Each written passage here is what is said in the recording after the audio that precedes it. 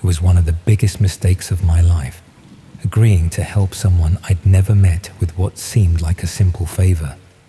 I'm still dealing with the consequences now, months later, and I don't think I'll ever feel entirely safe again. I should start by explaining that I'm a wedding photographer based in Leeds. It's not glamorous work, but it pays reasonably well, and I enjoy it most of the time. The job involves a lot of equipment, multiple cameras and lenses, lighting gear, backup drives for storing the thousands of photos I take at each event. I'd built up a decent reputation over the years, mostly through word of mouth and a portfolio website that showcased my better work. Last February, I received an inquiry through my website contact form. Someone named David explained that he was getting married in June and wanted to discuss booking me for the day. Nothing unusual about that. It's how most of my clients find me. He provided an email address and asked if I could send over my packages and pricing information. I replied with my standard response, outlining the different coverage options and costs. David wrote back quickly, asking several detailed questions about what equipment I used, how I backed up the photos, what my editing process involved. Again, not particularly unusual. Clients often want to know the technical details, especially if they're paying several £100s for the service. What was slightly odd was that David never mentioned his fiancée by name, never provided details about the venue, and seemed more interested in my workflow than the actual creative aspects of wedding photography. When I asked about the wedding location so I could factor in travel time, he said they hadn't finalized the venue yet, but it would be somewhere in Yorkshire. We exchanged probably a dozen emails over the next fortnight. David asked increasingly specific questions about my equipment storage, whether I use cloud backup, how I transferred files between devices, what security measures I had in place for client data. I found myself spending more time explaining my technical setup than I usually would, but he seemed like a cautious person who wanted to ensure his wedding photos would be handled professionally. Eventually, David made what seemed like a reasonable request. He explained that he'd had a bad experience with a previous photographer who'd lost an entire set of engagement photos due to a hard drive failure. Before committing to booking me, he wanted to send me a test file to upload to my system, just to verify that my backup process worked as I'd described. He'd send me a high-resolution image file. I'd process it through my normal workflow, and then confirm it had been backed up properly. It seemed like an unusual level of caution, but not completely unreasonable given his explanation. I agreed, and David sent me a download link to a file hosted on a service I wasn't familiar with. The file was large, around 2 gigabytes, which he explained was because it was an uncompressed RAW image from a professional camera. I downloaded the file and opened it in my editing software. It appeared to be a perfectly normal photograph of a landscape, well composed and properly exposed. Nothing suspicious or concerning about it. I ran it through my standard editing workflow, saved the processed version, and backed it up to my external drives and cloud storage as I would with any client file. I confirmed to David that everything had worked properly, and he seemed satisfied. He said he'd discuss the booking with his fiancée and get back to me about which package they wanted. I didn't hear from him again after that, which wasn't particularly unusual. Plenty of enquiries don't result in bookings. People change their minds or go with other photographers, or decide to cut costs by having a friend take photos instead. I forgot about David entirely until about 3 weeks later, when I started noticing strange activity on my computer. Files would be open when I was certain I'd closed them. My internet connection seemed slower than usual. The computer's fan ran constantly, suggesting something was using significant processing power, even when I wasn't actively working. I assumed I'd picked up some kind of malware, probably from clicking on a dodgy link or visiting a compromised website. I ran several antivirus scans, but nothing came up. The strange behavior continued, and I eventually took the computer to a repair shop to have it properly checked. The technician who looked at it found something I hadn't expected. My computer was running a program that was accessing my files and sending data somewhere over the internet. Not all my files, just specific folders where I stored client photographs and personal documents. The program was well hidden, designed to look like a legitimate system process, and had been active for several weeks. More concerning was that the program appeared to be providing remote access to my computer. Someone, somewhere, had been able to see my screen, access my files, and potentially monitor everything I did on that machine. The technician couldn't determine exactly what had been accessed or copied, but the program had been running continuously since around the time I'd processed that test file from David. I felt sick realizing what had probably happened. That file hadn't been a test of my backup system. It had contained malicious code that installed itself when I opened it, giving David, or whoever he really was, complete access to my computer and everything stored on it. All my client files, years of wedding photographs, personal documents, financial records, passwords saved in my browser, everything. The technician cleaned the malware from my computer and recommended I change all my passwords immediately and monitor my bank accounts for unusual activity. He also suggested I contact my clients to warn them that their photographs might have been compromised, though I had no way of knowing what had actually been accessed. That conversation was excruciating, calling couples to explain that the private photographs from their weddings might have been stolen by a stranger who tricked me into installing malware on my computer. Some were understanding, others were furious. Several threatened legal action. One couple had specifically requested that certain photos never be shared online, and now I had to tell them those images might be circulating on websites I couldn't access or control. I reported everything to the police, providing all the emails from David and the technical analysis from the repair shop.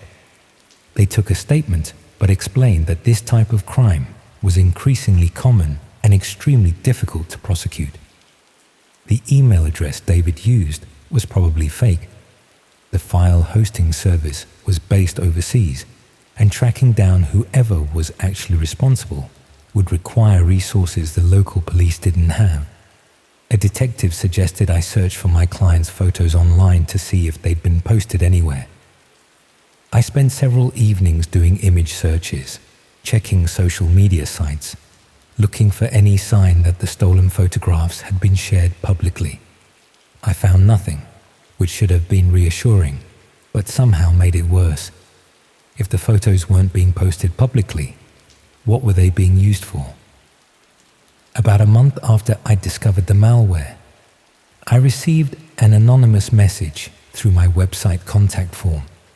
No name, no email address, just a brief message containing a link and a single sentence, telling me I should see what had happened to my work. The link was to a dark web address, meaningless letters and numbers that couldn't be accessed through normal browsers. I knew I shouldn't follow that link. Nothing good could come from seeing whatever was waiting there. But I needed to know what had been done with those stolen photographs, needed to understand the full extent of what my mistake had enabled.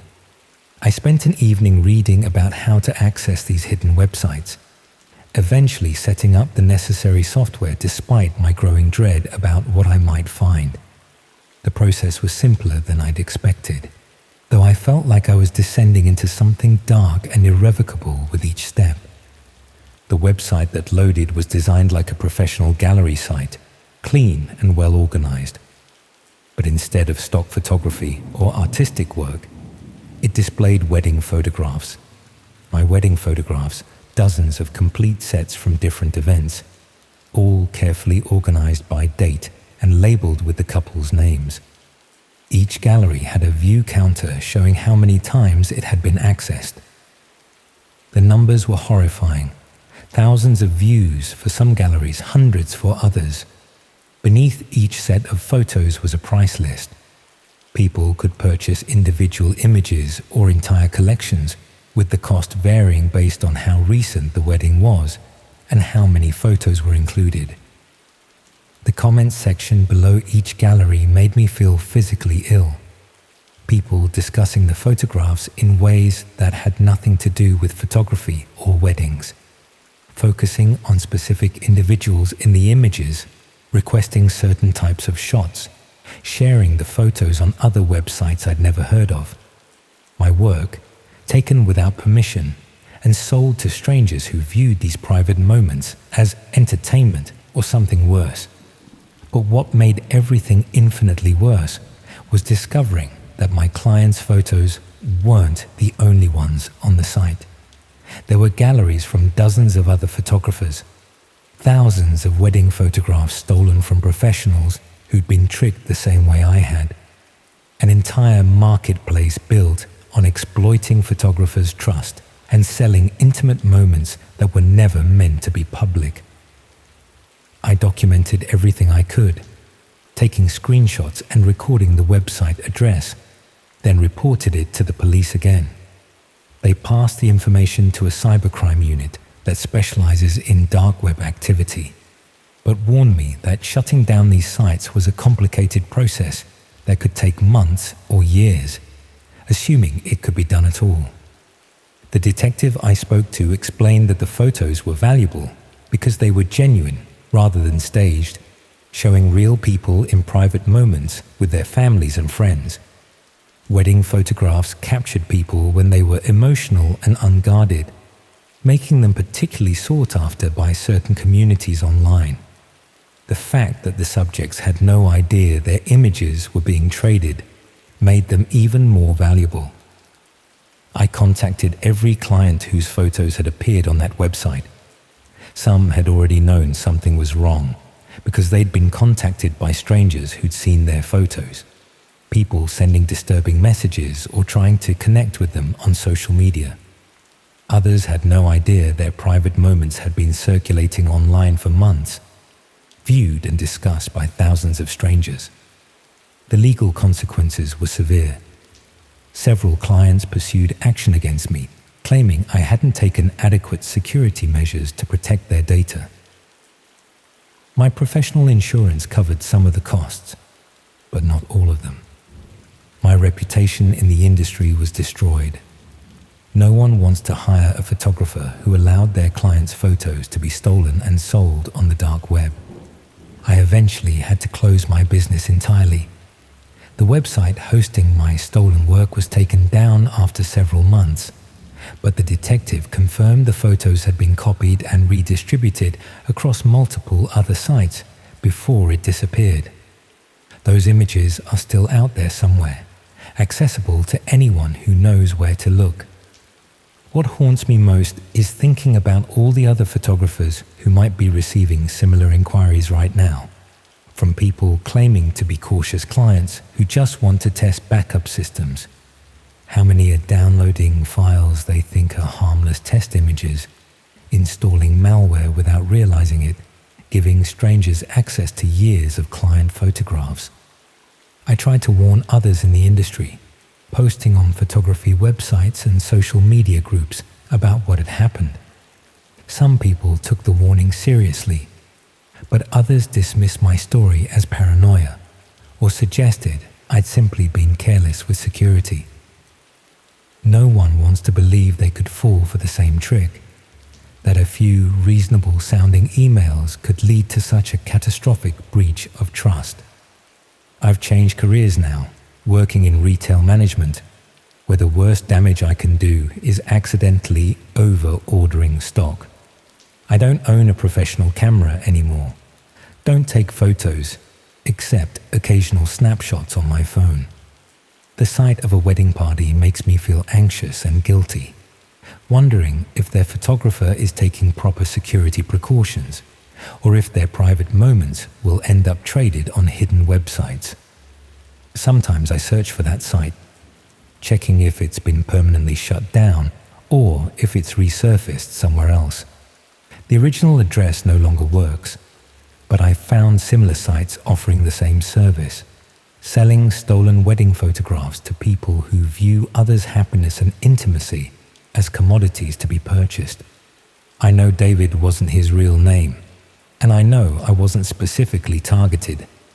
I was just one photographer among hundreds who seemed like an easy mark, someone whose livelihood depended on sophisticated equipment and complex workflows that could be exploited.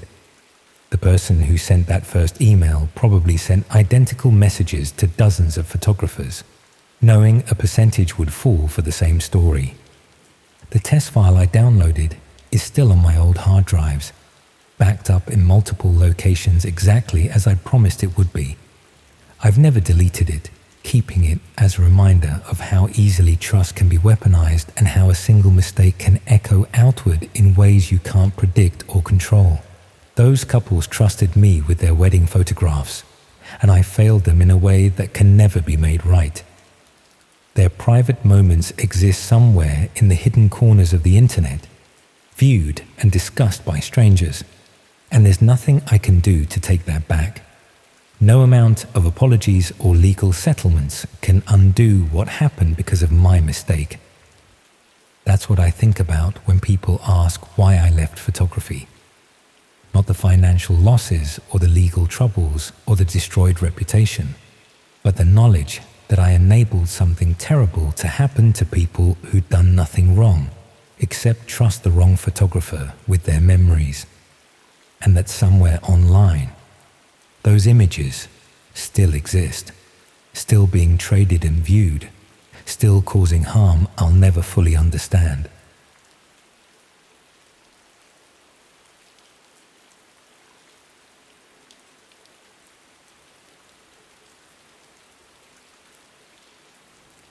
I messed up. I know I did. And there's no point pretending otherwise. What started as curiosity about a strange advertisement has left me looking over my shoulder every time I leave my house, checking faces in crowds, wondering which of my neighbors knows more about me than they should. I work as a copywriter for a marketing agency in Manchester, the kind of job that involves writing product descriptions and website content for clients who rarely appreciate the effort that goes into making their beige services sound interesting. It pays the bills, and I can do most of it from home, which suited me fine since I've always preferred my own company to office politics. The whole thing started when I was researching competitor websites for a client presentation. I'd been looking at various classified advertisement sites, seeing how other businesses positioned their services, what kind of language worked, that sort of thing. Most of it was exactly what you'd expect.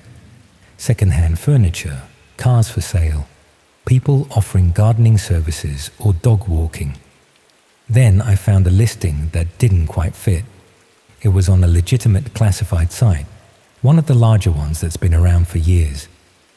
The listing was in the property section, but instead of advertising a flat or house for rent, it simply said, "Viewing available," with an address in Salford and a date the following week.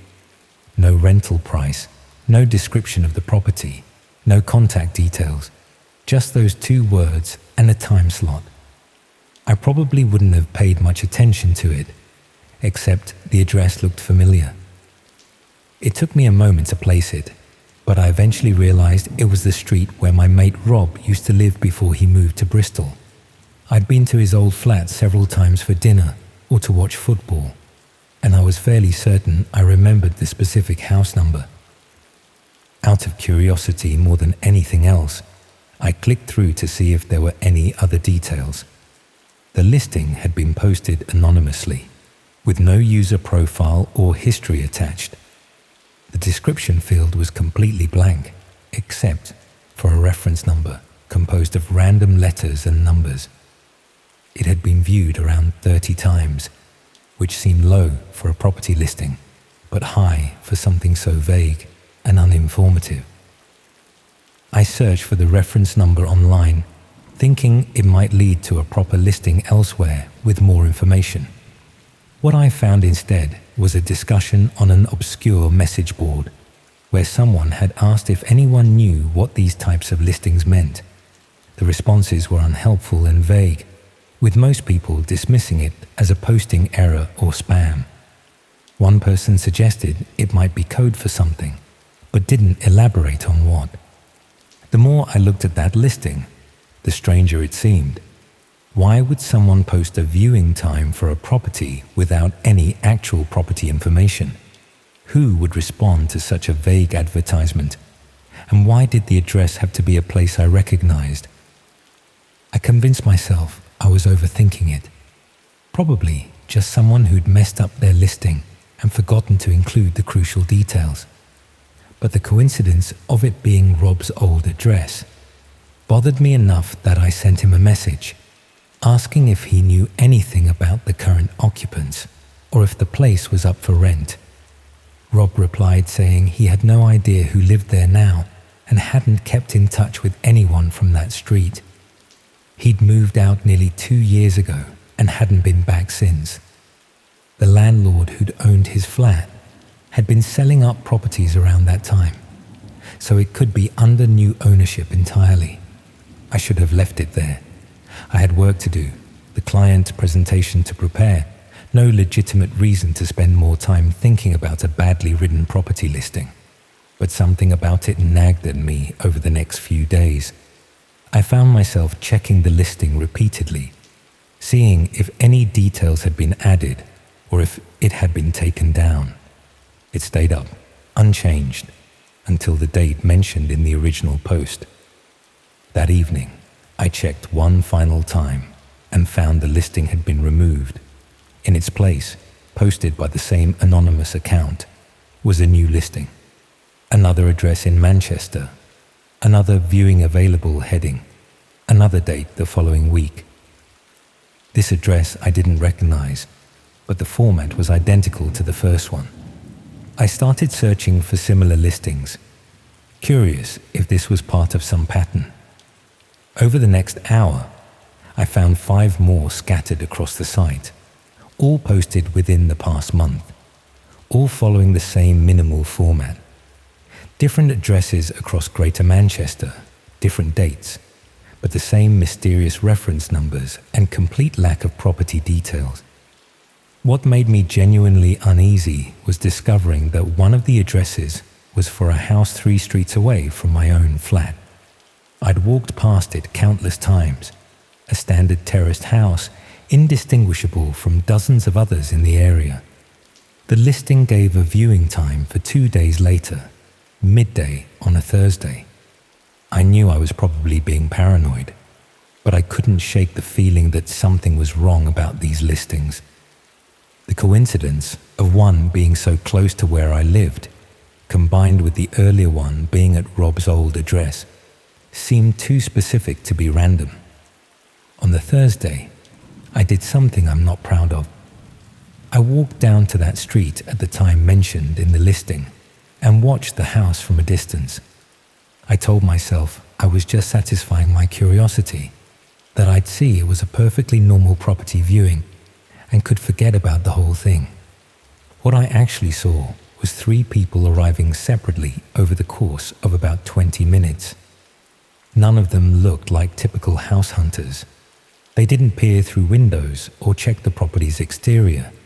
They simply walked up to the front door, which opened before they could knock, and went inside. Each person stayed for maybe 10 minutes before leaving, walking away quickly without looking back. I couldn't see who answered the door from where I was standing, and I didn't get close enough to hear any conversations. But something about the whole interaction felt wrong. The brevity of each visit, the way the door opened before they knocked as though they were expected, the lack of any normal viewing behavior like taking photos or discussing the property. That evening, I made a decision that changed everything. I went back to that classified site and searched for the reference number format I'd noticed on all those strange listings. It took some trial and error, but I eventually found a way to pull up a list of similar postings going back several months. There were hundreds of them, maybe thousands, all following the same pattern. Addresses across the UK, viewing times, nothing else. I selected a few at random and searched for the addresses on Google Street View, trying to understand what these properties had in common. They were ordinary residential streets, a mix of terraced houses, semi-detached properties, and low-rise flat buildings. Nothing obviously connected them, except that they all existed, and all had these mysterious listings attached to them. Then I found one listing that included slightly more information than the others. Below the standard viewing available heading, someone had added a website address, not a normal URL, but one of those long strings of random characters that indicated a dark web site, accessible only through specific software. I spent the next few hours reading about how to access these hidden websites, feeling increasingly like I was crossing a line I shouldn't. But I needed to know what connected all these addresses, what these viewings were actually for. The dark web address was clearly the answer, even if I wasn't sure I wanted to see it. The process of accessing that website was simpler than I'd expected, though it felt transgressive in a way that regular internet browsing never does. The knowledge that I was looking at content deliberately hidden from search engines and normal browsers made everything feel more significant and dangerous. The website itself was professionally designed, organized like a property portal, but with a distinctly unsettling atmosphere. Instead of estate agent listings, it displayed addresses organized by region and date. Each entry included the same minimal information I'd seen on the classified site: an address, a reference number, a time slot. But this version included additional details that hadn't appeared in the public listings. Each address had a detailed description, but not of the property.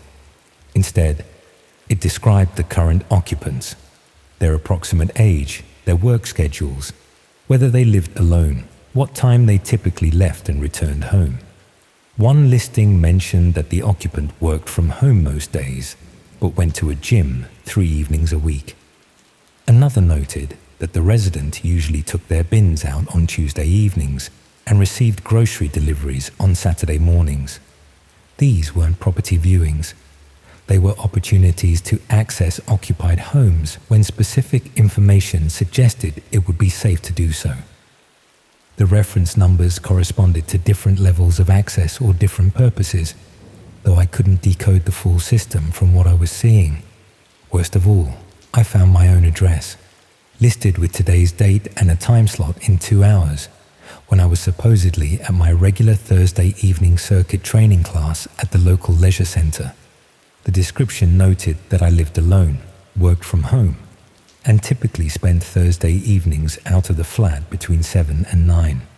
It mentioned which window I usually left slightly open for ventilation, and which security light at the building entrance was broken. Someone had been watching me, documenting my routine, selling access to my home to whoever wanted it. That first listing at Rob's old address hadn't been coincidence. It had been a test to see if I'd notice, if I'd investigate, if I'd lead myself to exactly where I was now. I don't know how long they'd been watching me, or what had happened during those Thursday evenings when I was reliably absent. I thought about all the times I'd come home to find small things out of place. A drawer not quite closed, a book moved slightly on the shelf. I'd always attributed it to my own forgetfulness, never imagining someone had been inside while I was doing circuits in a fluorescent lit sports hall. I contacted the police immediately, showing them everything I'd found. They took it seriously, which somehow made it worse. It meant I wasn't being paranoid, that this was a real and recognized threat. They explained these schemes had become increasingly common, with people gathering information about residents and selling access to homes for purposes ranging from theft to far worse. They checked my flat, and found evidence someone had been entering regularly. Small scratches around the lock that I'd never noticed, suggesting it had been picked multiple times. A tiny camera hidden in the smoke detector that had been recording and transmitting for weeks. Fingerprints that didn't match mine on surfaces I knew I'd cleaned. The police arrested 2 people the following week, caught entering a house across Manchester that had been listed on that same dark website. But the website itself continued operating, moving to new addresses, listing new homes. My own listing was removed, but that didn't undo the weeks or months someone had been accessing my flat, photographing my possessions, recording my routine. I moved out within the month, though I know that doesn't really solve anything. My new address isn't listed yet, but that just means yet. I've learned to check those classified sites regularly, searching for my new postcode, looking for any sign that someone started watching again. I've installed proper security, changed all my locks, covered my windows with blackout curtains even though I hate how dark it makes the rooms. But mostly, I've learned that privacy is an illusion maintained only as long as you're not interesting enough for someone to violate it. Your home is secure only until someone decides it isn't. Your routine is private only until someone finds it worth documenting. And once that information exists somewhere online, once your address appears in those listings, you can never be completely certain you're truly alone in your own home. I still check that dark website sometimes, searching through the listings, wondering about all those other addresses. How many people are living in homes currently being accessed by strangers? How many have noticed small things out of place, but convinced themselves they were imagining it? How many would find their own address listed if they knew where to look? The classified site still hosts those mysterious viewing listings hidden among the legitimate advertisements for furniture and cars. They're still there, still posted by anonymous accounts, still directing people to addresses across the country. And somewhere behind each one is a person who has no idea their home has been categorized, described, and made available for viewing by whoever can decode the reference numbers and access the right websites. That's what keeps me awake now. Not just what happened to me, but the knowledge of how many others it's happening to right now. The woman 3 streets away whose listing mentioned she worked late on Wednesdays. The elderly man in Bolton whose entry noted he was hard of hearing and went to bed by 9. The family in Leeds whose schedule was documented down to which days the children had after-school activities.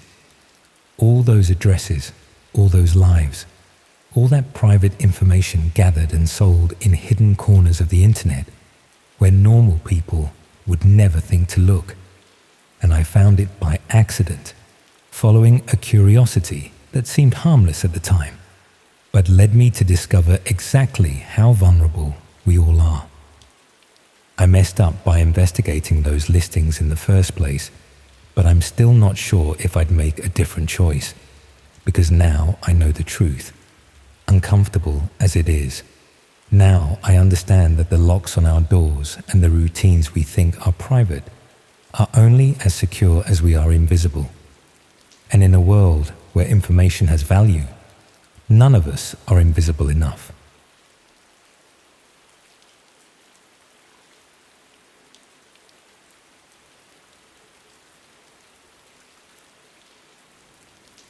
There's a video of me online that I never knew was being recorded, and finding it changed everything about how I understood my own life. I wish I could say I stumbled across it by accident, but the truth is, someone wanted me to find it. I'm a primary school teacher in Newcastle, have been for about 8 years now. It's demanding work, but I enjoy it. The sort of job where you finish each day exhausted, but feeling like you've actually done something worthwhile.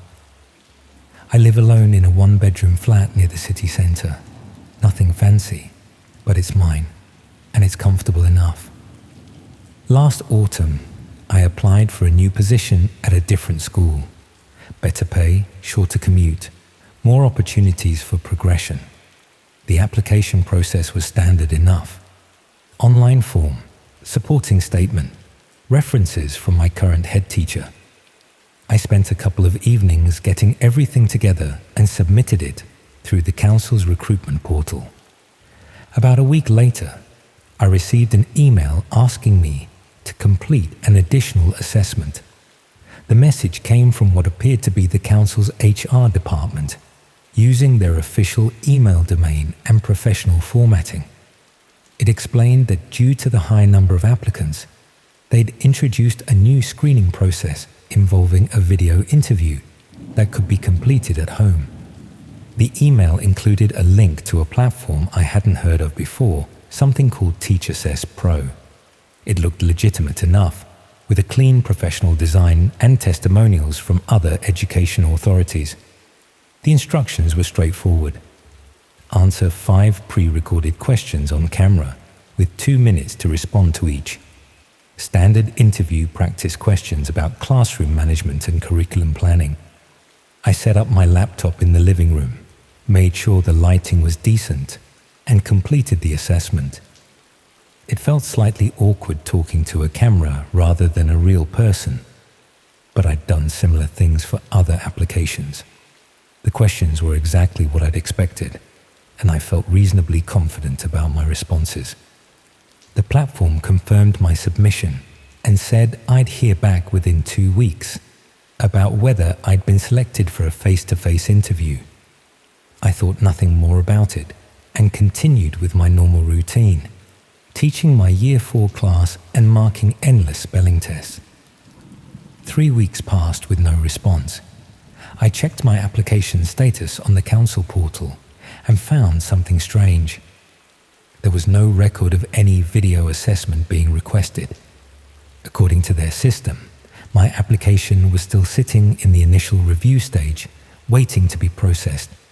No mention of TeachAssess Pro or any additional screening. I called the HR department to ask about the discrepancy.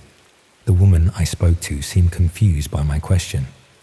She checked her records and confirmed they hadn't sent any requests for video assessments. Their recruitment process didn't include that stage. She asked me to forward the email I'd received, and after a pause while she reviewed it, told me she'd need to escalate this to their IT security team. That's when I started to feel uneasy. If the council hadn't sent that email, who had?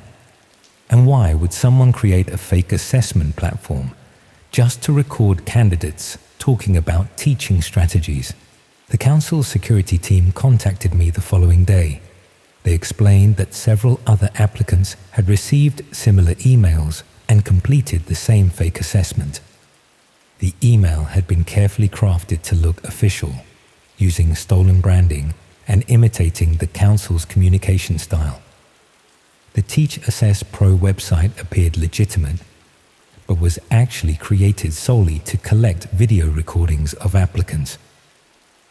What concerned them most was that the fake email had been sent only to people who'd applied for that specific position. Whoever created it had access to the applicant list, which should have been confidential internal information. They were investigating whether their recruitment system had been compromised or if someone inside the organization was involved. I asked what would happen to the video I'd recorded, and the security officer admitted they didn't know.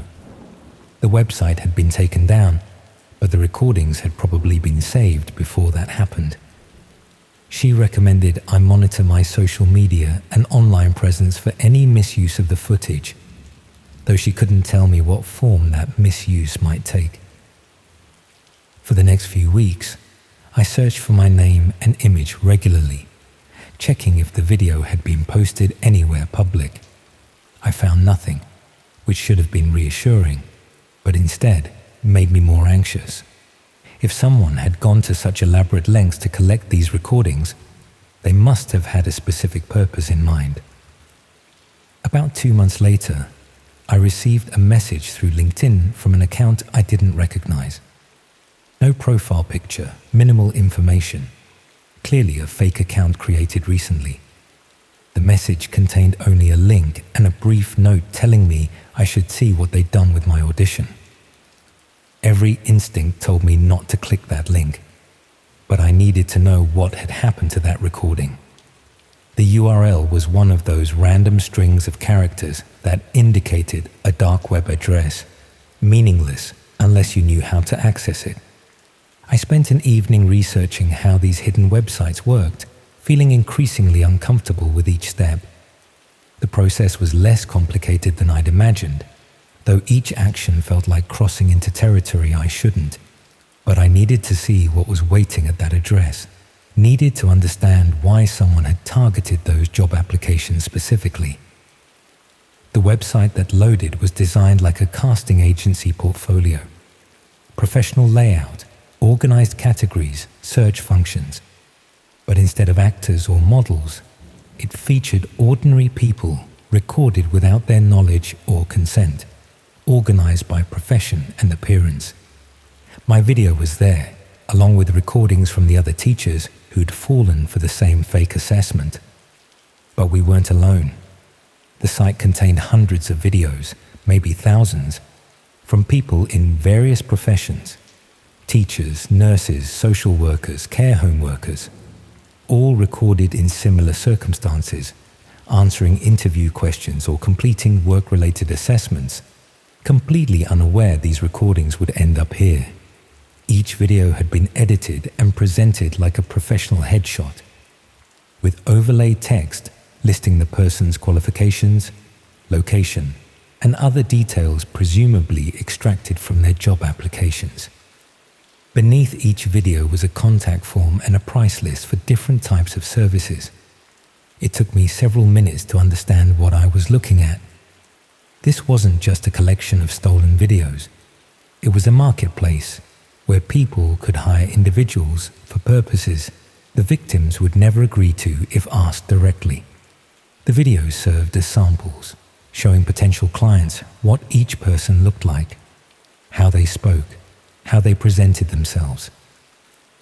The listings made my stomach turn. Teachers available for private tutoring sessions that would never actually be tutoring. Care workers available for home visits that had nothing to do with care. Social workers available for consultations that were anything but professional. All presented with the veneer of legitimacy, using our real qualifications and experience to make the services seem credible.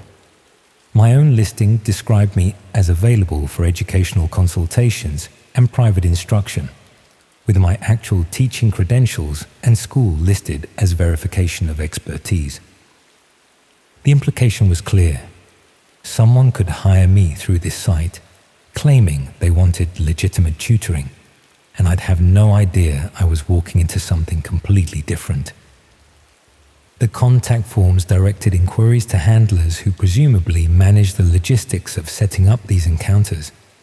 I couldn't see the messages or know if anyone had actually responded to my listing, but the view counter showed my video had been accessed over 200 times. I documented everything and contacted the police immediately. They took it seriously, connecting me with officers who specialized in online exploitation. They explained that these schemes had become increasingly sophisticated, using targeted job applications as a way to collect detailed information and professional quality recordings of specific demographics. The fake assessments served multiple purposes. The videos themselves became marketing material. The application information provided background details that made the services seem legitimate, and the professional context made victims more likely to trust initial contact from supposed clients. What made it particularly insidious was that the victims often didn't realize anything was wrong until they'd already attended a supposed consultation or tutoring session. They'd receive what seemed like a legitimate inquiry through proper channels, meet someone who claimed to need their professional services, and only discover the truth when the situation became dangerous. The police investigation uncovered that several teachers whose videos appeared on that site had been contacted by people claiming to need private tutoring. Some had attended initial meetings before realizing the requests weren't genuine. Others had provided their personal contact information to supposed clients, who then used it for harassment or stalking. One woman, a teaching assistant from Leeds, had been assaulted after agreeing to a home tutoring session that she thought was legitimate. She'd received an inquiry through what appeared to be a proper tutoring agency, complete with references and professional correspondence. She had no idea her video and information had been circulating on that dark web marketplace, or that the supposed parent who'd hired her had found her there specifically. The website was eventually taken down, but the police confirmed the data had been copied and distributed before they could act. My video, along with hundreds of others, was presumably saved on multiple servers and shared across various platforms they couldn't access or control. I changed my phone number and email address, made all my social media accounts private, withdrew my LinkedIn profile. I informed my current school about the situation so they'd be aware if anyone made suspicious inquiries. I started varying my routine, taking different routes home, being hyper-aware of anyone who seemed to be paying too much attention. But the worst part was not knowing if someone had already contacted me. I reviewed months of emails, looking for any requests that might have come from people who'd seen that listing. A parent asking about private tutoring, who'd seemed slightly off during our phone conversation. A woman who'd inquired about exam prep sessions but never followed up. A supposed education consultant who'd wanted to meet for coffee to discuss opportunities. Any of those could have been legitimate, or any of them could have been something else entirely. Attempts to arrange meetings with me based on having seen my video on that marketplace. I'd never know which inquiries were genuine and which came from people who viewed me as a service they could purchase. I receive occasional messages now, usually through platforms I'd forgotten I had accounts on. Generic inquiries about tutoring or educational consulting that seem reasonable on the surface but feel wrong in ways I can't quite articulate.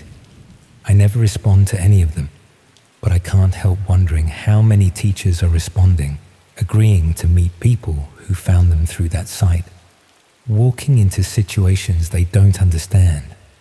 The council never found out how their recruitment system was compromised. Either someone internal leaked the applicant information, or someone external had found a way to access it. The investigation was eventually closed without any arrests, though they implemented new security measures for future recruitment processes. I didn't get that job I'd applied for, obviously. The whole recruitment round was cancelled after the breach was discovered. I'm still teaching at the same school, in the same Year 4 classroom, marking the same endless spelling tests. It's safe and familiar, but I can't bring myself to apply for other positions now. The thought of submitting an application, not knowing if it will lead to another fake assessment, another video circulating in hidden corners of the internet, is too much. Sometimes I search for my name, checking if that video has surfaced anywhere public. I've never found it, which means it's probably still circulating in spaces I can't access, still being viewed by people I'll never identify, still marketing services I never agreed to provide. That uncertainty is worse than knowing, the constant awareness that somewhere online, I'm still listed and available. What haunts me most is thinking about all the other teachers on that site, the nurses and social workers and care workers whose videos were collected and distributed. How many of them know what happened? How many have received suspicious inquiries they dismissed as awkward but harmless? How many have already attended consultations or sessions that turned dangerous? I wanted to warn them, to somehow contact everyone whose videos appeared on that marketplace. But I don't know who they are, and reaching out to strangers to tell them their videos have been stolen and distributed would probably seem like another suspicious message from someone who'd found them through that site. So instead, I just live with the knowledge, checking my messages carefully, questioning every professional inquiry I receive, wondering if the person I'm talking to is someone who's seen that video and thinks they've hired me for something I'd never consent to. The paranoia has become part of my routine now, as automatic as locking doors or checking windows. My video is still out there somewhere, and there's nothing I can do about it except hope that whoever has it loses interest, that the marketplace stays shut down, that no one else contacts me claiming they need a tutor. But I know that's probably wishful thinking.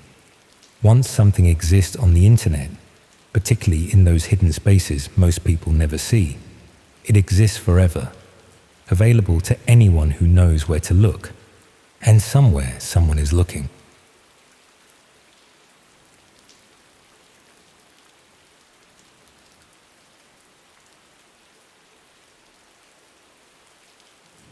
I've always been the responsible type. Growing up, I was the kid who reminded teachers about homework and never forgot to lock the front door. My mum used to say I was born middle-aged, which wasn't exactly a compliment, but wasn't entirely wrong either. That reliability served me well when I moved to Manchester for university. While my course mates were getting bladdered every night and sleeping through lectures, I kept my head down, studied hard, and managed my money carefully. By my second year, I built up a decent reputation as someone who could be trusted with responsibilities that other students would probably mess up. That's how I ended up house-sitting for Professor Williams.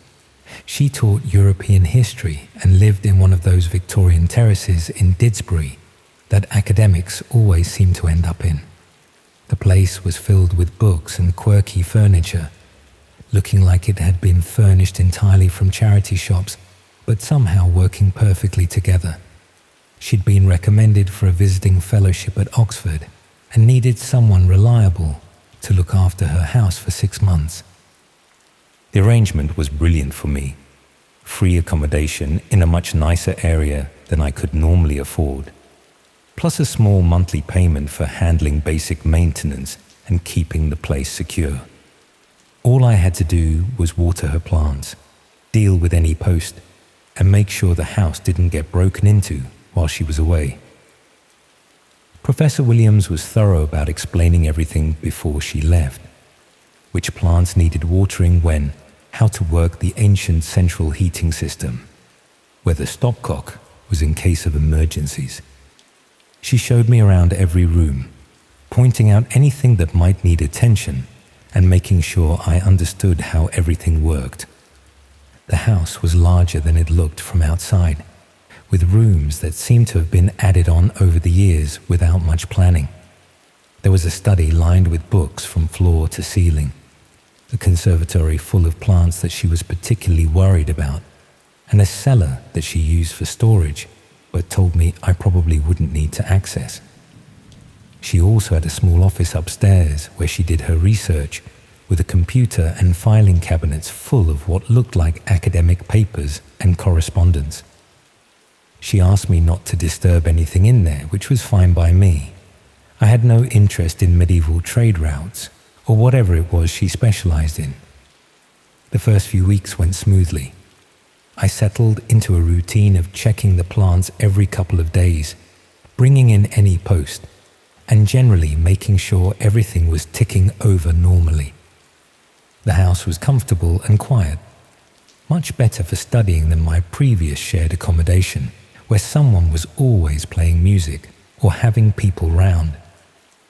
Professor Williams had left me her contact details and asked me to send weekly updates about how everything was going. Just brief emails letting her know that the house was fine and there were no problems. She was clearly quite anxious about leaving her home for such a long period, which I could understand given how much stuff she had accumulated over the years. But after about a month, I started receiving emails from her that seemed odd.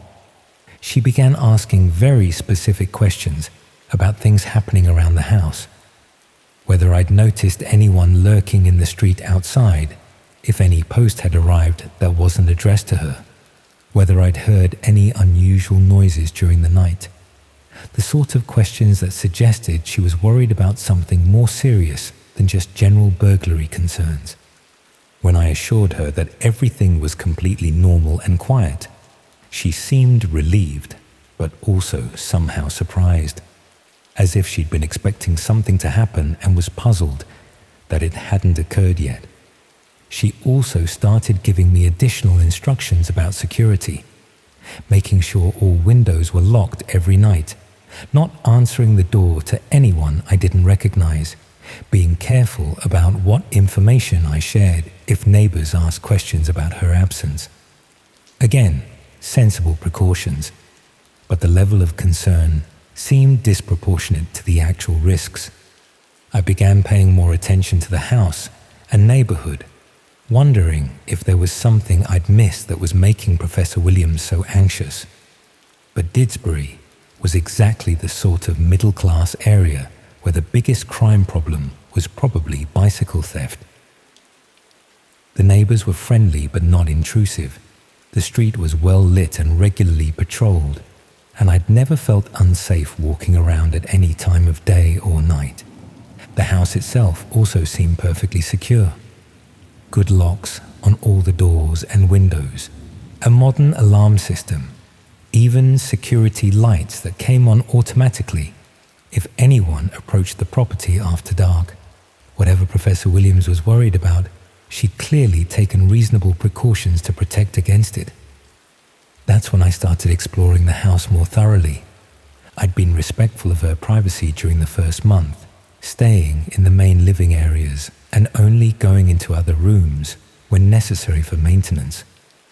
But her increasingly worried emails made me curious about whether there was something about the property that she hadn't mentioned during her initial tour. The study and conservatory were exactly as she'd shown me. Nothing unusual or concerning. Her bedroom and the guest room where I was staying were also completely normal. But when I started looking more carefully at the upstairs office, I noticed things that hadn't registered during my initial visit. The filing cabinets contained much more than just academic research. There were folders full of correspondence with solicitors, insurance companies, and what appeared to be private investigators. Legal documents related to property disputes, insurance claims for items that had apparently been stolen, even what looked like restraining orders taken out against individuals whose names I didn't recognize. Professor Williams had clearly been dealing with some serious problems that went well beyond normal academic concerns.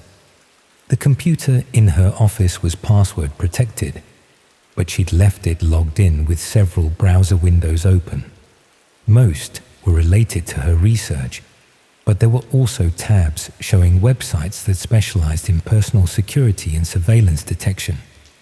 Forums where people discussed stalking, harassment, and methods for protecting yourself against individuals who posed ongoing threats. It was becoming clear that Professor Williams's anxiety about house security wasn't general paranoia. She was dealing with specific threats from people who had targeted her in the past and might try to access her property while she was away. I started reading through more of the documents in her filing cabinets, trying to understand what kind of situation I'd gotten myself involved with. What I found was a pattern of harassment and intimidation that had been going on for several years. Someone had been systematically targeting Professor Williams with various forms of harassment, items stolen from her garden, threatening letters posted through her door, even incidents of people attempting to break into her house while she was asleep. She'd reported everything to the police, but they'd been unable to identify the perpetrators or provide effective protection. The harassment seemed to be connected to her academic work, specifically research she'd been conducting into historical property ownership in the Manchester area. Some of her findings had apparently contradicted claims made by individuals who were involved in contemporary property disputes, and they'd responded by trying to intimidate her into retracting or modifying her conclusions. But the harassment had escalated beyond simple intimidation. Recent incidents included evidence that someone had been inside her house while she was away, moving items around and accessing her computer and files. Professional security assessments had confirmed that her property was being monitored by people with sophisticated surveillance equipment and detailed knowledge of her daily routine. The Oxford Fellowship hadn't been an academic opportunity. It had been an escape route. Professor Williams had accepted the position specifically to get away from Manchester until the harassment situation could be resolved. She'd hoped that a 6-month absence would convince her tormentors to move on to other targets. But leaving the house empty created new vulnerabilities. If the people harassing her were primarily interested in her research and files, an unoccupied property would provide the perfect opportunity for them to search through everything without interference. That's why she'd been so specific about security precautions and had asked for such detailed updates about any unusual activity. She wasn't just worried about burglary. She was expecting her harassers to use her absence as an opportunity to break in and steal or destroy her research materials. I realized I was essentially being used as a human security system, positioned in the house to deter break-in attempts and alert her if anyone tried to access her property. But I had no idea how dangerous these people might be or what they'd do if they discovered someone was living in the house they were planning to search. Professor Williams hadn't told me any of this because she'd known I probably wouldn't have agreed to house sit if I'd understood the real risks involved. Instead, she'd presented it as a straightforward arrangement that would benefit both of us while concealing the fact that I might be putting myself in serious danger. I considered confronting her about the deception, but I was also curious about what exactly she'd discovered that had made these people so determined to stop her research. The academic papers in her filing system were dense and technical, full of references to medieval property records and land ownership disputes that seemed unlikely to generate such extreme reactions. But when I started looking at her more recent work, I found research that was much more contemporary and potentially controversial. Professor Williams had been investigating connections between historical property ownership and modern property development in Manchester. Specifically, she'd been tracing how certain pieces of land had been acquired, developed, and transferred over several centuries, revealing patterns that suggested some contemporary property holdings might be based on fraudulent historical claims. Her research had identified several prominent Manchester property developers whose holdings appeared to be derived from land that had been acquired through forged documents, bribery, and other illegal methods during the 19th and early 20th centuries. If her findings were accurate, these developers' current property empires could be vulnerable to legal challenges that might cost them millions of pounds.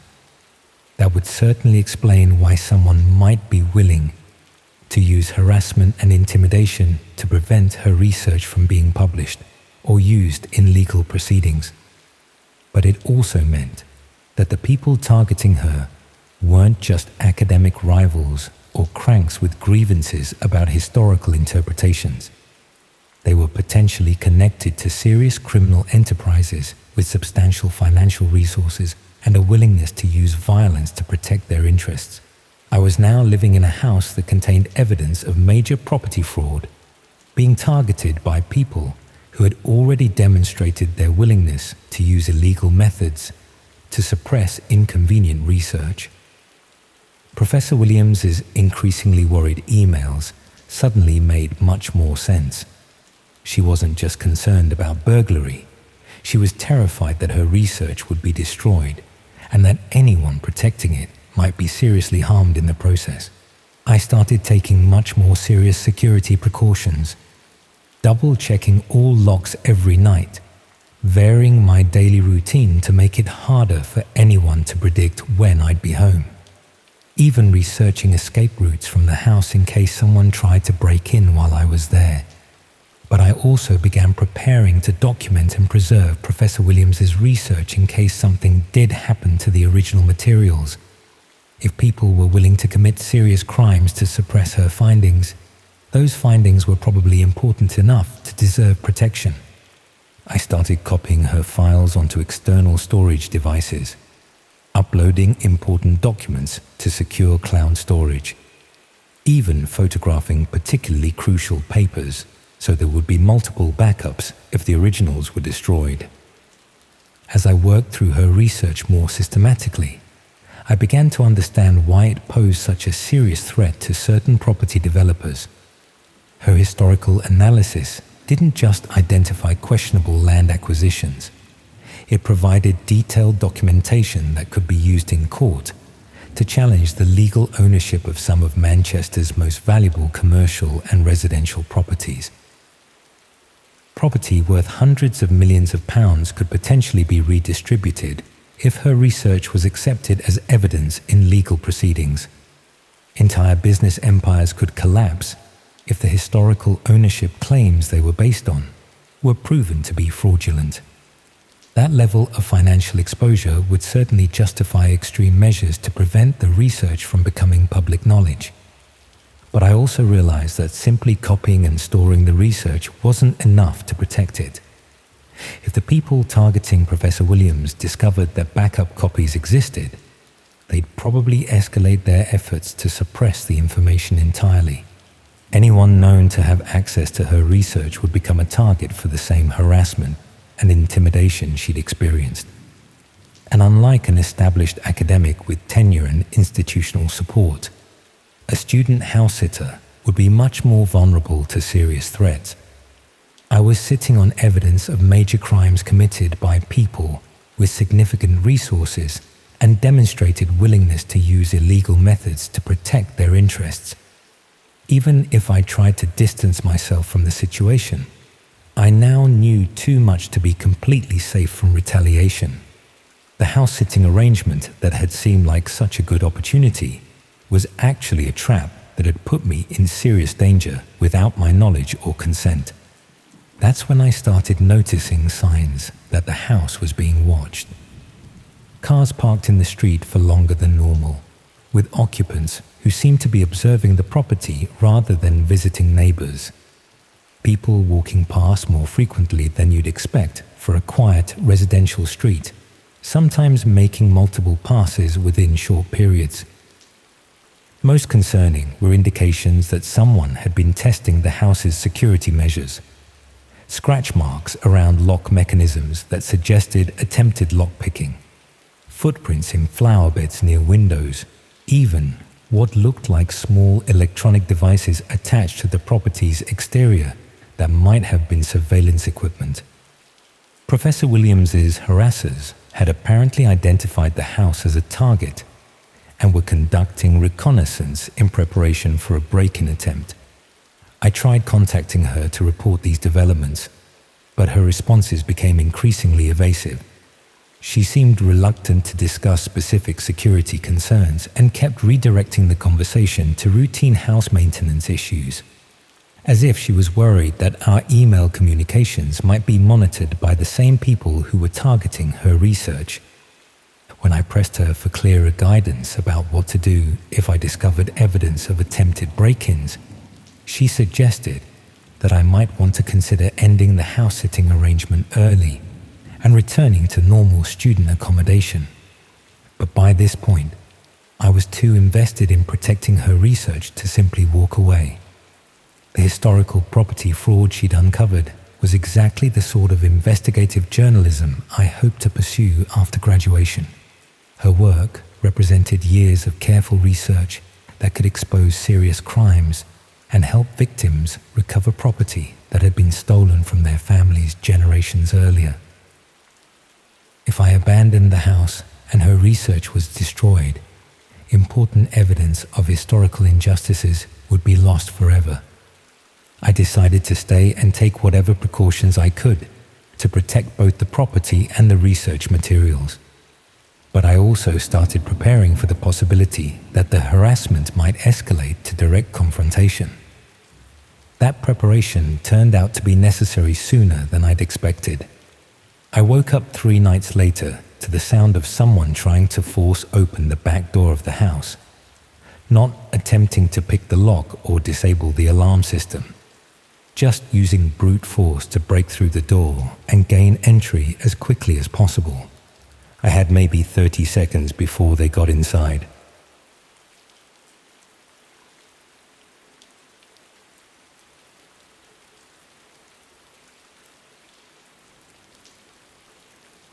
Let me tell you about my friend John Paul and why he'll never feel safe on land again.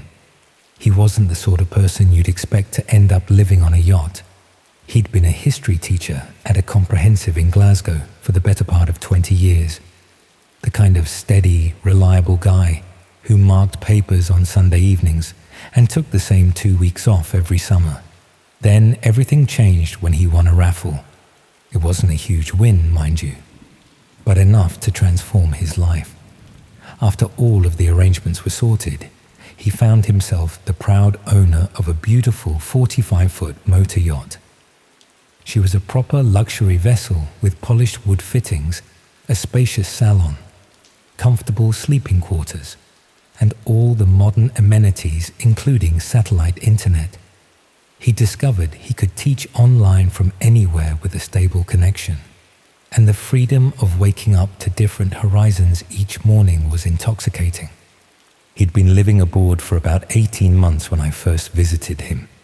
The yacht was moored in a quiet bay off the Dorset coast, far enough from shore that the lights of the nearest village were just pinpricks in the darkness. He seemed genuinely happy for the first time since I'd known him, tanned from the sun and relaxed in a way that years of classroom management had never allowed. The boat was immaculate, well maintained and loved, with comfortable furnishings and enough space to feel like a proper home. Though when I mentioned how peaceful it must be, he glanced toward the shore with an expression I couldn't quite read. We spent the evening catching up over a few drinks, and as the conversation wound down, he mentioned something that stayed with me. He'd been exploring parts of the internet he'd never bothered with before, partly out of boredom during the long evenings at anchor, partly from curiosity about what existed beyond the usual websites everyone used. He wasn't particularly technical, but he'd taught himself just enough networking to be dangerous. The hidden networks beneath the surface web fascinated him. The anonymity appealed to him, the sense of being able to observe without being observed. But over the past few weeks, he'd stumbled across something that unsettled him. A series of linked sites offering live streaming services, but not the kind you'd find on mainstream platforms. These streams showed real people in real situations, often without their knowledge, sometimes against their will. He described it as a network of interconnected feeds, some showing seemingly innocent content like people in their homes or workplaces, others displaying scenarios orchestrated for the viewer's entertainment. The most disturbing aspect was the interactive element. Viewers could influence what happened on screen through various means, turning passive observation into active participation. What bothered him most was how professional the operation appeared. This wasn't some amateur setup run by a handful of perverts in their spare time. The streaming quality was excellent, the user interface sophisticated, and the whole system seemed designed to handle thousands of concurrent viewers. Someone was running this with serious resources and technical expertise. The conversation moved on to other topics, but I could tell the subject was weighing on his mind. He had always been the sort of person who felt responsible for fixing problems, even when they weren't his to solve. I suspected he was wrestling with whether to report what he'd found, though to whom and with what evidence, I couldn't say. I left the next morning, returning to my own routine in London, and didn't think much more about our conversation until he called me a few weeks later. His voice was different, strained in a way I'd never heard before. The streaming network had evolved since our last conversation. New sections had appeared, offering more extreme content, and more people were watching. But the change that terrified him was personal. He'd recognized one of the locations being streamed. It was his yacht. The feed showed his main cabin from an impossible angle, as if the camera was positioned inside the paneling itself. He could see his comfortable seating area, his navigation station, even the books he'd left open on the polished dining table. The image quality was crystal clear, updating in real time, showing every detail of his private space. At first, he thought it might be some kind of technical error or coincidence, but when he moved around the spacious cabin, his actions reflected on the stream with no delay. Someone had somehow placed surveillance equipment inside his beautiful yacht without his knowledge. Thousands of strangers were watching his every move. The chat beside the stream was filled with comments about him, discussions of his daily routine, speculation about his background and personal life. Some viewers seemed to know details about his past that weren't publicly available, suggesting they'd researched him extensively.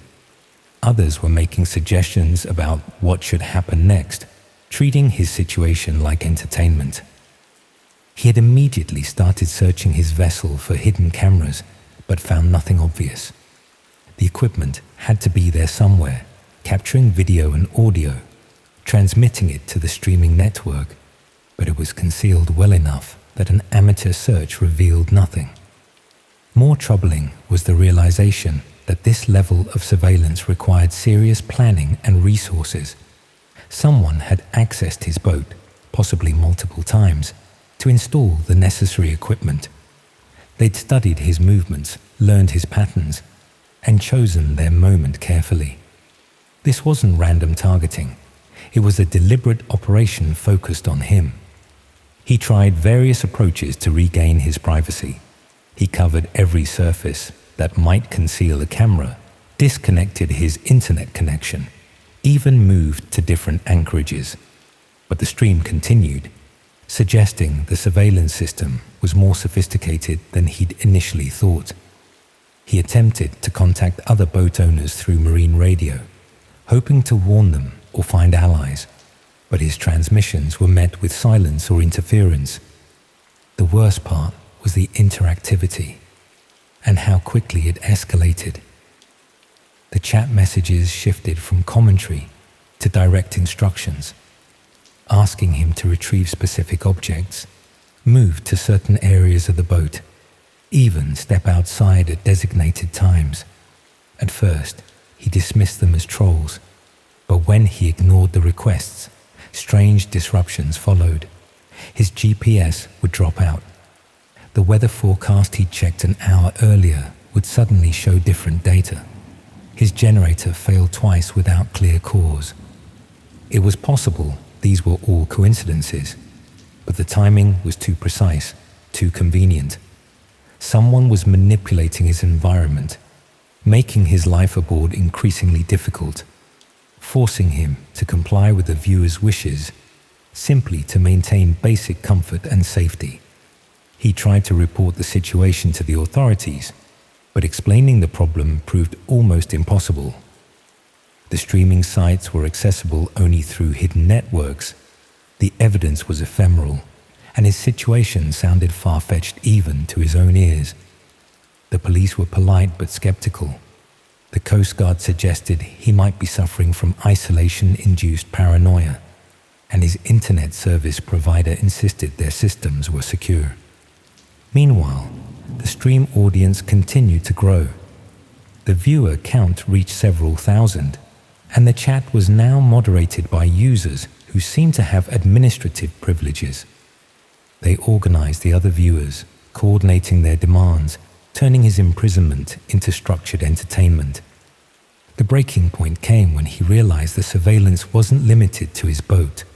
The streaming network had expanded to include feeds from the shoreline, showing the bay where he was anchored, the nearby village, even the road leading to the marina. Someone was tracking his movements across a much wider area than he'd initially understood. Even more disturbing was the discovery that other boats in the area were also being monitored. The network included streams from various vessels, some with people aboard who seemed unaware they were being watched, others apparently empty, but still under surveillance. The operation was far larger than a single yacht, covering what appeared to be the entire coastal region. He spent several sleepless nights trying to understand the scope of what he'd uncovered. The streaming network wasn't showing random locations. It was systematically monitoring a specific geographical area. Every boat, every building, every person within a certain radius was potentially being watched by thousands of anonymous viewers. He tried creating anonymous accounts on various forums, attempting to alert others to what was happening. But his posts were quickly deleted and his access revoked. When he tried to document the streams by taking screenshots, his computer would crash. Every attempt to gather evidence or reach out for help was somehow thwarted. The realization that he was trapped pushed him toward panic. He couldn't leave without being tracked, couldn't stay without being watched, couldn't contact anyone without his communications being monitored. Every choice he made was being observed and judged by an audience that viewed his situation as entertainment. The technical sophistication required for this level of surveillance was staggering. Someone had installed cameras and tracking equipment across miles of coastline, established a network capable of handling thousands of simultaneous video streams, and created a user interface that allowed viewers to interact with the content in real time. The resources involved suggested either a very wealthy individual or a well-funded organization with access to military-grade surveillance technology. His attempts to escape were also systematically thwarted. When he tried to sail away from the monitored area, his engine would develop problems, or his navigation equipment would malfunction. When he attempted to call for help, his radio would experience interference, or his mobile signal would disappear. Every route to freedom was blocked by technical difficulties that seemed too convenient to be accidental. The psychological pressure became unbearable. He was constantly aware of being watched, unable to relax even in what should have been the privacy of his own boat. He'd taken to sleeping in different locations each night, covering himself with blankets to avoid the cameras, but he knew these were futile gestures. The surveillance system was too comprehensive, too well designed to be defeated by such simple measures. The chat messages grew increasingly invasive, with viewers discussing intimate details of his life, making predictions about his behavior, treating him like a character in a reality television show. Some messages were sympathetic, expressing concern for his well-being, but others were cruel, suggesting ways to increase his distress for their amusement. He began to suspect that his situation was part of a larger experiment or entertainment program. The systematic nature of the surveillance, the careful manipulation of his environment, the organized response from the viewing audience all suggested a level of planning that went beyond simple voyeurism. The most terrifying aspect was the growing realization that escape might not be possible. The surveillance network covered such a wide area that leaving meant venturing into unknown territory, where the monitoring might be even more comprehensive.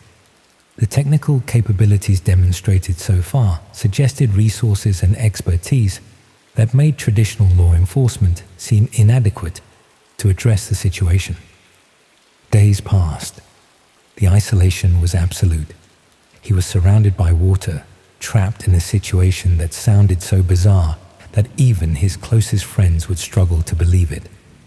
The anonymous viewers became his only connection to other people, but they saw him as entertainment rather than a human being in distress. During one of his more desperate attempts to trace the source of the stream, he stumbled across what looked like an internal admin panel. likely exposed through a forgotten link or outdated login. It wasn't polished or secure, but it revealed more than he was meant to see. There was a basic map showing streaming points all along the British coastline, with hundreds of active feeds, not just from boats, but from ports, coastal roads, even remote cottages. It became clear the system was organized. Different regions were broken up into sections, each apparently managed by separate user groups who shared data between them. The layout, the consistency, the scale of it all. This wasn't just some underground voyeur ring. The coordination and resources involved made it feel like something far more serious. He started to wonder if what he'd uncovered wasn't just a criminal enterprise, but part of a larger commercial or even state-run operation. The viewer numbers were staggering, reaching into the hundreds of thousands during peak times, with users paying substantial fees for access to different levels of content. The interactive elements allowed viewers to influence events in real time, creating a form of reality entertainment that generated enormous revenues for the operators. He said he found evidence suggesting that the operation had been running for several years, expanding gradually as the technology improved and the audience grew. The early streams had been crude and limited, but the current system was capable of providing high-definition video and audio from multiple angles, with sophisticated image processing that could track individuals even in crowded environments. The realization that he was just one of thousands of unwilling participants was both terrifying and oddly comforting. He wasn't being specifically targeted. He was simply unlucky enough to have discovered his own surveillance, while most others remained ignorant of theirs. But this knowledge also made his situation more hopeless. If the operation was as large and well-funded as the evidence suggested, then individual escape was unlikely. Our phone conversations became less frequent as his situation deteriorated. His voice grew weaker each time we spoke, the strain of constant vigilance taking its toll. He'd been eating poorly, sleeping in brief snatches, jumping at every sound that might indicate someone approaching his boat. The final call came a few weeks ago. He told me that something had changed about the streaming feeds. The cameras were still active, still transmitting his every move to the anonymous audience, but the interactive elements had been disabled. The viewers could watch, but no longer influence what happened to him. He interpreted this as a warning. His discovery of the administrative sections, his knowledge of the operation's scope, had marked him as a security risk. The psychological effect was devastating. Being watched for entertainment was horrible, but being watched as a potential threat was worse. He knew that any action he took, any attempt to contact authorities or escape his situation, would be immediately detected and countered. One morning, something changed. He woke to find his internet connection severed, his satellite communication system disabled, and his radio producing only static. For the first time in months, he was truly alone. The silence was both terrifying and liberating. Without the constant awareness of being watched, he felt a freedom he'd almost forgotten existed. But he also knew that this isolation was probably temporary, a prelude to something more permanent. The radio on his yacht crackled to life several days later. His hands shook as he reached for the handset, having heard nothing but static for so long that he'd almost forgotten what human voices sounded like. The transmission was clear and official, identifying itself as Falmouth Coast Guard. They were responding to reports of a vessel in distress, requesting his current position and status. His heart raced as he realized this might be his chance, his opportunity to finally escape the surveillance network that held him prisoner for so long. But as he prepared to respond, he noticed something that made his blood freeze. The radio display showed an incoming frequency that wasn't used by the Coast Guard, and the voice while professional, had an undertone he recognized from his months of captivity. His finger hovered over the transmit button as he considered his options. He could share his exact position and hope for genuine rescue, or he could remain silent and maintain his current status as a managed prisoner. Either choice might be wrong, but only one offered the possibility of freedom. The voice repeated its request, growing more insistent, demanding his immediate response. He closed his eyes, made his decision, and pressed the button to share his coordinates.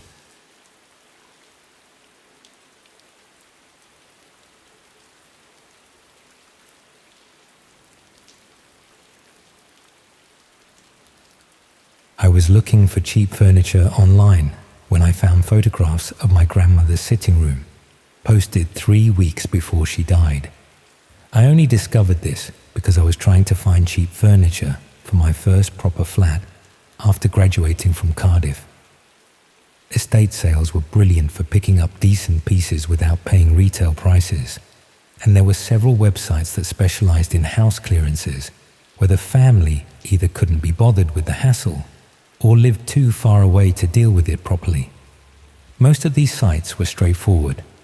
Photographs of rooms full of furniture, descriptions of individual pieces, contact details for viewing appointments. But I kept finding listings that seemed too good to be true, offering valuable antiques and collectibles at prices that made no sense unless something was seriously wrong with them. That's how I ended up browsing the darker corners of online estate sales, places where people sold items that might not have been acquired through entirely legitimate means. There were no obviously stolen items, only house clearances and estate sales with unclear provenance and ownership documents. As I scrolled through a site specializing in urgent clearances, I came across a listing that left me speechless. It was titled Complete House Contents, Elderly Lady, Cardiff Area, and the main photograph showed my grandmother's sitting room, exactly as I remembered it from my last visit. The listing had been posted 3 weeks earlier. My grandmother had died 5 days ago. According to the sale description, the contents belonged to an elderly woman who had recently passed away, and the family wanted everything cleared quickly. They were offering the entire house contents as individual lots: furniture, ornaments, books, even kitchen equipment and bedding. The photographs showed every room in comprehensive detail. But my grandmother had been alive and living independently when these photos were taken. I recognized specific arrangements that she'd changed just days before her death. A vase she'd moved from the windowsill to the mantelpiece, magazines that had been on her coffee table, even the way she'd arranged her medication on the kitchen counter. Someone had been inside her house, cataloging everything she owned while she was still living there. The photographs were professional quality, taken with proper lighting equipment and careful composition. Not the sort of quick snapshots you'd expect from someone hastily clearing a house after a death. These had been planned and executed systematically, documenting every valuable item and piece of furniture. What made it worse was the level of detail. The photographer had opened wardrobes and drawers, cataloging jewelry, personal documents, even clothing. They'd moved items around to get better shots, rearranged furniture to show pieces more clearly. This wasn't a quick survey. Someone had spent hours going through my grandmother's possessions. I tried contacting the seller through the site's messaging system, claiming I was interested in viewing the items. The response came back within hours, professional and businesslike, offering to arrange access to the property for serious buyers. They even provided an address, my grandmother's actual address. When I asked how soon the items would be available, they said the house would be accessible within the week, pending final legal clearances. They seemed completely confident that they'd have full access to sell everything, as if my grandmother's death had been a certainty rather than the sudden heart attack that had actually killed her. I showed the listing to my mum, who was handling the funeral arrangements and probate. She went white when she saw the photographs, immediately recognizing not just the house, but specific items that she'd been planning to keep as mementos. The seller was offering her own mother's engagement ring, the dining table where we'd had family meals, even the china set that was supposed to pass to my cousin. We called the police, but explaining the situation was complicated. How do you report that someone photographed your grandmother's possessions before she died and was now trying to sell them illegally? The officer we spoke to seemed confused about whether any actual crime had been committed. Technically, nothing had been stolen yet, and proving that someone had entered the house without permission would be difficult. The police did agree to check the property for signs of forced entry, but they found nothing obvious. All the locks were intact, windows secure, no indication that anyone had broken in. Either the photographer had used a key, or they'd found another way inside that left no traces. That's when I started thinking about who would have had access to my grandmother's house in the weeks before her death. She'd been having problems with her heating system and had arranged for several repair visits. The council had also sent someone to assess whether she qualified for additional support services. There had been a meter reader, a postman delivering a registered letter, even someone from her insurance company who'd wanted to inspect the property for a policy renewal. Any of these people could have taken photographs while they were legitimately inside the house. Or they could have made copies of keys, noted security vulnerabilities, gathered information that would allow them to return later when she was out shopping or visiting friends. My grandmother had been trusting of people in official capacities. If someone had arrived with proper identification and a reasonable explanation for why they needed access, she would have let them in without question. She'd grown up in an era when you could generally trust people who claimed to represent legitimate organizations. I started researching the other listings on the same website, looking for similar cases where houses had been photographed and catalogued before the owners had actually died. What I found was a pattern that made my hands shake as I scrolled through the results. Dozens of properties, all belonging to elderly people living alone, all photographed in the same professional style with the same comprehensive documentation. Most of the listings claimed the owners had recently passed away, or that families wanted quick clearances for unspecified reasons. But when I cross-referenced the addresses with death notices and obituaries, I found several cases where the photographs had been taken weeks or even months before the actual deaths. Someone was systematically documenting the possessions of elderly people, then waiting for them to die so they could claim ownership of everything they'd catalogued. Some of the cases were even more disturbing. Properties where the photographs showed clear signs of neglect or health problems, medication bottles scattered around, mobility aids, evidence of declining self-care, as if someone was specifically targeting vulnerable people who might be approaching the end of their lives. The website itself was sophisticated, with proper payment systems and customer support. This wasn't some amateur operation run by opportunistic thieves. Someone had built a comprehensive business around predicting and profiting from elderly deaths.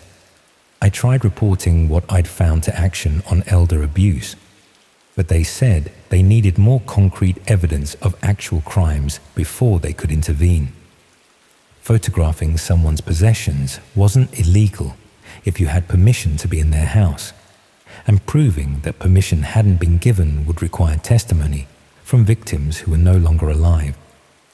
The police were equally unhelpful.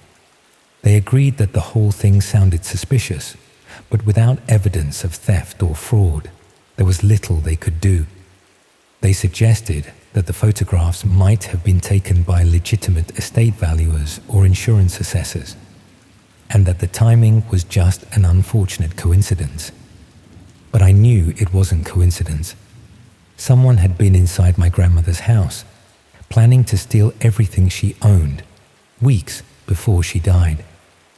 The fact that they seemed confident about gaining access to sell her possessions suggested they weren't just waiting for natural death. They might have been actively contributing to it. I started looking more carefully at the circumstances of my grandmother's death. She'd had a heart attack while at home alone, found by a neighbor who'd noticed she hadn't collected her milk for 2 days. The doctor who certified the death said it was consistent with her age and medical history. Nothing suspicious enough to warrant an inquest. But my grandmother had been in relatively good health for her age.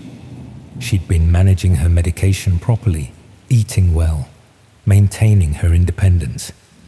The heart attack had come suddenly, without the warning signs you'd normally expect from someone with underlying cardiac problems.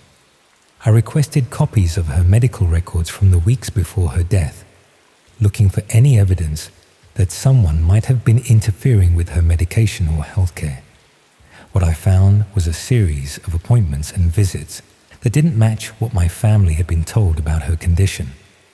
There had been 3 home visits from people claiming to represent her GP surgery, supposedly checking on her well-being and medication compliance. But when I contacted the surgery, they had no record of arranging these visits. They said they would never send unqualified staff to patients' homes without proper documentation and family notification.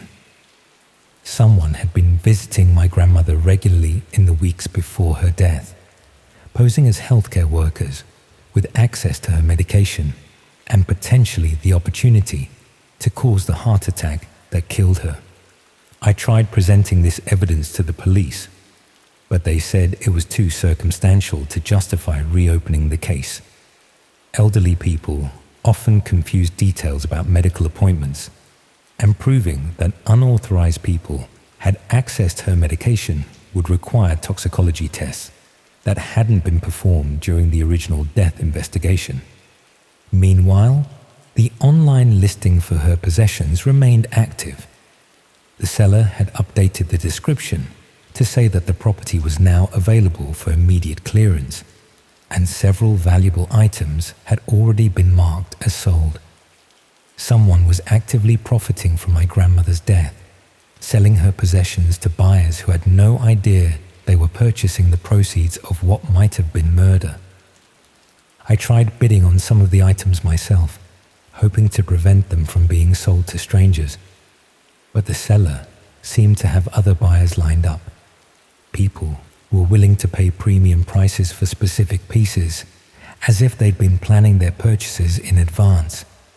The most disturbing possibility was that the buyers were part of the same operation, that someone was running a comprehensive business that included targeting elderly victims, arranging their deaths, and selling their possessions to clients who appreciated the efficiency of the service.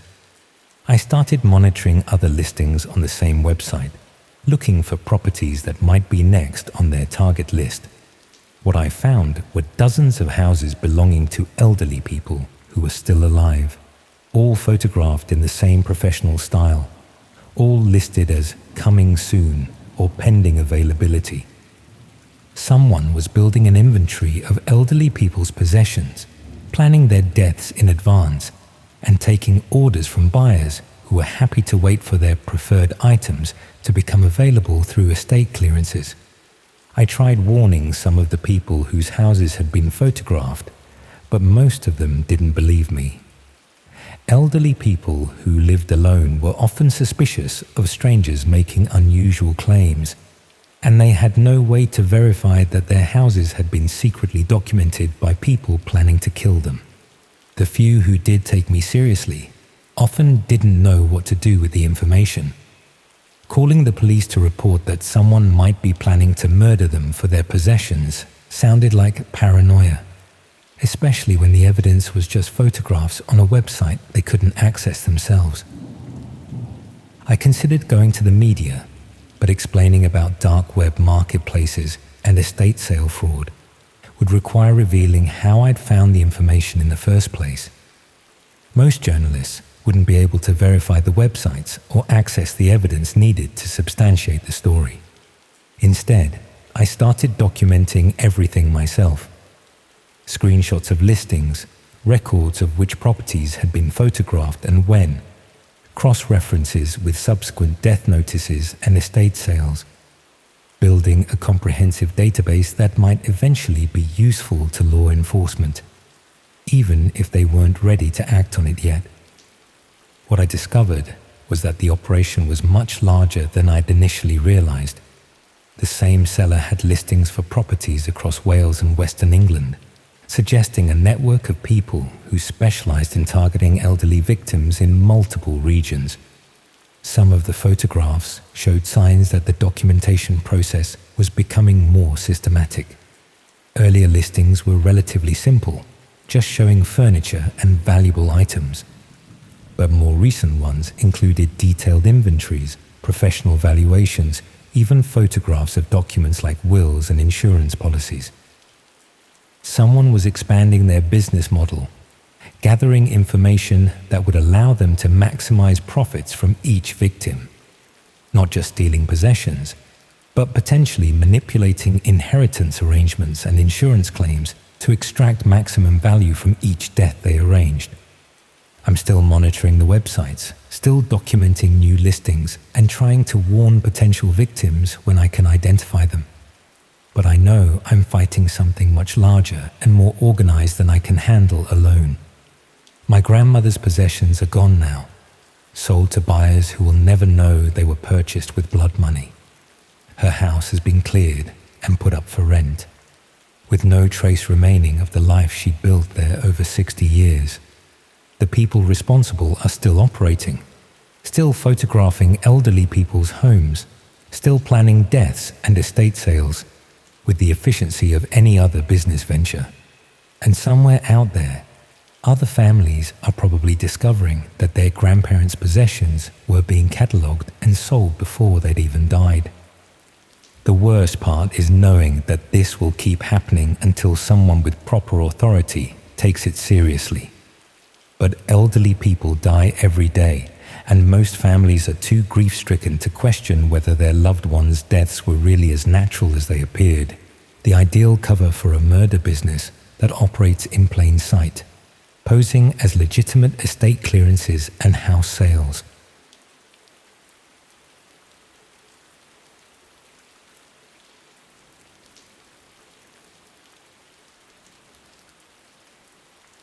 Imagine finding out that your home address has been circulating on the dark web for 6 months, attached to something you never agreed to, something you never even knew existed.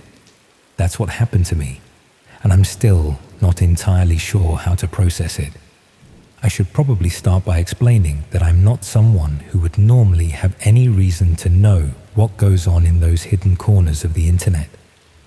I work in graphic design, mostly corporate branding and marketing materials. My technical knowledge extends to Adobe Creative Suite and basic troubleshooting when my laptop decides to act up. The dark web was something I'd heard about in news reports, usually linked to drug markets or stolen credit cards. But it wasn't something I'd ever had cause to think about seriously. What changed was a conversation I overheard at my sister's house last summer. Her husband works in cybersecurity, and he was telling someone about a case his firm had been consulted on. A woman in Manchester had discovered that her home was being used as a drop point for illegal goods without her knowledge. Parcels would arrive addressed to fake names, and before she could refuse them or return them to sender, they'd disappear from her doorstep. Someone had been using her address as part of a distribution chain. The story stuck with me because of how vulnerable it made the woman sound. She hadn't done anything wrong, hadn't signed up for anything suspicious, but somehow her address had been selected and used by people she'd never met for purposes she couldn't begin to understand. Her brother-in-law mentioned that these schemes were often coordinated through the dark web, where addresses could be bought and sold like any other commodity. I didn't think much more about it until a package arrived at my flat in Bristol 3 weeks later. Nothing immediately suspicious about it, just a standard padded envelope with my address printed on a label. The name on the package wasn't mine though. It was addressed to someone called M. Richardson, which wasn't even close to my actual name. I live alone in a converted warehouse building near the harbour, the sort of place that got gentrified about 10 years ago and now houses young professionals and small creative agencies. The postal situation has always been a bit chaotic because the building was divided into flats without much thought for how mail would be distributed. We have individual letterboxes in the entrance hall, but delivery drivers often just leave packages in the communal area if they can't work out which flat they're meant for. This package had been left outside my door specifically, which suggested the delivery driver had made more effort than usual to find the right address. I assumed it was a mistake, probably meant for a previous tenant or someone who'd given my address by accident when ordering something online. It happens more often than you'd think. I left the package in the communal hallway with a note explaining it had been delivered to the wrong person, thinking whoever it was meant for would collect it eventually. When I came home from work that evening, it was gone. Problem solved, or so I thought. The second package arrived 4 days later. Same handwriting on the label, same name, same padded envelope. This time, I opened the main door to find it propped against my specific flat door, not just left in the general area. Someone had made a deliberate effort to ensure it ended up at my flat rather than anywhere else in the building. I called the courier company listed on the label to explain the mistake. The person I spoke to was polite but ultimately unhelpful, explaining that the package had been delivered to the address on the label and that if I wasn't the intended recipient, I should refuse any future deliveries or return them to sender. She couldn't tell me who had sent it or what it contained, just that their record showed successful delivery to the correct address. The problem was that the address was correct. My flat number, my building, my postcode, everything matched. The only thing wrong was the name, and apparently that wasn't enough to constitute a delivery error in their system. I put the second package in the hallway with another note, and again it disappeared by the evening. Whoever M. Richardson was, they were collecting these packages promptly and efficiently. The third package arrived a week later, and by this point, I was starting to feel uneasy about the whole situation. 3 deliveries to a non-existent person at my address suggested something more deliberate than a simple administrative error. I decided to open it, partly out of curiosity, and partly because I wanted to know if I was somehow involved in something I should be concerned about. Inside was a mobile phone, not a new one in retail packaging, but a used device wrapped in bubble wrap. There was no documentation, no SIM card, nothing to indicate where it had come from or why it was being sent to my address. Just a phone that looked a few years old but still functional. I turned it on, expecting to find something that would explain the situation. The phone had been factory reset, with nothing stored on it except the default apps and settings. No contacts, no messages, no call history. Completely clean. I should have gone to the police then, but I didn't really know what I'd be reporting. Someone was receiving packages at my address under a fake name, but they weren't causing any damage or disruption beyond the mild inconvenience of me having to move parcels from my doorstep. And whoever was collecting them was doing so quickly enough that I'd never actually encountered them in person. I kept the phone, more out of uncertainty about what else to do with it than any real decision to hold on to it. I put it in a drawer and tried to forget about it, telling myself that maybe the deliveries would stop now, that I'd intercepted one. They didn't stop. Over the next month, 7 more packages arrived. I didn't open any of them, but I could feel from the weight and shape that they contained similar items. Small electronics, probably more phones. Each one disappeared from the hallway within hours of delivery, collected by the mysterious M. Richardson, who somehow had access to my building. I started paying more attention to the other residents, wondering if one of them was behind the scheme. The building housed around 30 people, most of whom I recognized by sight, but didn't really know. Any of them could have been using my address as a convenient collection point, secure in the knowledge that I'd leave the packages accessible rather than refusing them outright. The paranoia crept in gradually. I found myself studying my neighbors in the hallway, trying to detect any sign of guilt or recognition when they saw me. I started varying my routine, coming home at different times to see if I could catch whoever was collecting the packages.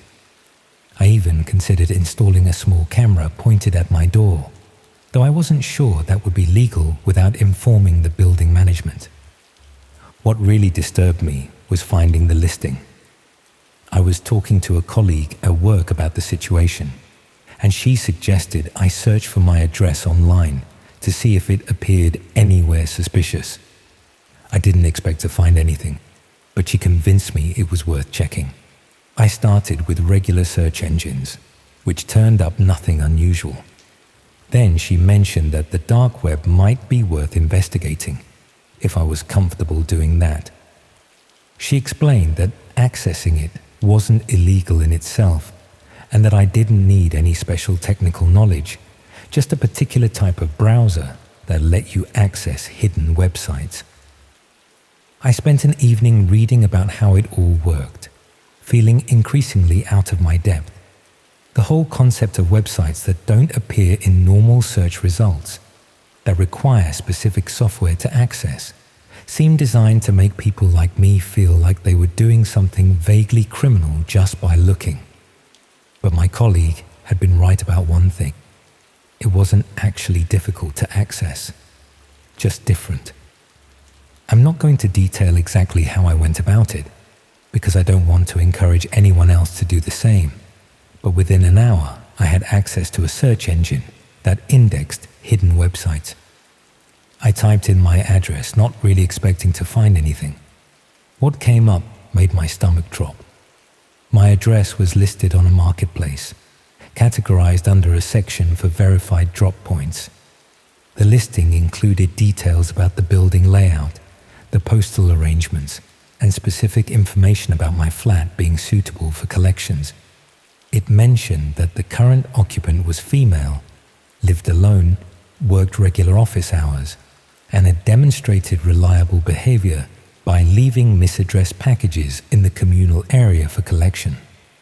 The listing had been active for 6 months, 6 months of my address being advertised as a safe location for receiving packages that couldn't be delivered to the actual recipients. 6 months of strangers on the internet knowing details about my life and routine that I'd never shared with anyone. The price for using the address was listed in terms I didn't fully understand, but the comments from previous users made it clear that my flat had become a popular option. People praised the reliable access, the quick collection times, and the lack of interference from the resident. Someone had even given it a 5-star rating. I felt physically sick reading through the comments. These people were discussing me like I was a service they'd paid for, analyzing my behavior patterns and noting when I was most likely to be home. One comment mentioned that I usually left for work around 8 in the morning and returned around 6 in the evening, which was accurate enough to suggest they'd been watching the building. Another comment noted that I sometimes went away for weekends, making those times particularly convenient for larger deliveries that might need more time for collection. The level of observation was deeply unsettling. These weren't just people using my address opportunistically. They were actively monitoring my routine to optimize their operations. I tried to report the listing, but there was no obvious mechanism for doing so. The marketplace didn't have contact details or support functions like a normal website. It just existed, hosting listings for dozens of other addresses across the UK, all of them presumably occupied by people who had no idea they were being used this way. I took screenshots of everything, thinking I'd need evidence when I reported it to the police. Then I spent the next hour searching for any information about M. Richardson, the name that had been on all the packages. Nothing came up. It was clearly a fake name, probably one of many used by different people to collect their purchases from my address. The worst part was realizing that I couldn't just stop it. Even if I refused all future packages, even if I put up signs or changed my locks, the listing would still be there. My address would still be advertised as a drop point, and whoever had posted it would simply update the listing to reflect the changed circumstances. The information was already out there, circulating in spaces I couldn't access or control. I did eventually go to the police, though I'm not sure it achieved much. The officer I spoke to was sympathetic, but explained that this type of situation was increasingly common and difficult to prosecute. Unless I could identify who was collecting the packages or prove that they contained illegal items, there wasn't much the police could do beyond making a note of my complaint. They suggested I refuse all deliveries not in my name and document any suspicious activity around my flat. The packages continued arriving for another 3 weeks, though less frequently. I refused every single one, handing them back to delivery drivers and explaining they were incorrectly addressed. Some drivers argued, saying their systems showed successful deliveries to that address in the past, but I stood firm. Eventually, the deliveries stopped. I checked the dark web listing a month later and found that my address had been marked as compromised, with a warning to users that the resident was now aware and refusing packages. The listing was still active though, still available for anyone who thought they could find a way around the new difficulties. I moved out of that flat 2 months ago. I know that probably seems like an overreaction, and maybe it was, but I couldn't shake the feeling of being watched and used by people I'd never see or identify. Every delivery to my door made me anxious. Every stranger in the hallway looked suspicious. I couldn't live like that. The thing that haunts me most is not knowing how they got my address in the first place. How did someone decide that my flat would be suitable for their purposes? Had they been watching me before the listing went up? Or had they simply found my address through some data breach and extrapolated the rest from public information? I think about all the times I'd left those packages in the hallway, trying to be helpful to someone I assumed had made an innocent mistake. I think about how my attempt to be a good neighbor had been exploited and turned into part of someone's criminal enterprise. I wonder how many of those phones I'd indirectly helped deliver were used for purposes I don't want to imagine. Sometimes I check that marketplace listing, even though I don't live there anymore. My old address is still active, marked as compromised, but still available for anyone willing to take the risk. The new tenant probably has no idea what they've moved into, no idea that their home is listed on the dark web as a verified drop point for illegal deliveries. I thought about contacting them to warn them, but how do you explain something like that without sounding completely paranoid? How do you tell a stranger that their address is being traded on hidden websites by criminals who've been observing the building for months? Instead, I've done nothing, and that guilt sits with me every day. I've protected myself by moving away, but I've left someone else to deal with the same situation I couldn't handle. The packages are probably arriving again by now, addressed to new fake names, collected by the same invisible people who know the building's rhythms better than most of the residents do. The worst part is knowing that it could start again anywhere. My new address isn't listed yet, but that doesn't mean it won't be. Someone, somewhere might already be watching my new building, noting my routines, deciding whether this location would work for their purposes. I've become hyper-aware of every delivery, every stranger in my new hallway, every package that doesn't have my exact name on it. I know this level of vigilance isn't sustainable, that eventually I'll have to trust that not everything is part of some hidden scheme. But I also know what I saw on that website, and I know how many other addresses were listed there alongside mine. We like to think our homes are private, that we control who has access to our space and our information. But the truth is that in the digital age, your address is just another piece of data being traded and exploited by people you'll never meet. Your home isn't just where you live. It's potentially a node in someone else's distribution network, a useful location in a supply chain you never agreed to join. I still have that first phone I intercepted, the one I should have given to the police but never did. Sometimes I turn it on, half expecting it to contain some message or clue about who was using my address and why. It never does. It's just a blank phone, factory reset and anonymous, exactly like the dozens of others that passed through my hallway during those months. But I keep it anyway, a reminder that the world operates on levels I barely understand, that my attempt to be helpful and trusting was exploited by people who saw me as nothing more than a convenient address. A reminder that sometimes the most frightening things are the ones you never see coming. The violations that happen in plain sight while you're just trying to live your life.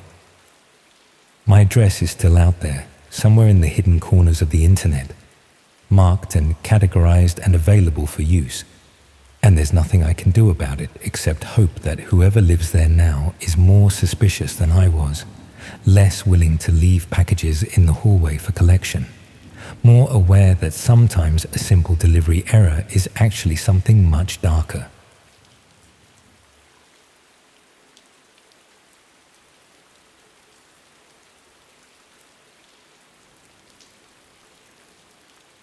I've always been a bit of a loner, which suited me fine growing up. While other kids were obsessing over football or hanging around shopping centres, I preferred reading in my room or exploring the countryside around our village. My parents worried I was too antisocial, but I just found books more fascinating than most people. That love of reading followed me to university in Bristol, where I studied English literature and spent most of my free time in the library or local bookshops. I wasn't completely isolated. I had a few friends on my course and occasionally went out for drinks, but I was never really part of the social scene that seemed to consume most students' lives. By my final year, I developed quite specific tastes in literature. I was particularly drawn to obscure Victorian novels and early 20th century works that most people had never heard of. The sort of books that existed in tiny print runs and were now nearly impossible to find except in specialist collections or rare book dealers. That's how I discovered underground book trading communities. It started when I was trying to track down a particular novel by a forgotten author whose work had caught my attention during my dissertation research. The book had been published in a limited edition in 1923, and copies were extraordinarily rare. The few I could find through legitimate antiquarian book dealers were priced at several £100s, completely beyond my student budget. Someone on a literature discussion board mentioned that there were alternative communities where rare books could be found through less conventional channels. Not necessarily stolen or illegal, just networks of collectors and enthusiasts who traded items privately without going through official dealers or auction houses. I was skeptical at first, but curiosity got the better of me. After some searching, I found my way to sites that operated like specialized marketplaces for book collectors. The setup was similar to normal online trading platforms, but focused exclusively on rare, out-of-print, or otherwise hard-to-find literary works. Most of the books being offered were legitimately rare editions that sellers had acquired through estate sales, house clearances, or inherited collections. The prices were reasonable, often significantly cheaper than what established dealers charged, and the community seemed to be made up of genuine enthusiasts rather than commercial operators. I found several items I'd been looking for, including the 1923 novel that had started my search. The seller was helpful and knowledgeable, providing detailed descriptions of the book's condition and provenance. When it arrived, it was exactly as described. A genuine first edition in remarkable condition for its age. Over the next few months, I became a regular participant in these book trading communities. I bought several rare editions for my collection and even sold a few duplicates I'd acquired over the years. The other members were knowledgeable and passionate about literature, exactly the sort of people I enjoyed discussing books with. But gradually, I began noticing that some sections of these communities dealt with more than just rare books. There were private groups within the larger community that required special access and dealt with what they called exclusive materials. The descriptions were vague, but they seemed to be offering items that went beyond normal rare book collecting. Manuscripts, personal papers, even unpublished works by famous authors. When I inquired about joining these exclusive groups, I was told that membership required recommendations from existing members and demonstrated commitment to serious literary scholarship. They explained that some of the materials they dealt with were sensitive or controversial, requiring discretion and careful handling. That explanation made sense for genuinely important literary discoveries. Unpublished manuscripts or personal correspondence from famous authors would need to be handled carefully to protect both their value and the privacy of any living relatives or estate holders. I was eventually invited to join one of these exclusive groups after several established members vouched for my knowledge and discretion. The selection process was thorough, including detailed questions about my academic background and research interests. The exclusive group dealt with materials that were genuinely extraordinary. Unpublished poems by well-known authors, personal letters between famous literary figures, even early drafts of novels that showed how classic works had evolved during the writing process. The sort of items that would be invaluable to serious scholars, but would never be made available through conventional academic channels. Most of these materials had been acquired through private collectors who preferred to keep their transactions confidential. Estate executors who wanted to sell items quickly without the publicity that major auction houses would generate. Families who had inherited literary collections but wanted to avoid the complicated legal and tax implications of donating them to institutions. The group's members included university professors, independent researchers, and serious collectors who were genuinely committed to preserving and studying important literary works. The discussions were intelligent and well-informed, focusing on the historical and scholarly significance of the materials being offered. But as I became more involved with the group, I started noticing things that made me uncomfortable. Some of the materials being offered seemed to have unclear or questionable provenance. Items that sellers claimed to have acquired through legitimate channels, but couldn't provide detailed documentation about how they'd obtained them. Manuscripts that had supposedly been discovered in private collections, but matched descriptions of items that had been reported missing from institutional libraries. When I raised concerns about this, other group members explained that provenance documentation was often incomplete for materials that had been in private hands for decades. Many important literary items had been acquired informally over the years, and expecting modern standards of documentation for historical transactions was unrealistic.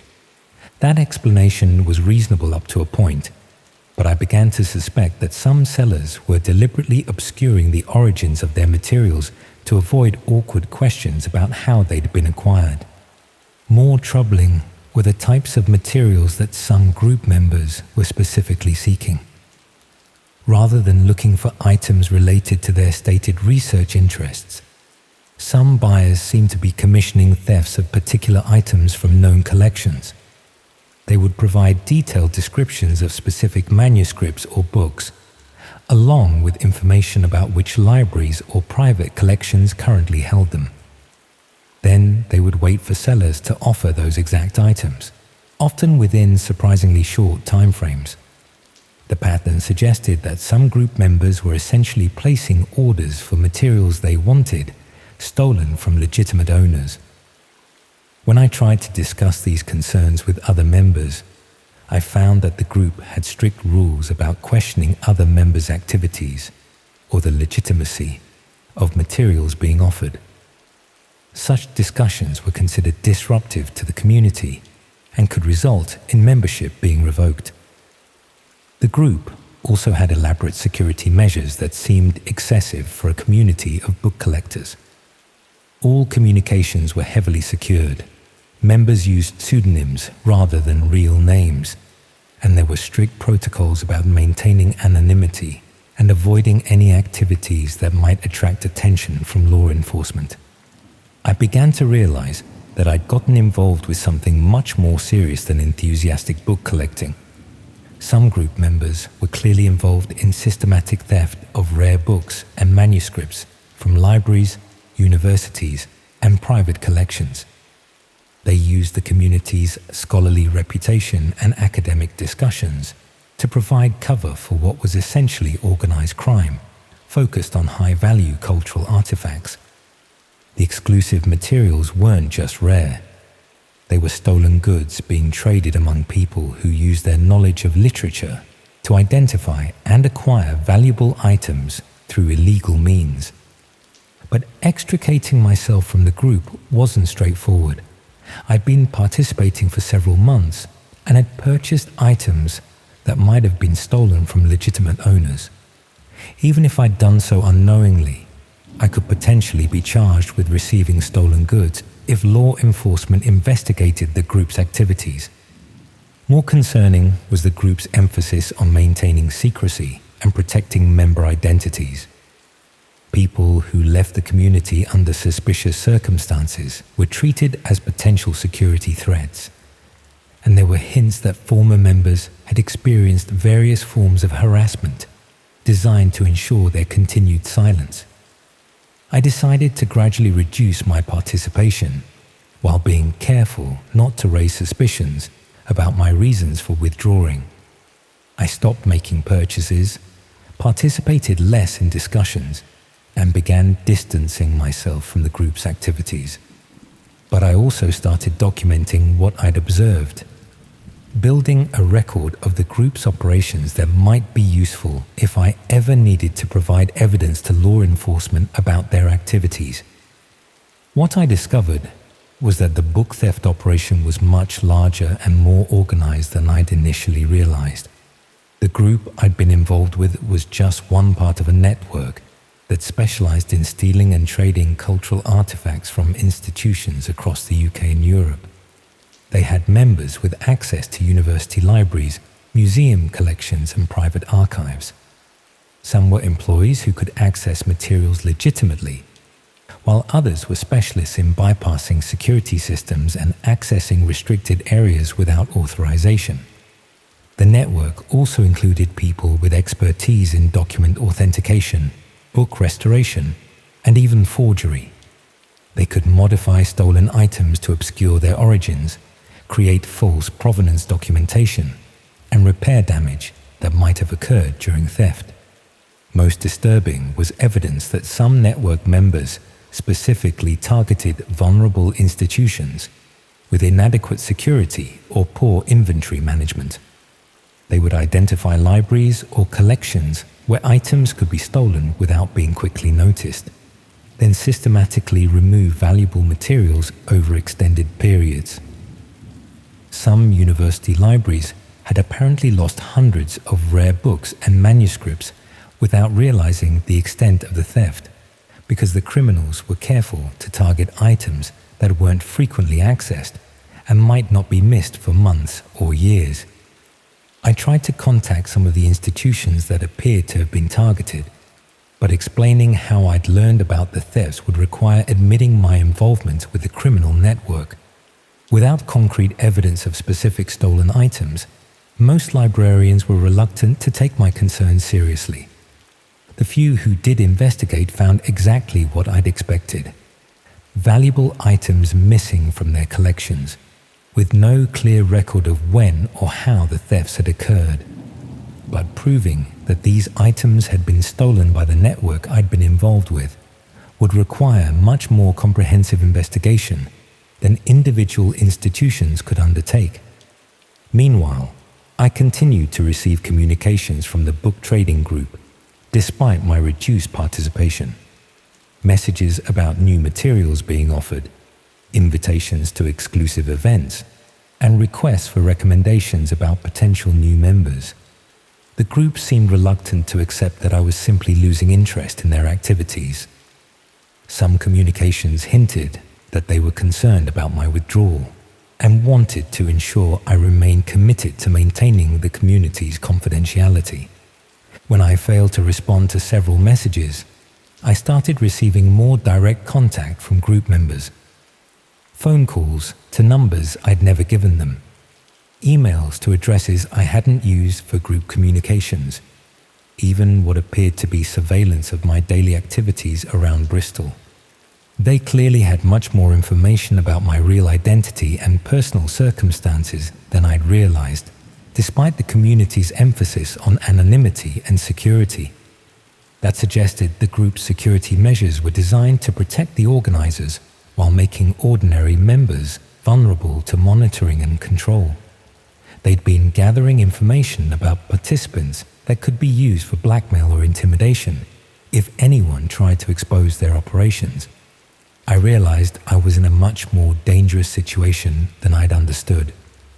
Not only had I potentially committed crimes by purchasing stolen materials, but I now possessed information about a criminal network that had demonstrated their willingness to threaten and harass people who posed risks to their operations. Simply trying to withdraw from their activities might not be enough to ensure my safety.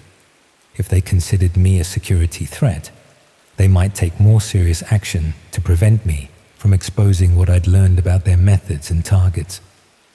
I started taking precautions around my daily routine, varying my routes between university and home, being more careful about who I shared personal information with, even considering whether I should report everything to police despite the potential legal consequences for myself. But I also knew that the evidence I'd gathered about their book theft operations was probably important enough to justify the risks involved in exposing them. Cultural institutions across the country were losing irreplaceable materials to organized criminals who treated priceless literary works as commodities to be bought and sold. The question was whether I could find a way to provide information to law enforcement without destroying my own life in the process. That question became much more urgent when I discovered someone had been inside my student accommodation. I came back from lectures one afternoon to find subtle signs that my room had been searched. Nothing obviously disturbed, but books rearranged slightly, drawers that weren't quite closed properly, even my laptop repositioned on my desk. Someone had been through my possessions carefully and professionally, looking for evidence of what I might know about the book theft network. They'd probably found exactly what they were looking for. My research notes about the group's activities, copies of communications with other members, even photographs I'd taken of some of the rare books I'd purchased that might help identify stolen materials. Now they knew I'd been documenting their operations and posed a serious threat to their continued activities. I had maybe hours before they decided how to deal with that threat.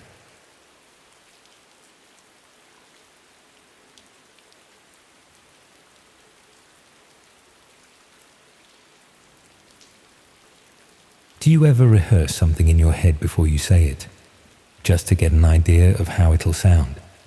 I did that with this story. It probably sounds like a strange way to begin, but there's a reason. I can't bring myself to properly clean my own house anymore. Every time I pick up a cloth or switch on the Hoover, I think about the things I found hidden inside other people's homes, and I start to wonder what might be buried in mine. What seemed like straightforward work ended up showing me how fragile privacy really is. The whole thing started when I answered an advertisement for domestic cleaning work in Stoke-on-Trent. I had been struggling to find steady employment after the care home where I worked closed down due to funding issues. The redundancy package had barely lasted 2 months, and I was facing the prospect of losing my flat if I couldn't find regular income soon. The cleaning job seemed ideal for my circumstances. The agency advertised flexible hours, above average pay, and the opportunity to work independently without constant supervision. They emphasized that they served a discerning clientele who valued discretion and reliability above all else. During the interview, the agency manager explained that their clients were typically busy professionals who traveled frequently for work. Many of their properties required maintenance cleaning while the owners were abroad, ensuring that homes remained pristine and secure during extended absences. The manager stressed that absolute discretion was essential for this type of work. Clients needed to trust that their homes would be treated with complete respect, and that any personal information encountered during cleaning would remain strictly confidential. She made it clear that discussing clients or their homes with anyone outside the agency would result in immediate termination. I was assigned to a rotation of about 6 different properties across Staffordshire and the West Midlands. All were substantial homes owned by people who apparently travelled extensively for business. The agency provided detailed cleaning schedules and specific instructions for each property, along with keys and alarm codes for access. The first few properties I cleaned were exactly as advertised. Well-maintained homes that showed signs of recent occupation, but were temporarily vacant while the owners travelled. The cleaning work was thorough but straightforward, focusing on maintaining the properties in pristine condition for the owner's return. However, I began noticing unusual aspects of these homes that didn't quite fit the profile of busy travelling professionals. Many contained personal belongings and living arrangements that suggested the owners had left suddenly rather than departing for planned business trips. Some properties had half-eaten meals still on tables, unopened mail accumulating by the front door, and cars parked in driveways that appeared to have been sitting unused for weeks. The homes felt abandoned rather than temporarily vacant, as if the occupants had simply vanished without making proper arrangements for their absence. When I mentioned these observations to the agency manager, she explained that many of their clients worked in high-stress industries where travel plans could change rapidly. Emergency business trips often required immediate departure, leaving little time for proper household arrangements. This seemed like a reasonable explanation for the apparent haste with which some clients had departed their homes. International business often involved urgent situations that required dropping everything to respond to crises or opportunities abroad. However, as I continued working for the agency, I noticed that the cleaning assignments involved tasks that went beyond typical domestic maintenance. I was asked to organize personal documents, inventory valuable items, and photograph certain rooms and belongings for what the agency described as insurance and security purposes. These additional responsibilities felt intrusive and unnecessary for basic cleaning services. When I questioned why document organization and property photography were required, the agency explained that their clients often needed assistance managing their affairs during extended absences. Many clients were elderly or had complex financial arrangements that required careful monitoring, while they were unable to oversee their properties personally. The agency provided comprehensive property management services that went beyond simple cleaning to include basic administrative support. This explanation seemed plausible for legitimate property management work, but the specific documents and items I was asked to photograph suggested interest that went beyond administrative assistance. I was documenting personal correspondence, financial records, and intimate family photographs that seemed irrelevant to property security. The agency began requesting more detailed reports about each property, including information about the personal lives and circumstances of the homeowners based on what I observed during cleaning. They wanted to know about medication schedules, social relationships, and lifestyle patterns that could be determined from examining personal belongings.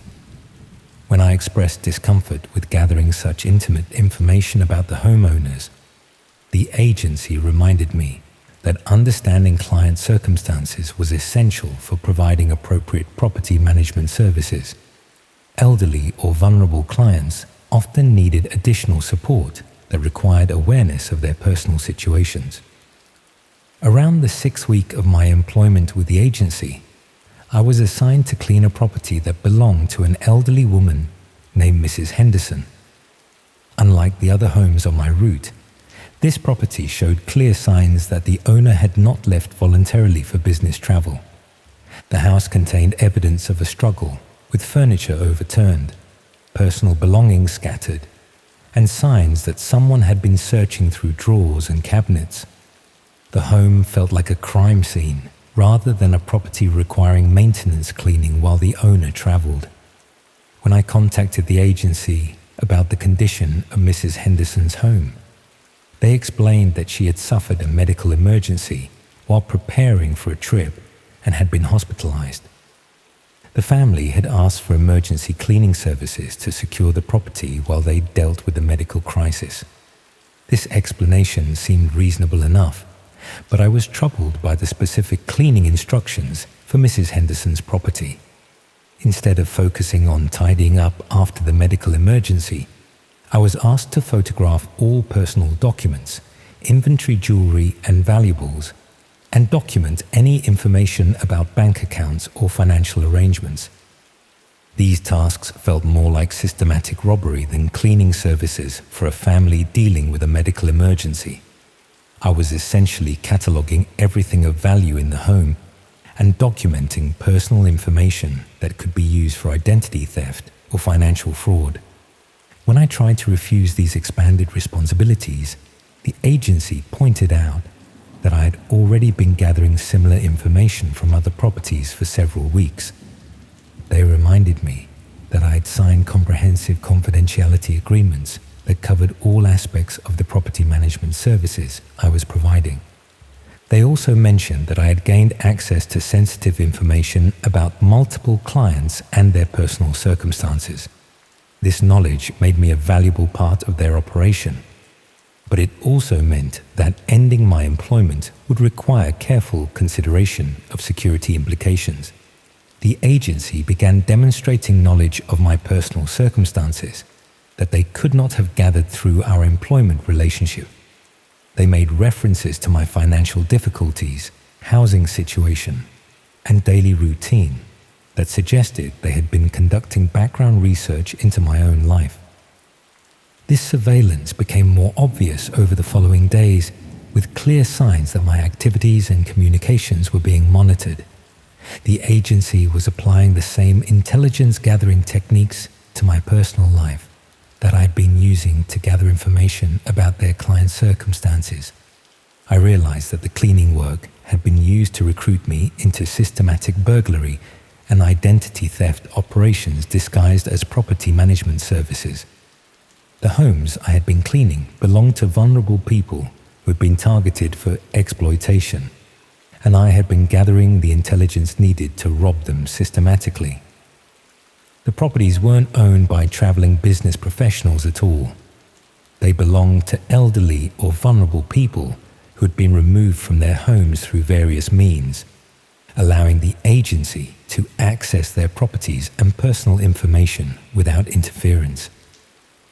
Mrs. Henderson's case was probably typical of how the operation worked.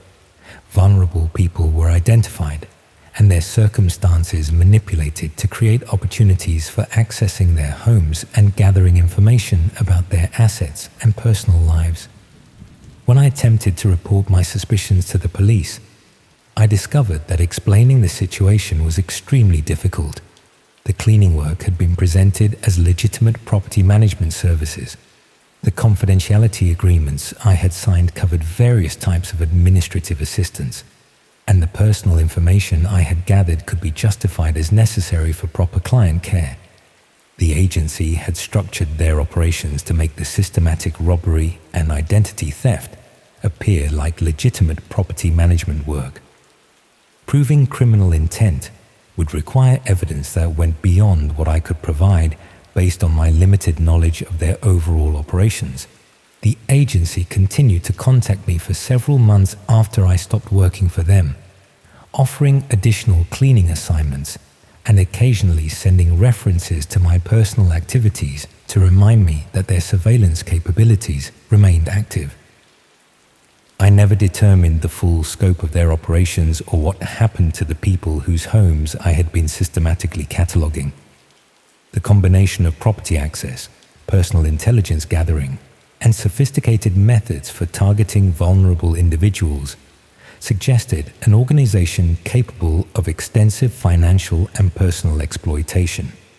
What I understand now is that they had developed effective methods for recruiting people into criminal operations by presenting theft and fraud as legitimate employment opportunities.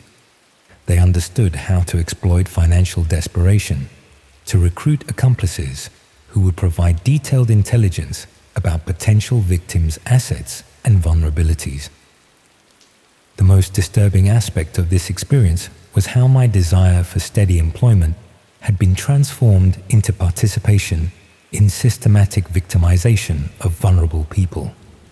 The cleaning work had been a recruitment method designed to identify people desperate enough to ignore ethical concerns in exchange for regular income. I still receive occasional contact attempts from similar property management companies, offering cleaning and administrative work that pays well for what appears to be basic domestic services.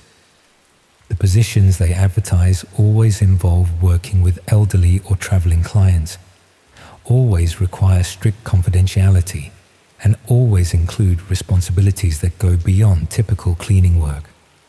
I decline these opportunities immediately now, but I wonder how many other people have found themselves in similar situations, believing they are providing legitimate property management services while actually participating in systematic robbery and exploitation of vulnerable homeowners.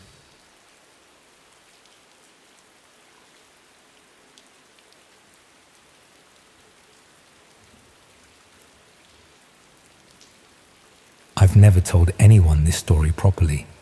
Not the police, not my friends, not even my partner. They got versions of it, sure, but never the whole thing. I suppose I'm telling you now because enough time has passed that I can finally talk about it without my hands shaking. Though even now typing this out, I keep glancing at my webcam to make sure it's still covered with tape. It started about 3 years ago when I was working as a graphic designer for a small marketing firm in Manchester. Nothing glamorous, mostly designing flyers for local businesses, updating websites, that sort of thing. I'd just gone through a rough breakup and was spending most evenings alone in my flat, drinking too much wine and falling down internet rabbit holes. One night, after a particularly bad day at work, I stumbled across an article about the dark web. Not the sensationalized stuff you see in the papers, but a proper investigative piece about how journalists use it to communicate with sources in oppressive regimes. I'd heard about it before, obviously, but always assumed it was just for drugs and illegal stuff. The article made it sound almost noble, this hidden part of the internet where privacy still existed. Curiosity got the better of me. After a few YouTube tutorials and about an hour of faffing about with software, I was in. The first thing that struck me was how ordinary it looked. I'd expected something out of a film.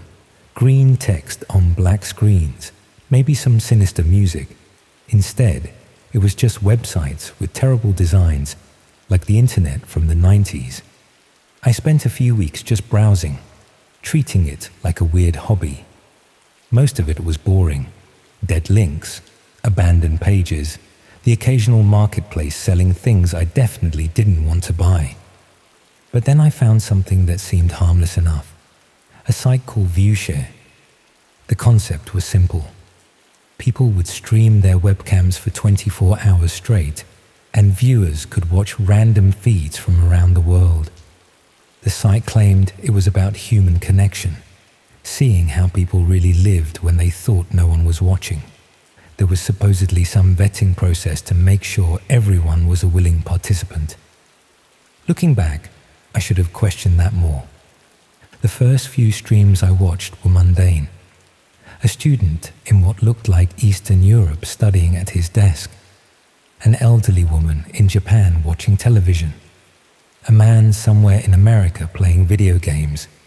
It was oddly hypnotic, these glimpses into ordinary lives. I started leaving streams on in the background while I worked from home, like having flatmates I never had to talk to. After about a month, I noticed something odd. One of the feeds I'd bookmarked, a woman in her 30s who seemed to live alone in a nice flat, had changed. Not the woman herself, but the angle. The camera had moved slightly, showing more of her bedroom door. I figured she'd knocked it while cleaning or something. But over the next few days, the camera kept moving. Tiny adjustments, barely noticeable unless you were paying attention. Which, sadly, I was. The woman never seemed to touch it.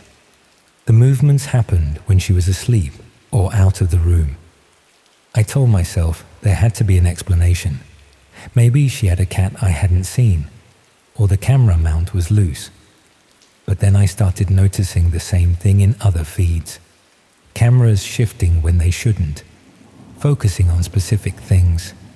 Doorways, windows, personal items left lying around. The really unsettling part came when I was watching a feed of a young guy in London. I recognized the area from the view out his window. Somewhere near Clapham, not far from where my sister lived. He was getting ready for bed, going through his usual routine, when he paused at his laptop. He was looking at something on his screen, and his face went pale. He stood up quickly, went to his window, and peered out into the darkness. Then he practically ran to his front door. I could just see it from the camera angle, and checked the locks. He did this maybe 3 or 4 times before grabbing his phone and making a call. I couldn't hear what he was saying, but he was obviously upset. 20 minutes later, the police showed up. I watched as 2 officers came into view, the guy gesturing frantically at his laptop. One of the officers looked at the screen, then immediately got on his radio. Within minutes, there were more police. The guy started packing a bag, throwing clothes in randomly, his hands visibly shaking. Then the feed cut out.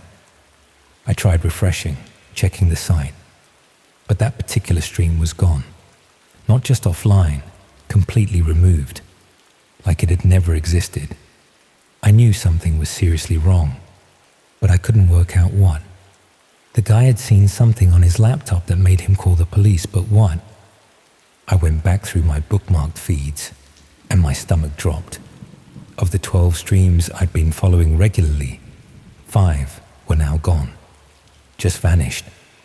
The others were still active, but when I checked them, something felt different. The people seemed nervous, jumpy. One woman had moved her sofa to block her front door. That's when I decided to look more carefully at my own favorite feed. The woman in her 30s with the nice flat. I'd been watching her for weeks, knew her routine. She worked from home like me, had yogurt for breakfast, always watched the news at 10. I developed this weird parasocial relationship with her, even though she had no idea I existed. I studied her feed for hours, looking for whatever was making everyone so frightened. And then I saw it, reflected in her bedroom mirror, barely visible, a figure in her wardrobe. The door was open just a crack, and there was definitely someone in there watching her sleep. My first instinct was to somehow warn her, but how? The site didn't have any communication features, no chat or comments. I watched in horror as she woke up, stretched, and walked right past the wardrobe to her bathroom. The figure didn't move. I couldn't look away. For the entire day, whenever she left the bedroom, I'd see movement in that wardrobe. Someone adjusting their position, getting comfortable. When she came back, they'd go still. She had no idea. That evening, she was cooking dinner when her doorbell rang. She looked confused. She wasn't expecting anyone. Through the webcam, I watched her go to the door. She came back with a small package, examining it curiously. No label, no postage marks. She opened it at her kitchen table. Inside was a single key and a note. She read it, and her face went white. She read it again, then looked around her flat, eyes wide with fear. Then she looked directly at the webcam. She knew, somehow she'd just found out about the stream. She grabbed her laptop, presumably trying to find the source of the stream, how to shut it off. Her fingers were flying over the keyboard, her face getting more and more panicked.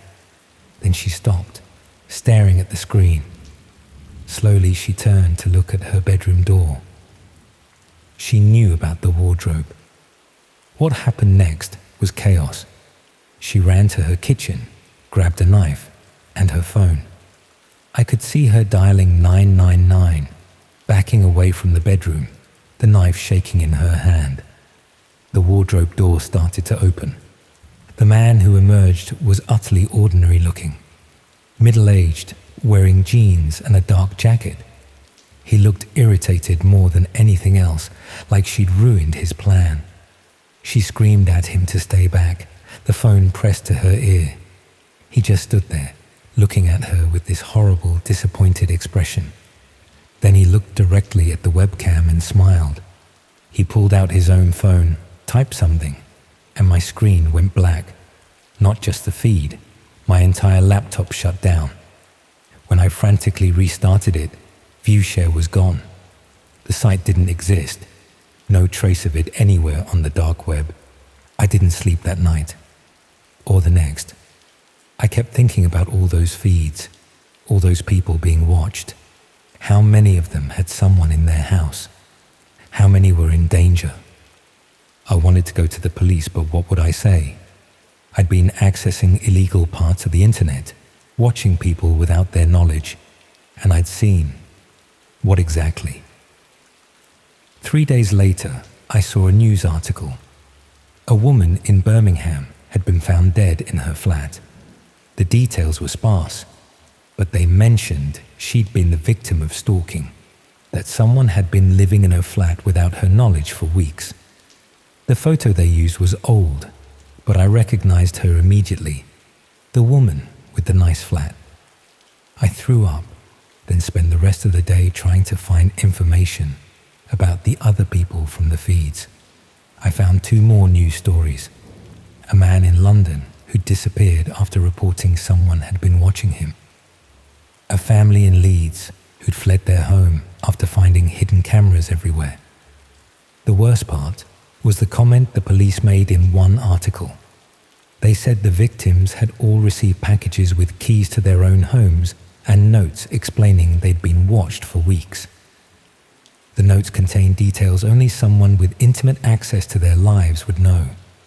What they ate for breakfast, their daily routines, when they cried, when they were most vulnerable. I became paranoid after that. Covered all my cameras, changed all my locks, installed a security system. I moved flats twice in 6 months. Even now, I check my wardrobe every night, look for signs someone's been in my space. I know it's not rational, but I can't shake the feeling that somewhere, someone is still watching. About a year ago, I got brave enough to go back on the dark web, just to check, to see if ViewShare or something like it had returned. I didn't find the site, but I found something else, a forum discussing it, hidden deep in the network. People who claim to have been viewers, like me, sharing their stories. The consensus was that ViewShare had been a proof of concept, someone demonstrating that they could access thousands of cameras, plant people in homes, coordinate surveillance on a massive scale. The police interventions had forced them to shut it down, but only that specific operation. The infrastructure, the network of people willing to hide in strangers' homes for weeks, that was all still out there. One user claimed to know who was behind it. Not criminals, they said, but someone much worse. Someone selling a service to the highest bidder. Want to know your spouse's every movement? They could arrange that. Need dirt on a business rival? They had people for that. Want someone to disappear? Well, they'd already proven they could get into anyone's home. I stopped reading after that. Deleted everything. Wiped my laptop. Tried to pretend I'd never seen any of it. But sometimes, when I'm alone in my flat at night, I think about all those feeds, all those people living their lives never knowing someone was watching, waiting, planning. The thing that haunts me most isn't what I saw. It's what I didn't see. How many other cameras were in that woman's flat? How long had that man been in her wardrobe? And the question that keeps me awake at night, if they were streaming from hidden cameras, if they had people physically placed in homes, then how did they choose their targets? Were they random? Or was there something that connected all those people? Some reason they were selected?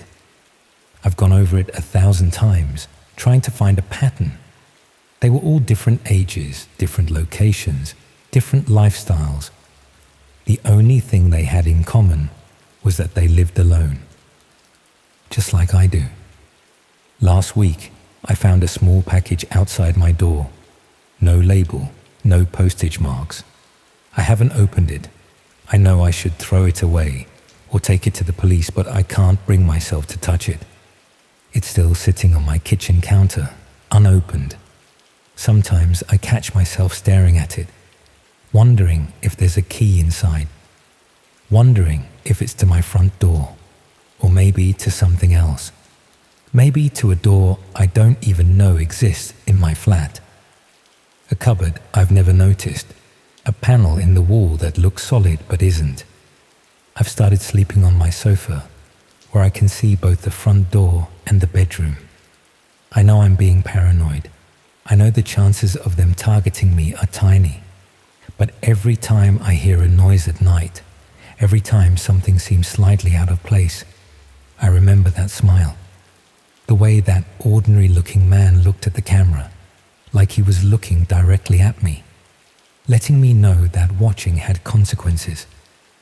The funny thing is, I still sometimes get the urge to go back on the dark web, not to find ViewShare or anything like it, but to see if there's any news, any updates, any sign that the people behind it were caught. But I know that's how it starts. One little search, one quick look, and before you know it, you're in too deep. Because here's what I've learned about the dark web. It's not the illegal stuff that's truly dangerous. It's not the markets or the forums or the things everyone warns you about. It's the things that seem harmless, the curiosities that draw you in, the sites that make you complicit without you realizing it, that turn you into a participant in something horrific, while you think you're just observing. I was watching those people for weeks, thinking I was just seeing normal life unfold. But I was part of it, wasn't I? Part of the violation. Every view probably funded what they were doing, encouraged them to go further. I wonder sometimes if my watching somehow marked those people, if my attention helped select them as targets. That's the real horror of the dark web. Not that terrible things happen there, but that it makes you part of them without you even knowing it. You think you're just looking, just curious, but every click is participation. Every view is collaboration. I still have nightmares about that woman. In them, she's looking at the camera, looking at me, asking why I didn't help her, why I just watched. And the worst part is, I don't have an answer. I saw someone in her wardrobe, saw her in danger, and all I did was keep watching, waiting to see what would happen next. The package is still on my counter. Every day I tell myself I'll throw it away tomorrow. Every night I lie awake, wondering what's inside. Sometimes I think I hear footsteps in my flat, soft movements in rooms I'm not in. It's probably just the neighbors, or the building settling, or my imagination running wild.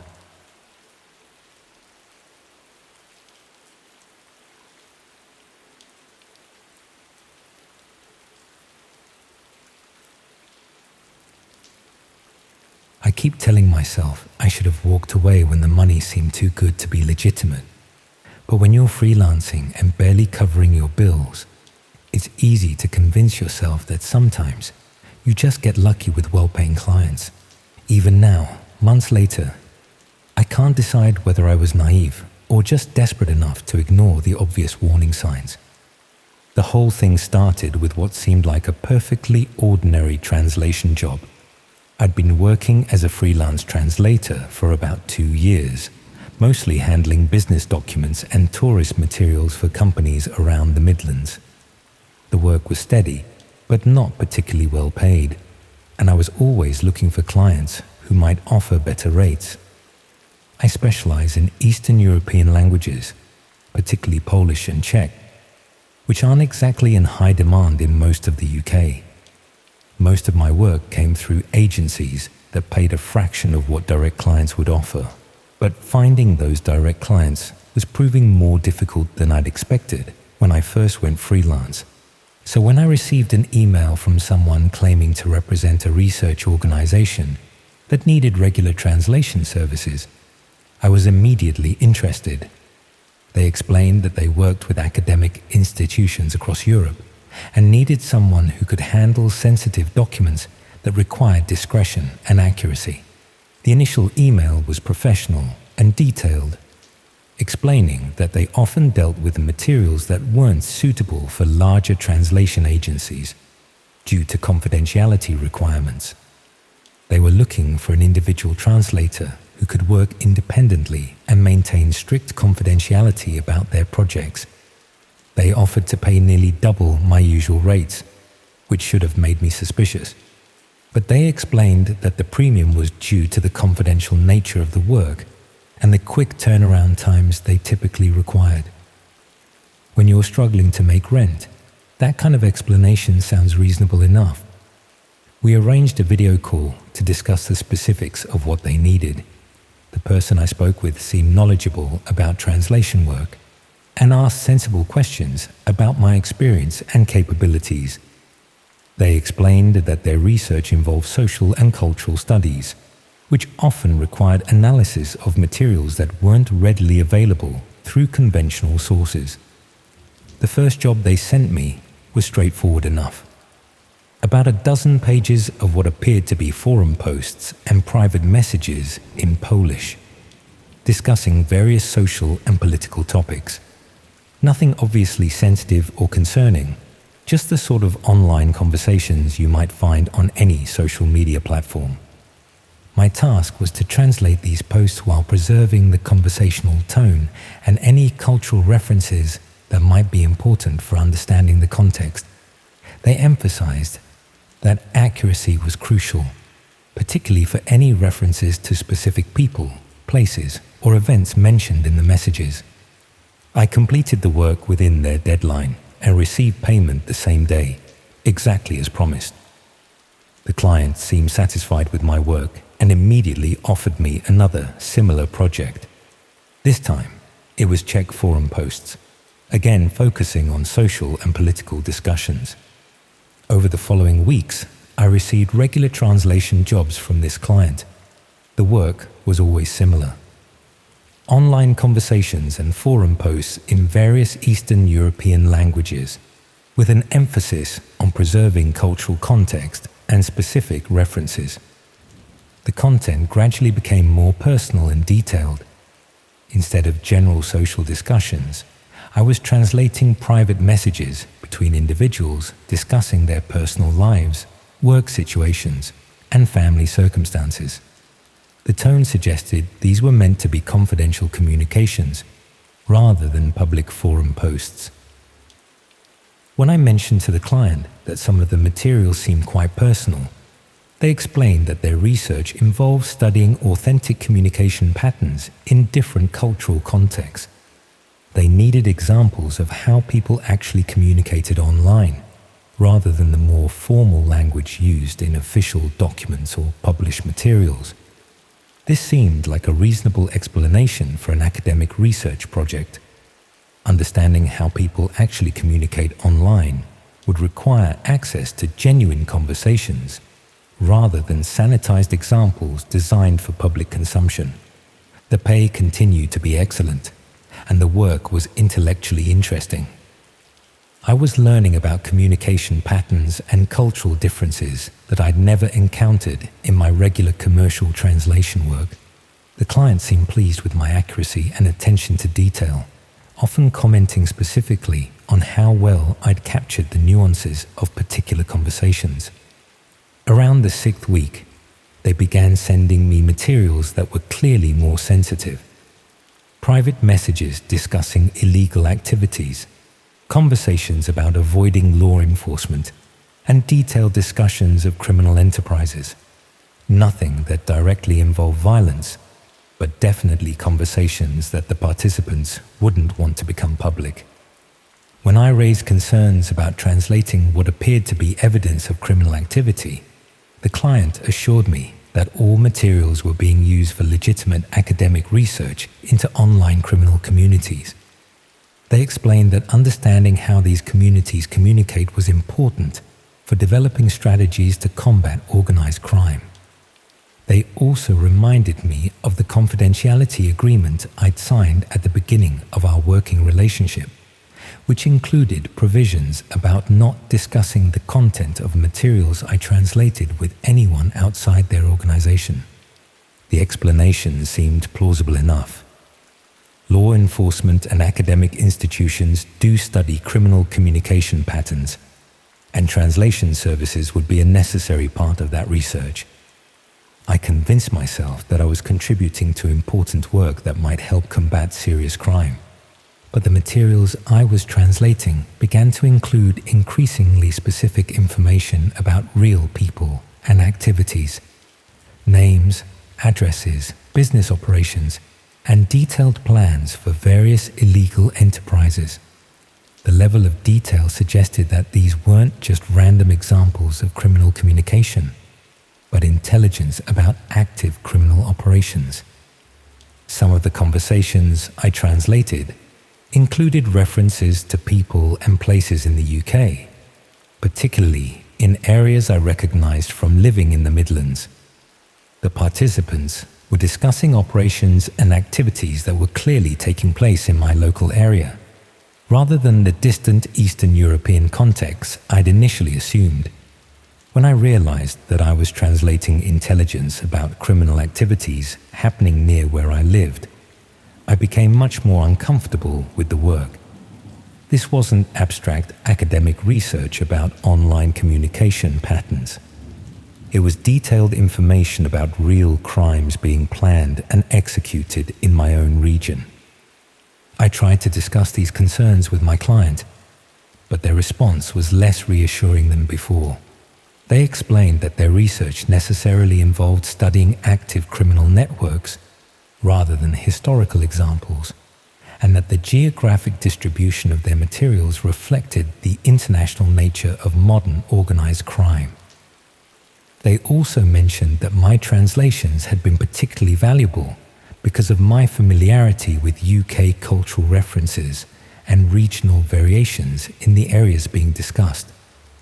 This suggested that they had specifically chosen me because of my location and local knowledge, rather than just my language skills. This realization made me deeply uncomfortable. I hadn't been hired as a general translator, but specifically because my background made me useful for understanding criminal activities in my local area. The client had identified me as someone who could provide cultural context for intelligence about crimes happening in my own region. When I tried to reduce my involvement with their projects, the client became more insistent about the importance of my continued participation. They explained that I had developed valuable expertise in understanding the specific communication patterns used by the criminal networks they were studying, and that replacing me would significantly disrupt their research. They also reminded me that I had already translated significant amounts of sensitive material, and that my knowledge of their research methods and sources made me an important part of their security considerations. Ending our working relationship abruptly could create complications for their ongoing projects. The implication was that I knew too much about their operations to simply walk away. I had detailed knowledge of their research methods, their sources of information, and the specific criminal networks they were monitoring. From their perspective, I had become a security risk that needed to be managed rather than simply dismissed. Over the following weeks, the client began requesting additional services beyond basic translation. They wanted me to provide cultural context for the materials I was translating, explaining regional references and local knowledge that might not be obvious to someone unfamiliar with the areas being discussed. These requests required me to research the people and places mentioned in the materials I was translating.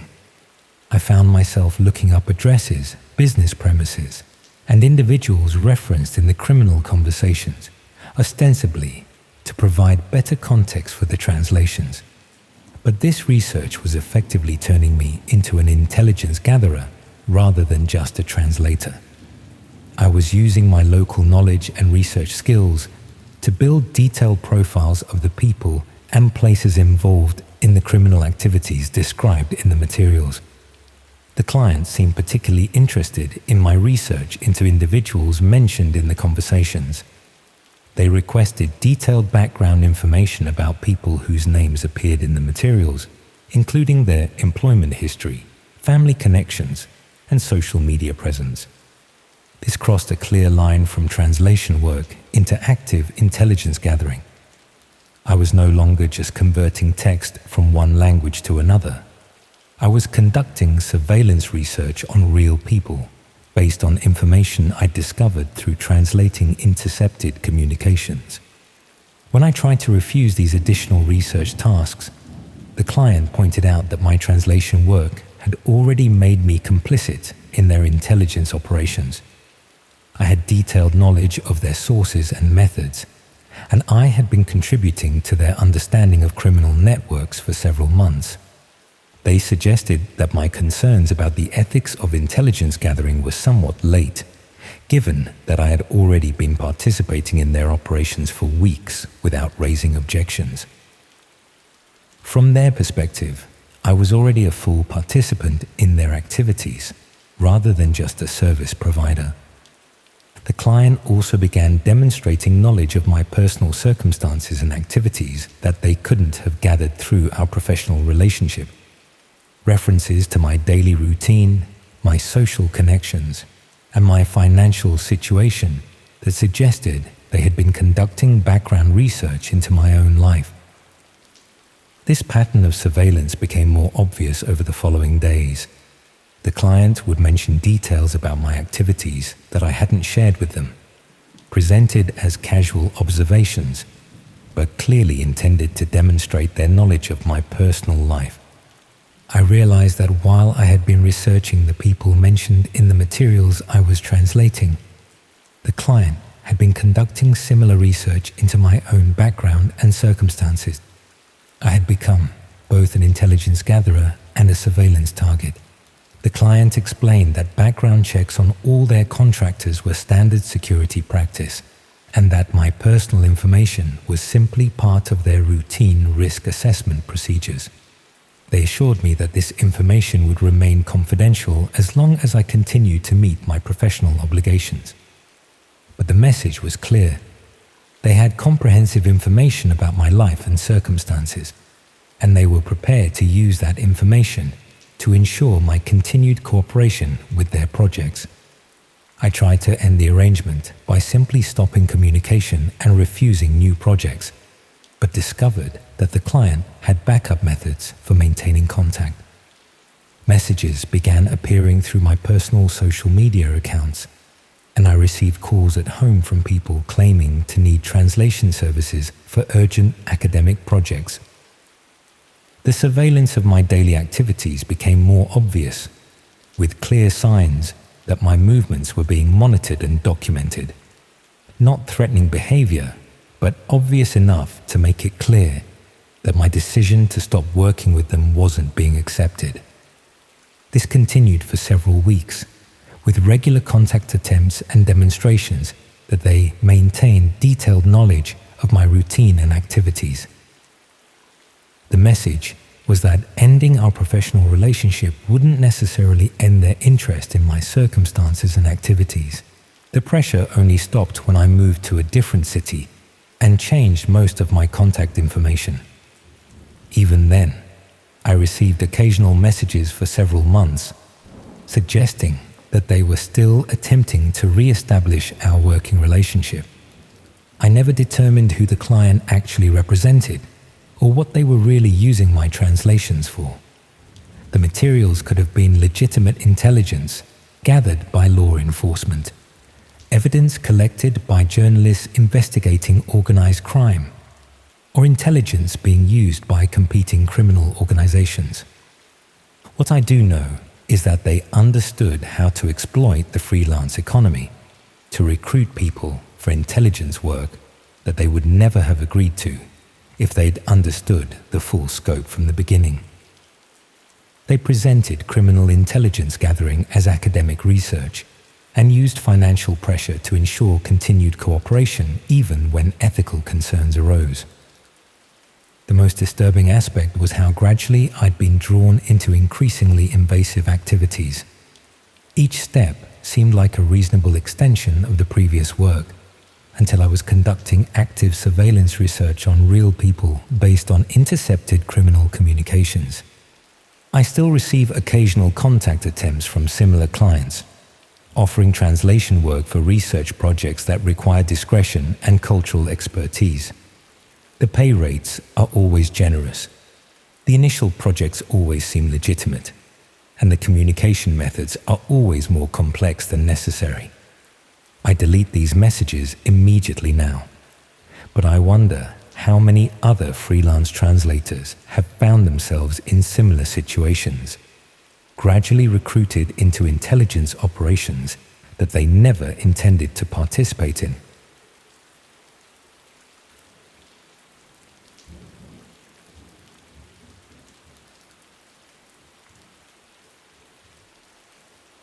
What would you do if you woke up one day and found photographs of yourself asleep?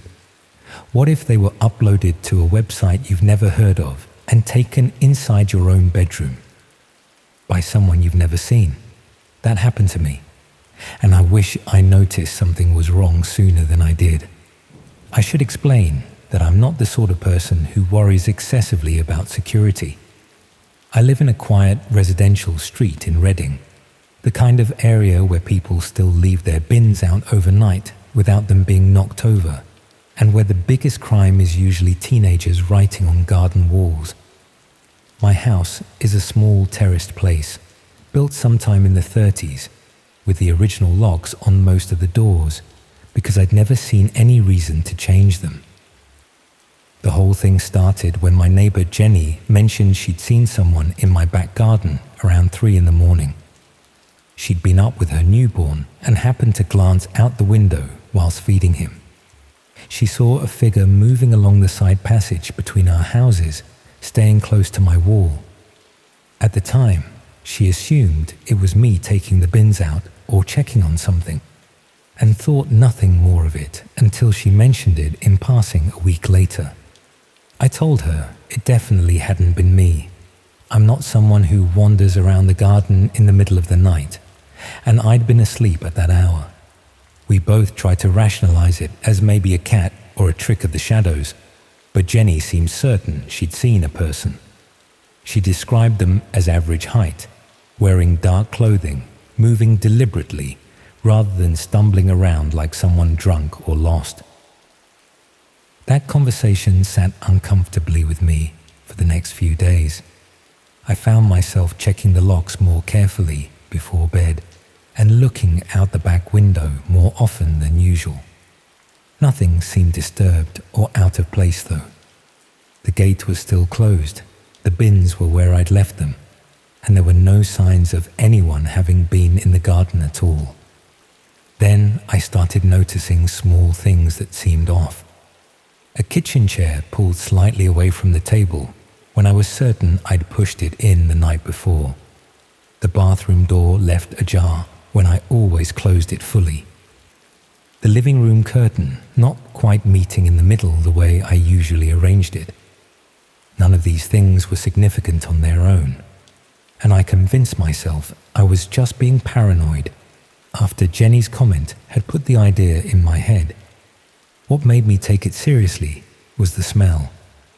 I came downstairs one morning and noticed a faint scent in the hallway that hadn't been there before. Not unpleasant, just unfamiliar. Something like fabric softener or a particular type of soap that I didn't use. It was subtle enough that I almost dismissed it, but it lingered just long enough to make me uncomfortable. I started to wonder if someone really had been in my house, though I couldn't work out how or why. All the doors and windows were locked from the inside each morning. Nothing was missing or damaged. There was no rational explanation for how someone could have entered without leaving any trace or taking anything valuable. My friend Claire, who's a paralegal, suggested I set up a camera. Not an elaborate security system, just one of those basic indoor cameras that connects to your phone and records when it detects movement. She'd used one to monitor her cat while she was at work and said they were cheap and simple to install. I wasn't entirely comfortable with the idea of filming my own house, but the alternative of continuing to wonder if someone was breaking in seemed worse. I bought a small camera and positioned it in the hallway, angled so it would capture anyone coming down the stairs or entering through the front door. The setup was straightforward enough that even I could manage it, just connecting it to my wireless internet and downloading an app to my phone. The camera would save recordings to a cloud service automatically, keeping them for a week before deleting them to make space for new footage. For the first 3 nights, nothing appeared on the recordings except me moving around the house in the evening before bed and then leaving for work in the morning. I started to feel foolish for even setting it up, convinced I'd been overreacting to Jenny's offhand comment and a few coincidences that meant nothing. On the 4th night, the camera recorded someone entering my house at 2:30 in the morning. I discovered the footage the following afternoon at work, checking the app during my lunch break more out of habit than any real expectation of seeing anything unusual. The recording showed my hallway in the greenish night vision mode, perfectly still and empty. Then, at 2:31, the front door opened smoothly and silently. A figure stepped inside, closed the door behind them with careful precision, and stood motionless in my hallway for nearly a minute. They were wearing dark clothes and what looked like a balaclava or ski mask covering their face. Average build, impossible to determine age or any identifying features from the footage. They carried a small bag over one shoulder and something in their right hand that I couldn't make out clearly in the grainy night vision recording. After that initial pause, they moved through the hallway and out of the camera's view, heading toward the kitchen. The recording continued, showing the empty hallway for another 47 minutes, and then the figure reappeared, walking calmly back toward the front door. They paused again before leaving, this time turning to look directly at where the camera was positioned. Even through the mask, I could sense them staring at it for several long seconds before they opened the door and left. I watched that recording probably 20 times sitting at my desk, trying to understand what I was seeing. Someone had been inside my house while I slept upstairs, moving through my rooms for nearly an hour, and then left without taking anything or making any noise that woke me. The casualness of their movements suggested this wasn't their first time doing this. They knew the layout, knew how to open the old front door without making it creak, knew exactly how much time they had. I should have gone straight to the police, but I was too shaken to think clearly.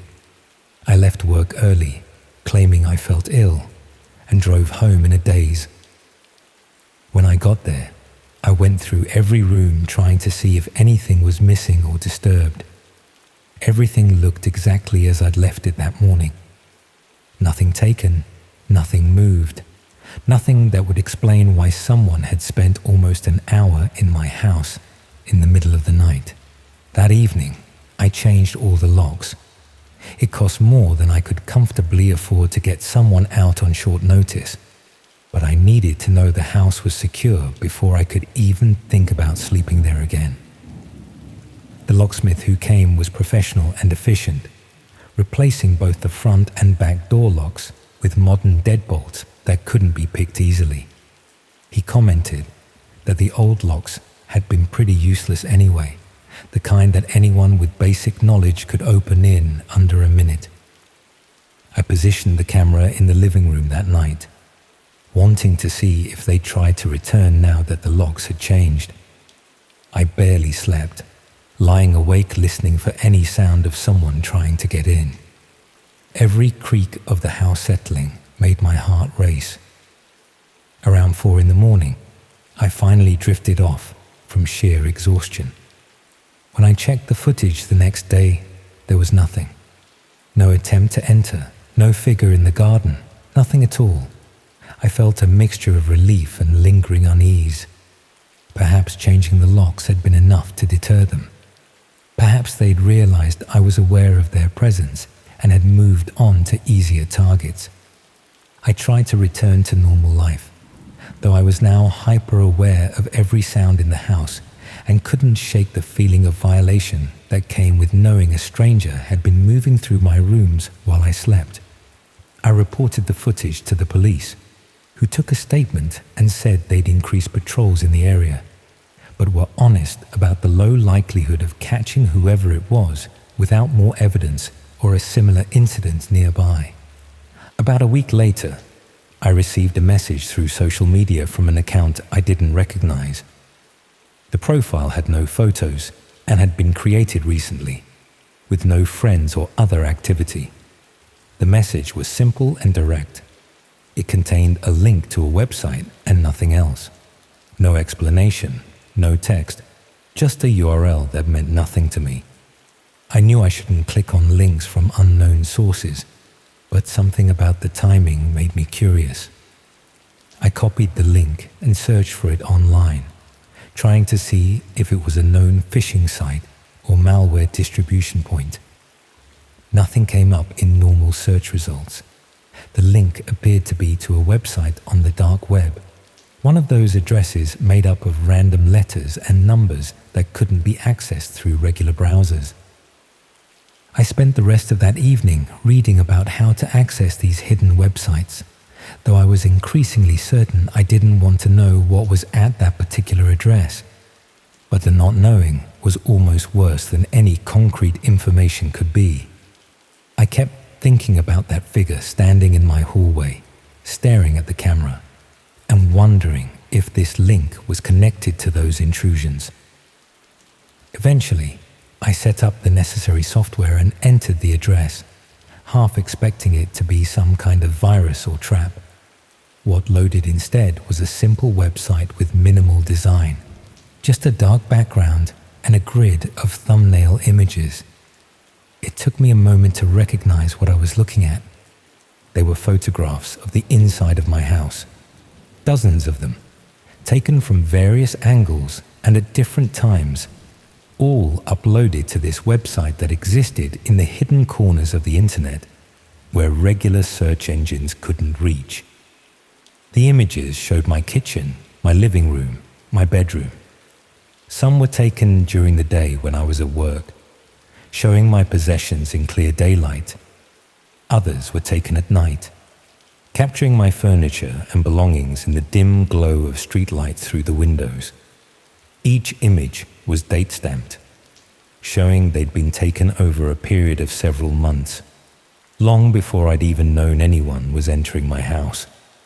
But what made my blood run cold were the images that showed me, asleep in my bed, unaware I was being photographed, sitting on the sofa watching television, captured through what must have been a gap in the curtains, making breakfast in the kitchen, completely oblivious to whoever was documenting my routine. Below the grid of images was a counter showing how many times the page had been viewed. The number was in the hundreds. Hundreds of people had accessed this website and looked at photographs of the inside of my house and of me going about my private life, completely unaware I was being watched and documented. There was a comment section beneath the images, though I could barely bring myself to read them. People discussing the photographs in detached analytical terms, as though they were reviewing property listings or holiday destinations. Some comments requested specific types of images or particular angles. Others debated technical details about the photography equipment used or the best times to capture certain shots. One comment thread discussed how the photographer had gained access, with several people sharing their own techniques for entering homes without leaving evidence. Another thread speculated about my daily routine based on the timestamps of the images, constructing an alarmingly accurate picture of my life from these stolen moments. I reported the website to the police immediately, though they explained that sites on the dark web were notoriously difficult to take down or trace to their creators. They assigned someone from their cybercrime unit to investigate, but warned me that these cases rarely resulted in arrests unless the perpetrator made a significant mistake or unless they were already under investigation for other crimes. The detective I spoke to explained that this type of activity had become increasingly common, with people breaking into homes specifically to photograph them for sale or entertainment on these hidden websites. Some did it for money, selling access to the images. Others did it for the thrill or for the attention from others interested in this particular violation of privacy. The images themselves, while disturbing and invasive, didn't always constitute clear criminal activity unless they crossed certain lines the law recognized. I had the house swept by a security specialist who found a tiny camera hidden in my smoke detector, one that had been there for months, silently recording and transmitting images whenever it detected movement. The specialist found a second camera behind a picture frame in my bedroom, positioned to capture the sleeping area. Both were sophisticated enough to connect to wireless internet and upload their footage automatically, which explained how the photographer had so many images without needing to physically retrieve memory cards. The specialist explained that these cameras were readily available online, marketed for legitimate security purposes, but commonly used for exactly this kind of intrusion. They were small enough to hide in plain sight and could run for months on battery power. The person who'd installed them had probably done so during one of their early visits to my house, long before I'd had any reason to suspect someone was breaking in. I moved out of that house within a month. I couldn't stay there knowing those images were still circulating on that website and probably copied to dozens of other sites I'd never find. Couldn't sleep in a bedroom that had been photographed and studied by hundreds of strangers. Couldn't live with the knowledge that someone had spent months carefully documenting my private life for reasons I still don't fully understand. The website itself was eventually taken down, though the detective confirmed that the images had almost certainly been downloaded and shared elsewhere before it disappeared. Once something exists on the dark web, removing all traces becomes nearly impossible. Those photographs of my home and my life are out there somewhere, archived and accessible to anyone who knows where to look. What haunts me most is not knowing who did it or why they chose my house specifically. Was it random? Or had they been watching me before they started breaking in? Were they someone I knew, someone I'd passed in the street without recognition? The thought that I might have spoken to them, might have smiled at them while completely unaware of what they'd done, makes my skin crawl. I've taken every precaution I can think of in my new place. Modern locks, proper security system, regular checks for hidden cameras, curtains that actually block the view from outside. But I know that none of these measures can undo what's already been done or guarantee it won't happen again. I know that somewhere online, accessible to anyone with the knowledge to find it, there's a record of my most private moments, shared and discussed by strangers who see my violation as entertainment. Sometimes I wonder if the person who did this is reading this account, recognizing the details even though I've been careful not to identify myself too specifically. I wonder if they moved on to someone else after I moved out, if there's another house somewhere with cameras hidden in smoke detectors and another person going about their life unaware they're being watched. The worst part is knowing how long it went on before I noticed anything wrong. Months of someone entering my house regularly, setting up equipment, taking photographs, treating my home like their own private project. Months of me sleeping peacefully while a stranger stood in my bedroom photographing me. All of that happened in a quiet residential street in Reading, in a house I'd felt completely safe in, to someone who'd never given anyone reason to target them. That's what keeps me awake now, in a different house with better locks and security cameras of my own. Not fear of the person who did it, but the knowledge of how easy it was for them. How little effort it took to turn my home into something else entirely. Something I can never get back no matter how many times I move or how many precautions I take.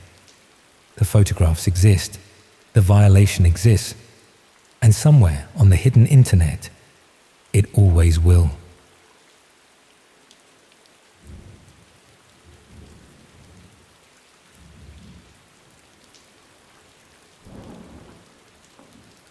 I keep thinking I should have just minded my own business. Looking back, it seems so obvious that nothing good could come from what I did. But at the time, it felt like I was just being helpful. You know how it is when someone asks for advice about something you think you might be able to help with.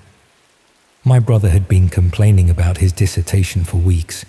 He was doing sociology at Leeds, something about online communities and how people behave differently when they think they're anonymous. The research was going badly because he couldn't find what he called genuine examples of how people actually interact in these spaces. Everything he was looking at felt too sanitized, too aware of being observed.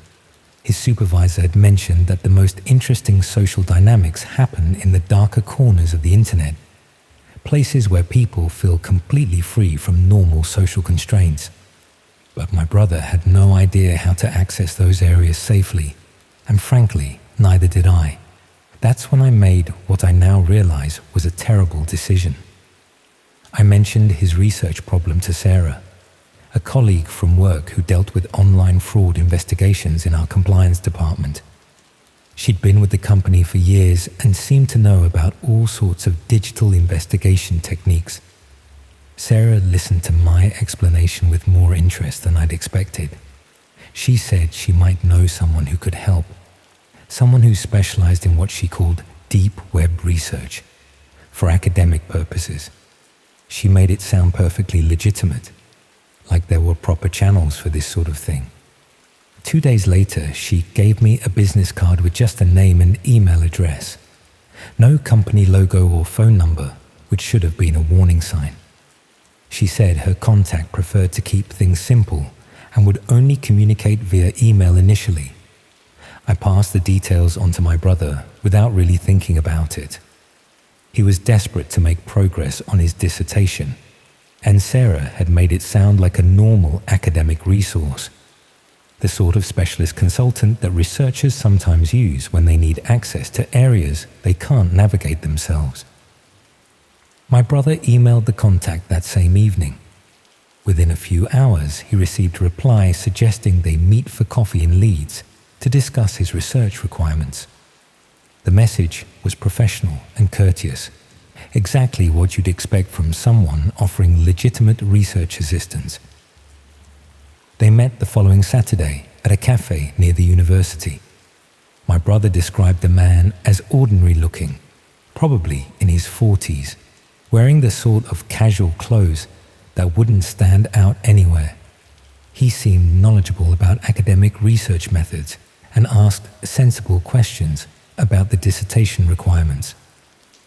The man explained that he could provide access to several online communities that would be perfect for my brother's research, places where people engaged in completely unfiltered social interaction, which was exactly what the dissertation needed to demonstrate genuine digital behavior patterns. He offered to set up secure access and provide guided tours of these communities, ensuring my brother could observe without compromising his safety or inadvertently breaking any laws. It sounded professional and thorough, like the sort of service that probably existed quite legitimately for researchers. The arrangement was that my brother would pay a small fee upfront for the setup work, then an hourly rate for guided access sessions. Nothing unreasonable, roughly what you might expect to pay for any specialist research assistance. My brother transferred the initial payment that weekend and received detailed instructions for accessing a private communication channel where they could coordinate the research sessions. For the first couple of weeks, everything went exactly as promised. My brother would arrange sessions where he could observe various online communities, while his contact provided context and explanation about what he was seeing. The material was perfect for his dissertation, genuine examples of how people interact when they believe they're completely anonymous. The communities were exactly what his supervisor had suggested he needed to find. People engaging in frank discussions about topics they would never mention in their real lives, forming relationships based purely on shared interests or experiences, creating social hierarchies and rules that were completely different from anything that existed in mainstream society. My brother was making excellent progress on his dissertation. He had more than enough material to support his arguments about authentic digital behavior, and his supervisor was impressed with the quality of his research findings. But somewhere around the third week, things started to shift in ways that were subtle at first. His contact began suggesting additional communities that might be interesting, places that were less directly relevant to the dissertation, but which might provide useful background context. My brother didn't want to seem ungrateful, and the hourly rate meant he wasn't paying for time he didn't want, so he agreed to explore these additional areas. These new communities were darker than the previous ones. Still nothing obviously illegal or dangerous, but the conversations were more intense, more personal. People sharing details about their real lives that went far beyond what seemed safe or sensible. My brother mentioned to me that he was starting to feel uncomfortable with some of what he was seeing. Not because it was threatening, but because it felt too intimate. like he was intruding on private moments that were never meant to be observed by outsiders. I suggested he might want to stick to the original research areas, the ones that were directly relevant to his dissertation. He agreed, but when he mentioned this to his contact, the response was less accommodating than before. The man explained that access to these communities was package-based and that picking and choosing specific areas wasn't really how the service worked. He suggested that my brother was perhaps being overly cautious, and that exposure to a broader range of digital communities would only strengthen his research. This should have been another warning sign, but my brother was so close to finishing his dissertation that he didn't want to risk losing access to the material he'd already gathered. He continued with the sessions, though he found them increasingly uncomfortable. Around the fourth week, his contact started asking more personal questions about my brother's background and interests. Nothing that seemed directly threatening, but queries that went beyond what was necessary for research purposes. Questions about his family, his living situation, his plans after graduation. My brother answered some of these questions without thinking much about it. When you've been working with someone for several weeks, sharing personal details feels natural, like normal conversation. But then the questions became more specific. His contact wanted to know about his daily routines, where he spent time outside of his studies, whether he lived alone. The sort of information that could easily be justified as friendly interest, but which felt increasingly intrusive when combined with everything else. My brother started deflecting these questions, but his contact became more persistent. He suggested that understanding my brother's lifestyle and social context was important for properly interpreting the research material they were gathering together. This is when my brother should have ended the arrangement, but he was afraid of losing access to his research data. His dissertation deadline was approaching, and he'd built his entire project around the material from these communities. Instead, he continued with the sessions while trying to avoid providing any more personal information. But he noticed that his contact seemed to know things about his routine that hadn't been discussed during their conversations. Small details, like mentioning that my brother seemed tired because he'd been up late the previous evening, when my brother was certain he hadn't mentioned staying up late. Or references to specific locations around Leeds that my brother frequented, presented as casual observations about student life in the area. When my brother mentioned these concerns to me, I realized I should have been more careful about who I was putting him in contact with. But by then, he was already deeply involved in the arrangement, and both of us were uncertain about how to extricate him safely. The breaking point came when my brother received an email from his contact containing photographs that had clearly been taken without permission or knowledge. Pictures of my brother walking to and from the university, sitting in the library, meeting friends at various locations around Leeds. The photographs weren't threatening in themselves, but they demonstrated a level of surveillance that went far beyond anything that could be justified for research purposes. The email suggested that these photographs were just examples of the sort of observational research techniques that my brother could learn to use in his own academic work. But the implication was clear. He was being watched, and his contact wanted him to know it. My brother immediately tried to end the arrangement, but when he sent an email explaining that he no longer needed research assistance, the response was not what he expected. His contact explained that the research project had evolved beyond simple academic assistance. My brother had been providing valuable information about student life and social patterns that could be useful for future research projects. The arrangement would need to continue for several more weeks to complete this broader research initiative. The tone of the message had shifted completely. What had previously been professional and accommodating was now directive and non-negotiable. My brother tried to simply stop responding to emails and avoid the arranged sessions. But this triggered a more direct approach. He started receiving text messages on his phone, which he'd never given to his contact.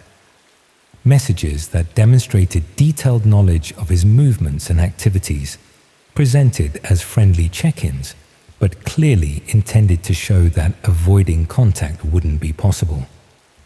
The messages would arrive when he was in specific locations, referencing things he was doing or people he was with. Not threatening, but impossible to ignore or dismiss as coincidence. When my brother tried to change his phone number, he discovered that his contact had somehow accessed other forms of communication. Emails to his university account, messages through social media platforms, even contact through people he knew who had somehow been approached with requests to pass on messages. It became clear that his contact had built up a comprehensive profile of my brother's life and social connections, and was prepared to use that information to maintain contact regardless of my brother's preferences. This went on for another month, with my brother becoming increasingly isolated and anxious. He couldn't explain the situation to most people because it sounded paranoid and unbelievable. He couldn't report it to authorities because technically, nothing obviously criminal had occurred. The research assistance had been provided as promised. The payments had been legitimate, and the ongoing contact could be interpreted as professional follow-up. The surveillance felt sinister, but proving that it was unwanted or inappropriate would be difficult. My brother finished his dissertation, but the sense of being constantly observed made it impossible for him to feel any satisfaction in the achievement. Every time he went somewhere or met someone, he found himself wondering whether it was being documented and reported back to his contact. The situation only ended when my brother graduated and moved back home to Manchester. Even then, he received occasional messages for several more weeks, but they eventually stopped once it became clear that his routine had changed completely. We never found out what the real purpose of the arrangement had been, whether it was some kind of recruitment attempt, a data gathering operation, or just someone who enjoyed the sense of control over another person's life. Sarah, the colleague who had provided the original contact, left the company shortly after my brother's graduation. When I tried to ask her about her research contact, she claimed not to remember giving me any details and seemed genuinely confused about what I was referring to. My brother submitted his dissertation and received a good grade, but he never pursued academic research after graduation. The experience had made him too aware of how easily someone's curiosity could be exploited and turned against them. I still think about how different things might have been if I just minded my own business instead of trying to be helpful. My brother had asked for advice, not for me to find him a contact in areas I knew nothing about. The recommendation had seemed harmless at the time, just putting him in touch with someone who might be able to help with legitimate research. But I'd handed over responsibility to a stranger without knowing anything about their real intentions or methods. Even now, I find myself being more careful about who I trust and what information I share. Not because I think I'm still being watched, but because the experience showed me how easily normal social interactions can be manipulated by someone with the right knowledge and patience. The dark web communities my brother had been researching were probably exactly what they appeared to be. Places where people behaved differently because they felt anonymous and unobserved. But his contact had been using that same principle in reverse, observing and documenting someone who thought they were engaged in a straightforward professional arrangement.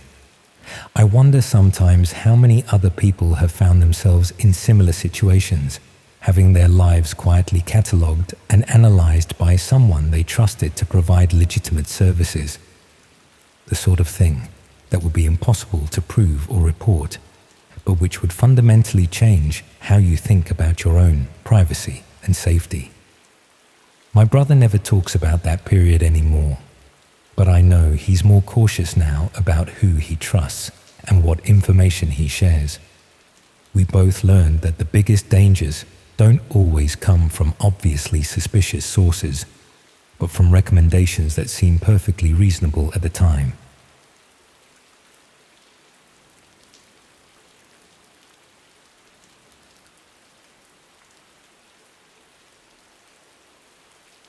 You know how sometimes you lose touch with people and wonder what happened to them? Well, I found out what happened to my old flatmate, and I really wish I hadn't. I was trying to find someone who could make me a fake ID. Nothing serious, just something that would get me into pubs without having to carry my passport around Manchester. My real driving license had been stolen along with my wallet, and getting a replacement was taking weeks because of some bureaucratic nonsense with DVLA. Someone at uni had mentioned there were places online where you could get decent fake documents made. So I spent a few evenings browsing hidden sites that specialized in that sort of thing. Most were obvious scams, asking for hundreds of pounds up front. But eventually, I found what looked like a legitimate service run by someone who actually knew what they were doing. The site was simple but professional. Examples of their work, pricing for different types of documents, even customer reviews that seemed genuine. What caught my attention was that they offered to meet clients in person for document handovers, which seemed safer than trusting the post with something like a fake ID. The person running the operation called themselves Dockmaster and claimed to be based in the Northwest. When I sent an inquiry about getting a driving license made, they responded quickly with details about their process and pricing. About £80 for a basic fake that would pass casual inspection.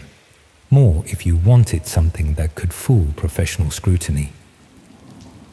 But it was the photograph on their profile page that made me do a double take. The image showed someone's hands holding a newly printed driving license, demonstrating the quality of their work. But I recognized the hands immediately. The scar across the knuckles from when Jake had punched the window during Freshers Week. The distinctive silver ring he always wore on his middle finger. Jake had been my flatmate for 8 months before he vanished. He was studying business at Manchester Met, was always short of money, and was constantly looking for ways to make quick cash without having to get a proper job. He'd tried everything from selling energy drinks at raves to offering essay writing services to international students. Then one day in February, he'd simply disappeared. Left his room exactly as it was, didn't take any clothes or personal belongings, just stopped coming home. His phone went straight to voicemail. His university login hadn't been used, and his bank account showed no activity after the day he vanished. I'd reported him missing after a week, but the police weren't particularly interested. Young men disappeared from shared accommodation all the time, they said. Usually it was drugs, or debt, or family problems they didn't want to discuss.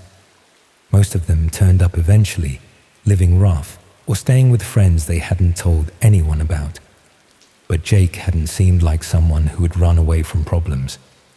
He was actually quite sensible about money and relationships, never got involved with anything too risky or illegal. The sudden disappearance was completely out of character for someone who usually overthought every decision. Now I was looking at what appeared to be his hands in a photograph advertising illegal document services. Either he was alive and working as a forger, or someone else was using his identity to run a criminal operation. I decided to place an order with Dogmaster to see if I could learn more about who was really behind the service. I submitted my photograph and personal details, explaining that I needed the document quickly and was willing to meet in person to collect it. The response came back within hours, professional and businesslike. They could have the license ready within 3 days, and we could arrange to meet at a location in Manchester city centre. The handover would take place in a public area. They suggested the food court at the Arndale Centre during busy periods when there would be plenty of people around. What struck me was the writing style. The messages were formatted in exactly the same way Jake used to write emails, short paragraphs, specific punctuation habits, even the same tendency to over-explain simple instructions. If this wasn't Jake himself, it was someone who had studied his communication patterns very carefully. I agreed to the meeting and waited for further instructions about the exact time and location. Part of me hoped it would actually be Jake, that he'd somehow gotten involved with document forgery and would have a reasonable explanation for why he'd disappeared so suddenly. But another part of me worried that someone else was using his identity for reasons I didn't want to think about. The final message about the meeting contained details that convinced me this really was Jake.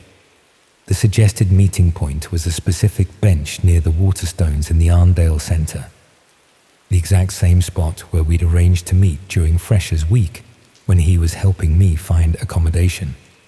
Nobody else would have known that location was significant to us. But if Jake was alive and operating as a document forger, why hadn't he contacted any of his friends or family? Why had he left all his possessions behind and allowed people to think he might be dead?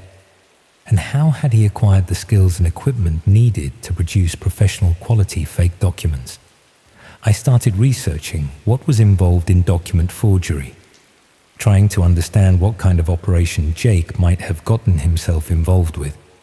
It wasn't just a matter of having a good printer and some cardstock.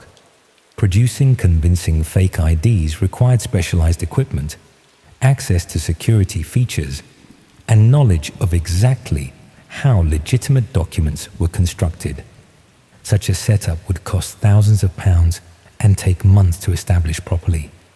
This was not something a cash-strapped student could assemble independently, even if he possessed the technical knowledge. That suggested Jake was working for someone else, possibly someone who had recruited him for his clean background and lack of obvious criminal connections. Young men without records were valuable for operations that needed to maintain a legitimate front while conducting illegal business. But it also raised darker possibilities. Maybe Jake hadn't chosen to disappear at all. Maybe he'd been recruited against his will, or coerced into participating through threats against his family or friends. The document forgery operation might be just one part of a larger criminal enterprise that used missing persons as expendable workers. I tried to investigate potential connections between missing person cases, specifically seeking young men who had vanished from university accommodation under comparable circumstances. What I found was disturbing. Dozens of cases across different cities, all involving students who had vanished without explanation, leaving behind personal belongings and active social lives. Most of these cases had received minimal police attention, classified as voluntary disappearances unless there was evidence of violence or coercion. The missing persons were usually described as having financial problems or academic struggles that might motivate them to start fresh elsewhere. But the pattern was too consistent to be coincidental. Someone was systematically targeting vulnerable students, making them disappear in ways that wouldn't trigger serious investigations, and at least some of them were probably being forced to work in illegal operations like the document forgery service I discovered. The day of the meeting arrived, and I positioned myself in the Arndale Centre early to observe the area around the designated meeting point. I wanted to see who showed up and whether they appeared to be working alone or as part of a larger group. At exactly the agreed time, someone approached the bench where we were supposed to meet. From a distance, it looked like Jake. Same height and build, similar clothing style, even the same way of walking that I'd observed during the months we'd shared accommodation. But when he got closer, I could see that something was wrong. His appearance was different in subtle ways. Hair cut shorter than he used to wear it, weight loss that made his face look gaunt, an overall demeanor that seemed more cautious and nervous than the confident person I remembered. Most disturbing was the way he kept checking his surroundings, constantly scanning the crowd as if he was expecting trouble or watching for specific people. This wasn't someone meeting a client for a routine business transaction. It was someone who felt threatened and was taking precautions against unknown dangers. I watched from across the food court as Jake waited for nearly 20 minutes, checking his phone repeatedly and growing increasingly agitated when nobody approached him. Eventually, he got up and walked away, moving quickly through the crowd toward one of the center's exits. I followed at a distance, trying to see where he was going without getting close enough to be noticed. He moved through the building like someone who knew exactly where the security cameras were positioned, taking routes that kept him out of direct surveillance as much as possible. Outside the Arndale Center, Jake headed toward the northern quarter, walking quickly and continuing to check behind him every few minutes. I stayed as far back as I could while keeping him in sight, but the streets were busy enough that following someone without being noticed was relatively easy. He led me to a small internet cafe on a side street, the kind of place that catered to people who needed anonymous online access. Through the window, I could see him settling at a computer terminal in the back corner, positioned so he could watch both the entrance and the street outside. I waited across the street for about an hour, watching the internet cafe and noting who else came and went.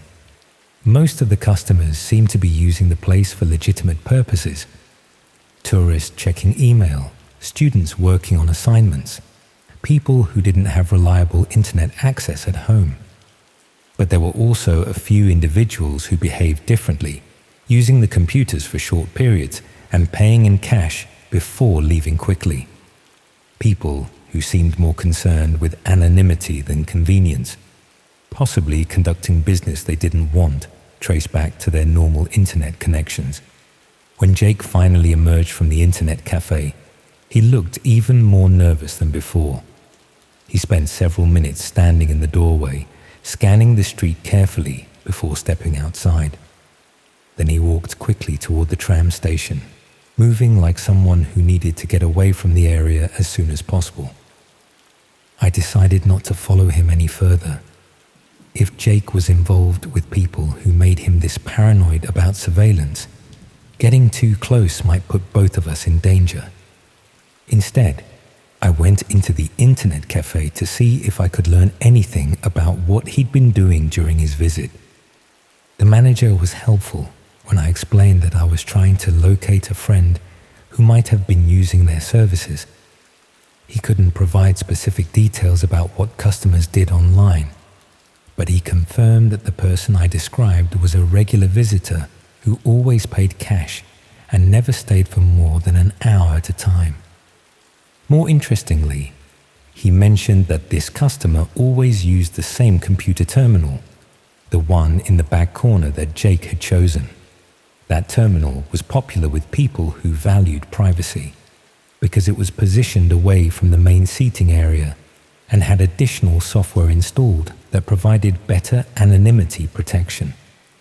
This setup would be particularly useful for someone conducting illegal business online, such as running a document forgery service through dark web marketplaces.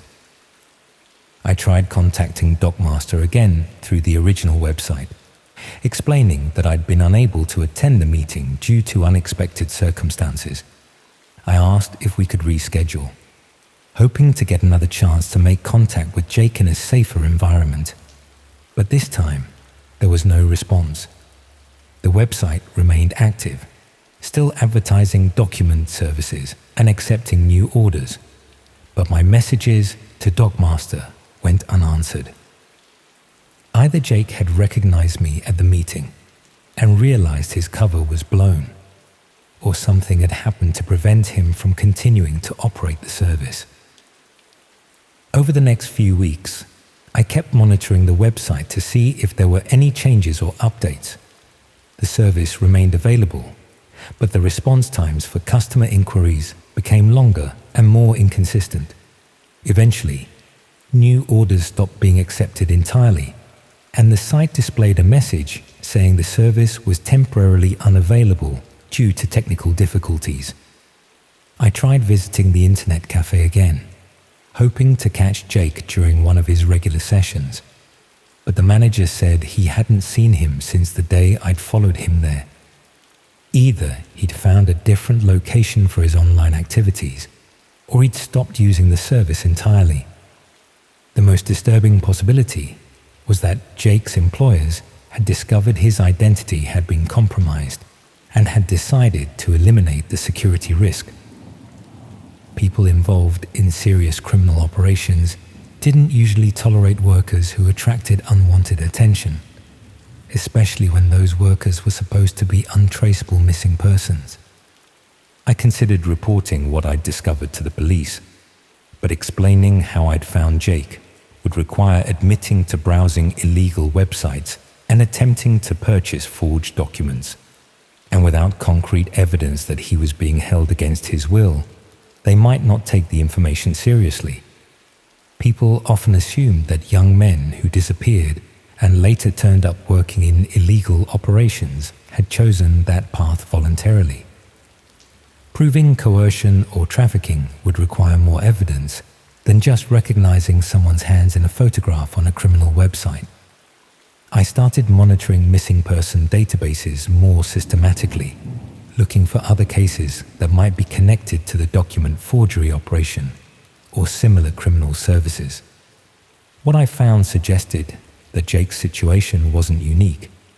There were dozens of young men who had disappeared from universities and later been spotted in circumstances that suggested involvement with illegal activities.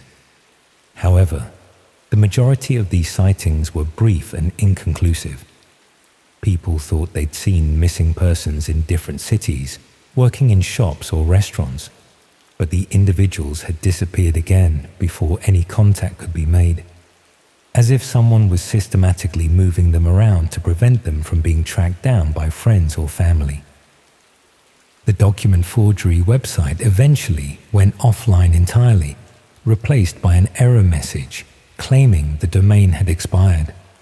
But similar services continued to operate on other sites, offering the same types of illegal documents with the same professional quality and customer service standards.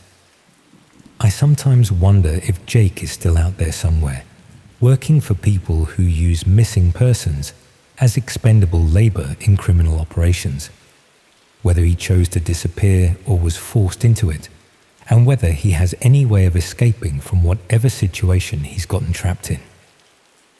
The worst part is knowing that there are probably dozens of other families wondering what happened to their missing sons and brothers, never realizing that their loved ones might be alive, but unable to make contact because they're being held by people who profit from making inconvenient individuals disappear.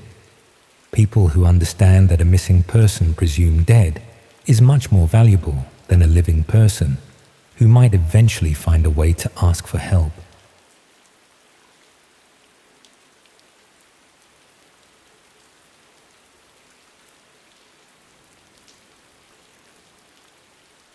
I found my own address listed on a dark web cleaning service, and the price they were charging made my blood run cold. It started because my flatmate James had been murdered 3 weeks earlier, and I was trying to understand how someone could just vanish from a shared house in Nottingham without anyone noticing, until the smell started seeping through the floorboards. The police had finished with the scene, but the landlord was refusing to pay for professional cleaning. He said it wasn't his responsibility, and we'd have to sort it ourselves if we wanted the deposit back. The other lads had already moved out, leaving me stuck with a lease and a bedroom that still had tape marks on the carpet where James's body had been found.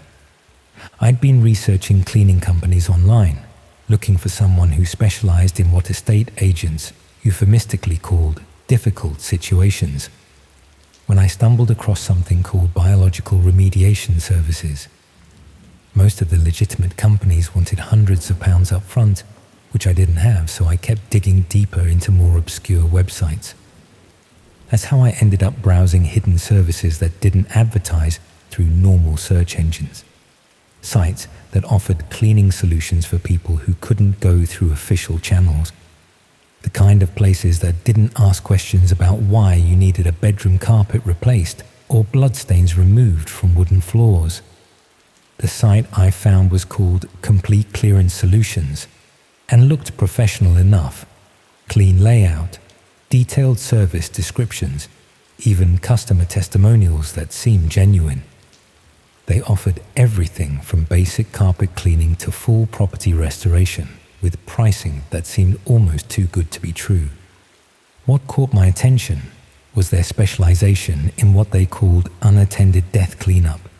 They claimed to handle situations where police investigations had been completed, but standard cleaning services were insufficient. The before and after photos they showed were disturbing but impressive.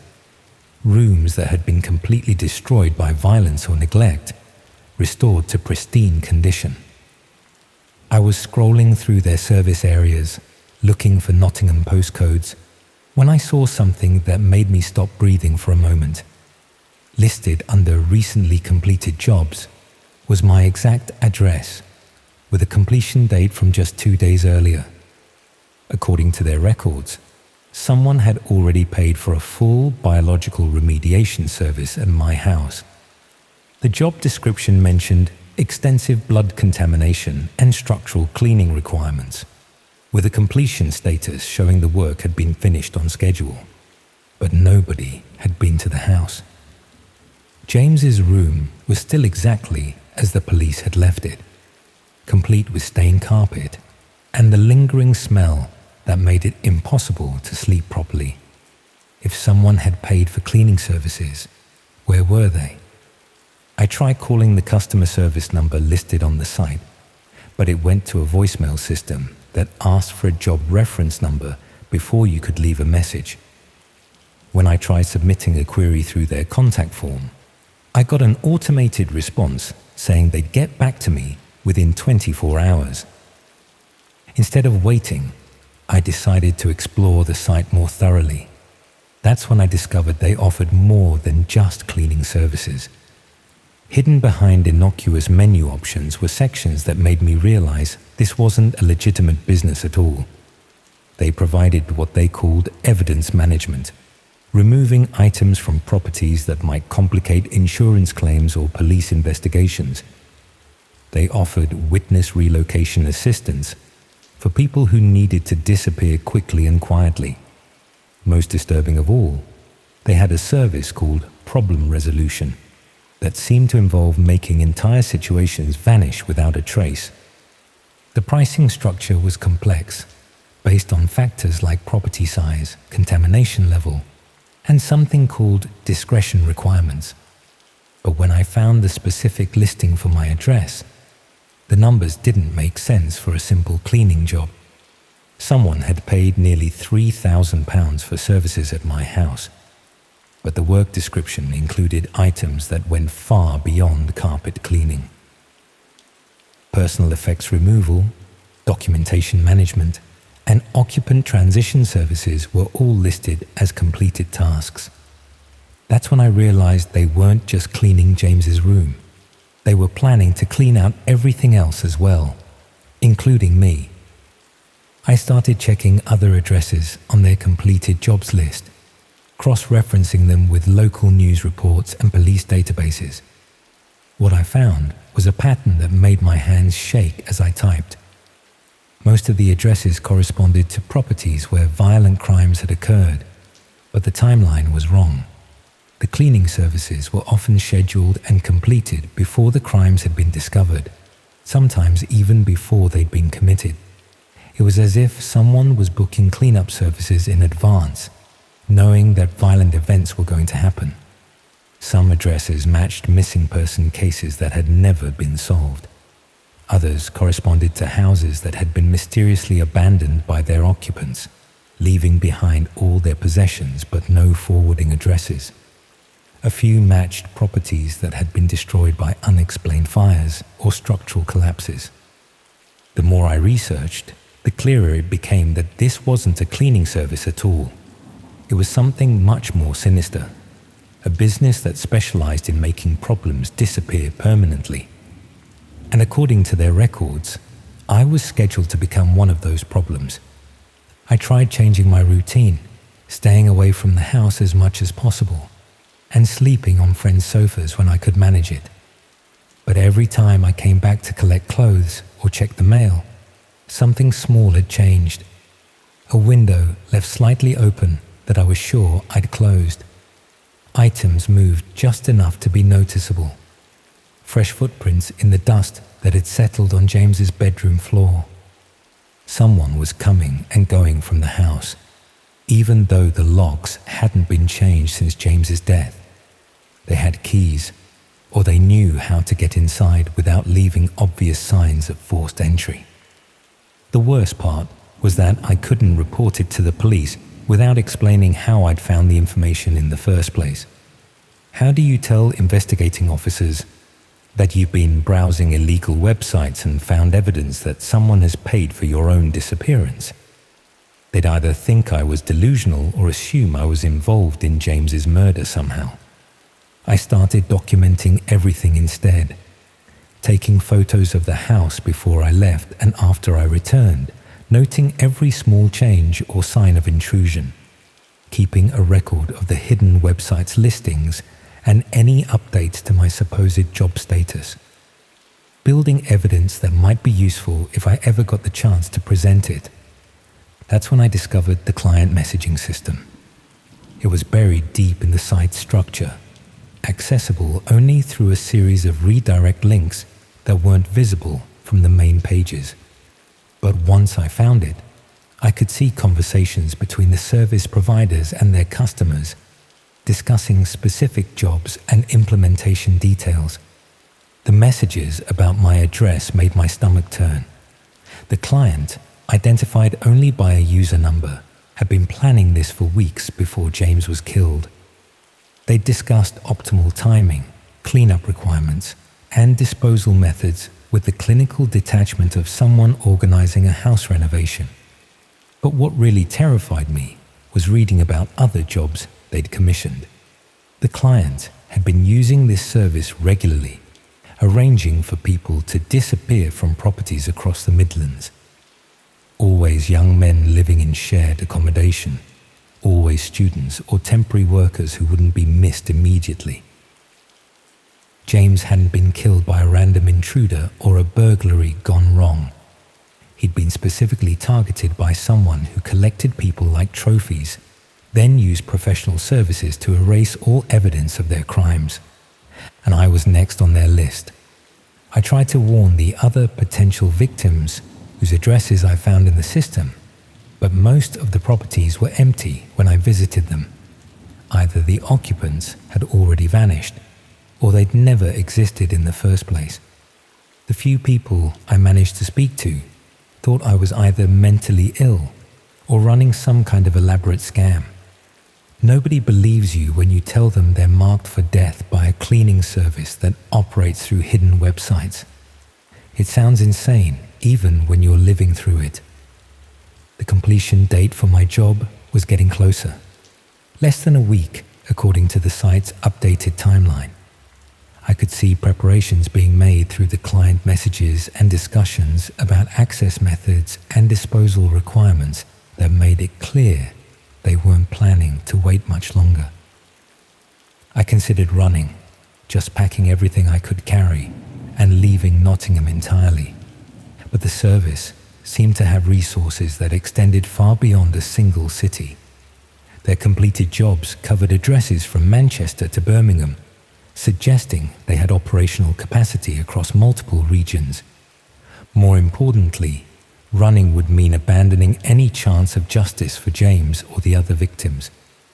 If I disappeared, the police investigation into his death would probably be closed as an unsolved case, and his killer would continue using these services to target new victims. Instead, I decided to document everything and make sure the evidence would survive even if I didn't. I copied all the website content I could access, including client messages, job listings, and payment records. I stored all of this information on multiple USB drives that were hidden in various locations around Nottingham. I wrote detailed explanations of what I'd discovered and left copies with friends who had instructions to take them to the police if I went missing. However, I did not expect anyone to actually follow through. People always assume missing persons have just chosen to disappear, especially young men with no close family connections. But at least the evidence would exist, waiting for someone who might eventually put the pieces together. The client messages showed increasing urgency as the completion date approached. They were growing impatient with delays and demanding confirmation that the job would proceed as scheduled. The service providers kept reassuring them that everything was under control, that the target hadn't shown any awareness of the threat. They were wrong about that last part, but I tried not to give any obvious signs that I knew what was coming. I maintained my normal routine as much as possible, continued going to lectures and meeting friends, acted like someone who was gradually recovering from the trauma of losing a flatmate to violent crime. But I also made preparations. I bought a cheap security camera and hid it in James's room, ensuring it was positioned to record anyone who entered through the window or door. Set up motion sensors around the house that would send alerts to my phone if someone came inside while I was away. I began carrying a personal alarm to ensure that someone was always aware of my whereabouts. Most importantly, I changed the job status on the cleaning service website. It took some experimentation, but I eventually figured out how to access their administrative system using credentials I found in cached pages. Not sophisticated hacking, just basic password recovery and some lucky guesses based on information that had been left publicly accessible. Once I was in their system, I could see the full details of my scheduled disappearance. The client had paid for what they called a premium erasure package, which included not just body disposal, but complete elimination of any evidence I'd ever existed. They planned to remove all my possessions, cancel my university enrollment, even delete my social media accounts to make it seem like I'd simply chosen to vanish. But I could also modify the job parameters. I changed the completion status to show that complications had arisen, that the target had become aware of surveillance and was taking countermeasures. Added notes suggesting that proceeding with the original plan would carry unacceptable risks of exposure. I marked the job as requiring executive review before taking any further action. It was a delaying tactic at best, but it bought me some time to figure out what to do next. The client was furious when they saw the updated status. Their messages became increasingly aggressive, demanding explanations and threatening to take their business elsewhere if the situation wasn't resolved immediately. But the service providers seemed genuinely concerned about the security implications of proceeding with a compromised operation. For the first time since I'd discovered my name on their completed jobs list, I felt like I might have some control over the situation. That feeling didn't last long. 3 days after I'd modified the job status, I came home to find my front door standing wide open and every room in the house completely empty. Not just my possessions, everything. Furniture, appliances, even the carpet from James's room where his body had been found. The house had been stripped bare, cleaned to an almost surgical level of sterility, and left like a blank canvas waiting for new occupants. There was no sign that anyone had ever lived there. No evidence that a violent crime had taken place just weeks earlier. They'd completed the cleaning job after all, just not in the way I'd expected. Standing in that empty house, I realized that modifying their website had been a mistake. Instead of deterring them, I'd just proven that I knew too much about their operations to be left alive. Now they had to be more careful about how they dealt with me, but they were still planning to finish what they'd started. The difference was that now it would look like I'd simply moved out voluntarily, rather than vanishing under mysterious circumstances. Anyone who came looking for me would find an empty house and assume I'd decided to leave Nottingham after the trauma of losing a flatmate. Perfect cover for a murder that no one would ever investigate. I'm writing this from a hotel in Derby, paid for with the last of my student loan money. I've been moving every few days, never staying in the same place twice, trying to stay ahead of whatever cleanup team they've assigned to handle the complications I've caused. But I know I can't keep running forever. They have resources and patience that I simply don't possess. Sooner or later, they'll find an opportunity to complete their contract, and I'll become just another name on their list of successfully resolved problems. The worst part is knowing that the evidence I collected probably won't help anyone. The website has changed its address several times since I first found it, and all the original content has been replaced with innocuous service listings that look completely legitimate.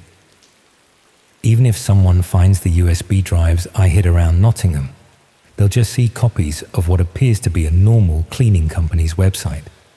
Nothing that would convince the police to investigate a missing person case with any real urgency. James is still dead, his killer is still active, and I'm still marked for elimination by a service that specializes in making problems disappear without trace. But at least I understand now why he died. Not because of anything he did or any threat he posed, just because someone with money and particular tastes had decided they wanted him gone, and there were people willing to provide that service for the right price.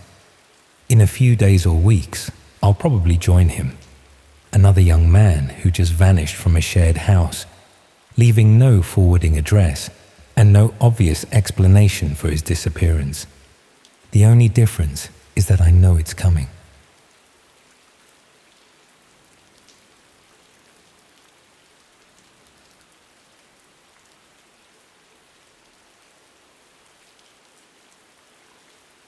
My anxiety got so bad during my final year at university that I ended up buying medication from someone online who turned out to be much more interested in my personal life than my prescription needs.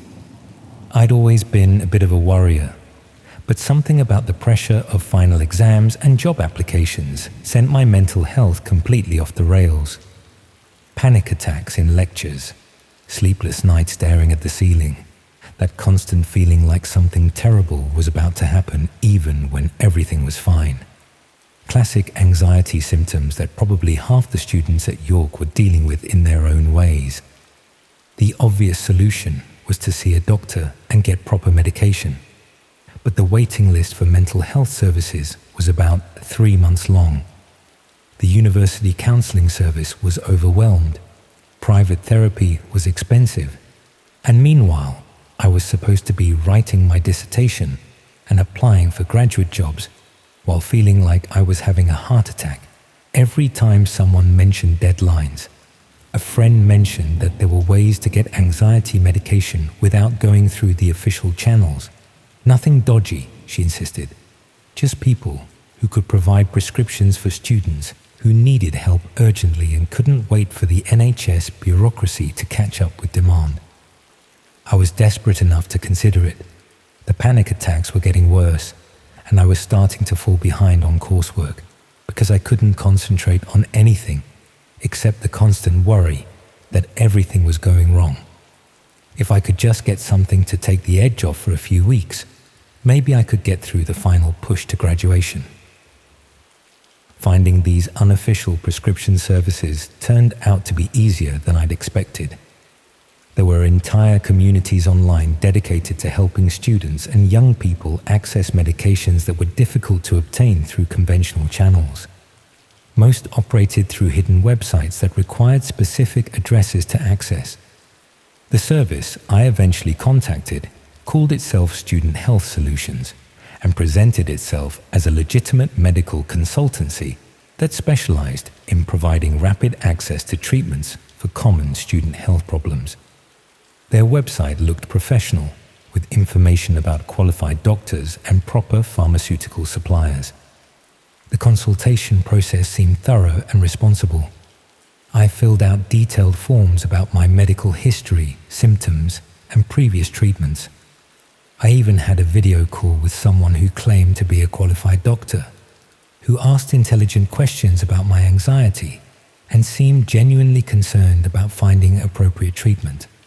The doctor explained that they could provide a short-term prescription for a mild anxiety medication that would help manage my symptoms while I waited for NHS treatment. The cost was reasonable, about £40 for a month's supply, and they guaranteed that the medication would be genuine pharmaceutical products rather than dodgy internet pills. When the medication arrived, it was exactly as described. Proper packaging, correct labeling, even an information leaflet, with all the standard warnings and dosage instructions. I started taking it according to the prescribed schedule and found that it genuinely helped with the anxiety symptoms. For the first time in weeks, I could focus on my dissertation without constant panic about deadlines and failure. The medication didn't solve everything, but it gave me enough breathing room to function normally while I worked on getting proper support through official channels. But after about a week, I started receiving follow-up communications from Student Health Solutions that seemed oddly personal for a medical consultancy. The doctor who had conducted my initial consultation sent regular check-in emails asking not just about how the medication was working, but about my daily routine, social activities, and personal relationships. He wanted to know where I was living, who I was spending time with, even details about my family background and financial situation. When I asked why this information was relevant to my medical treatment, he explained that anxiety often had complex social and environmental causes. Understanding my complete circumstances would help him provide more effective support and identify any factors that might be contributing to my symptoms. That explanation seemed reasonable for a holistic approach to mental health care, but the questions were becoming increasingly detailed and personal, going well beyond what seemed necessary for medical purposes. He wanted to know about my daily schedule in specific detail, what time I woke up, when I had lectures, where I ate meals, what route I took walking around campus. He asked about my relationships with flatmates, whether I felt safe in my accommodation, if I'd had any problems with other students or university staff. Most concerning were questions about my family's financial situation, my employment prospects after graduation, and whether I had any valuable possessions or access to money that might help with ongoing treatment costs. I started to suspect that the medical consultation was being used as cover for gathering information that had nothing to do with providing healthcare. When I tried to research Student Health Solutions more thoroughly, I found very little information about the organization beyond their professional-looking website. No registration with medical regulatory bodies, no physical address beyond a PO box, no verifiable credentials for the staff who claimed to be qualified doctors. The medication itself was genuine, but that didn't necessarily mean the people providing it were legitimate medical professionals. I decided to stop responding to the follow-up questions and just focus on using the medication I'd already received. But the communications from Student Health Solutions became more persistent and concerning. The supposed doctor started expressing worry about my mental health based on my reduced communication. He suggested that isolation and withdrawal were signs that my anxiety was getting worse and that I needed more intensive support than just medication. He offered to arrange in-person consultations at locations around York, claiming that face-to-face assessment would allow him to provide more effective treatment. When I declined, he seemed genuinely concerned that I was putting my health at risk by avoiding professional medical support. But he also started demonstrating knowledge about my activities that he couldn't have gained through our online communications. He mentioned seeing me around campus in specific locations, knew which coffee shops I'd been visiting, even referenced conversations I'd had with friends that he couldn't possibly have overheard, unless he'd been deliberately monitoring my activities. It was becoming clear that Student Health Solutions wasn't just providing informal medical consultations. They were using healthcare as a pretext for systematic surveillance of vulnerable students. I tried to research other people who might have used their services, looking for reviews or discussions about their treatment experiences. What I found was more disturbing than I'd expected. There were scattered reports from students who had received medication from similar services, but had subsequently experienced problems that seemed unrelated to their original health concerns. Identity theft, burglary, even stalking incidents that had started shortly after they provided personal information during medical consultations. Most concerning were cases where students had become dependent on their unofficial medication suppliers, unable to transition to legitimate NHS treatment because their informal providers had created complex psychological relationships that were difficult to break. Some students reported that their supposed doctors had gradually increased their involvement in personal decision-making, offering advice about relationships, career choices, and financial management that went far beyond medical treatment, creating dependent relationships where vulnerable young people relied on their medication providers for guidance about all aspects of their lives. I realized I was potentially being targeted by people who used fake medical services to identify and exploit vulnerable students. The anxiety medication was probably genuine, but it was being used as bait to establish relationships with young people who were dealing with mental health problems and might be susceptible to manipulation and control. I stopped taking the medication immediately and tried to cut all contact with Student Health Solutions.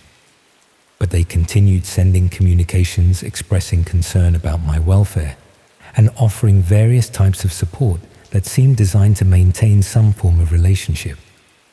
When I ignored their emails, they started using text messages and phone calls. The supposed doctor claimed he was worried about my mental health and felt professionally responsible for ensuring I received appropriate care. But the calls often came at times when I was alone in specific locations, suggesting that my activities were still being monitored, despite my attempts to end our professional relationship. Most disturbing was evidence that they had detailed information about my financial situation, academic performance, and family circumstances that I had never provided during the original consultation. They knew about my student loan balance, my parents' occupations, even my employment prospects after graduation. Someone had been conducting comprehensive background research into my personal life, using information that could only have been gathered through systematic surveillance or unauthorized access to official records. I started taking precautions around my daily routine, varying my schedule and being more careful about sharing personal information. But I also began to suspect that the surveillance had been going on much longer than I'd realized. Looking back at the original consultation process, I could see signs that Student Health Solutions had already known significant details about my circumstances before I'd contacted them.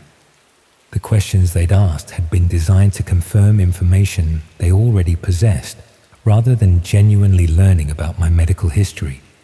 They had somehow identified me as a potential target before I'd even been aware that services like theirs existed. The friend who had recommended them might have been unknowingly part of a recruitment process designed to connect vulnerable students with people who specialized in exploiting their mental health problems. I tried contacting the friend who had originally mentioned the service, hoping to understand how she'd learned about them and whether she'd experienced similar problems. But she claimed not to remember giving me their details and seemed uncomfortable discussing anything related to unofficial healthcare services. When I pressed her for more information, she suggested that I might be confused about where I'd heard about student health solutions, and that maybe my anxiety was causing me to misremember recent events. Her response made me wonder whether she was genuinely confused or whether she'd been instructed to distance herself from the organization if anyone started asking awkward questions about how they recruited new clients. Either way, it was clear that I wasn't going to get help understanding the situation from people who had been involved in directing me towards student health solutions in the first place. I considered reporting everything to the police, but explaining the situation would require admitting that I'd obtained prescription medication through illegal channels. Even if the people providing it were running some kind of fraud or surveillance operation, I could potentially be charged with obtaining controlled substances without proper medical supervision. The legal risks of reporting the problem might be worse than the risks of simply trying to avoid further contact with the organization.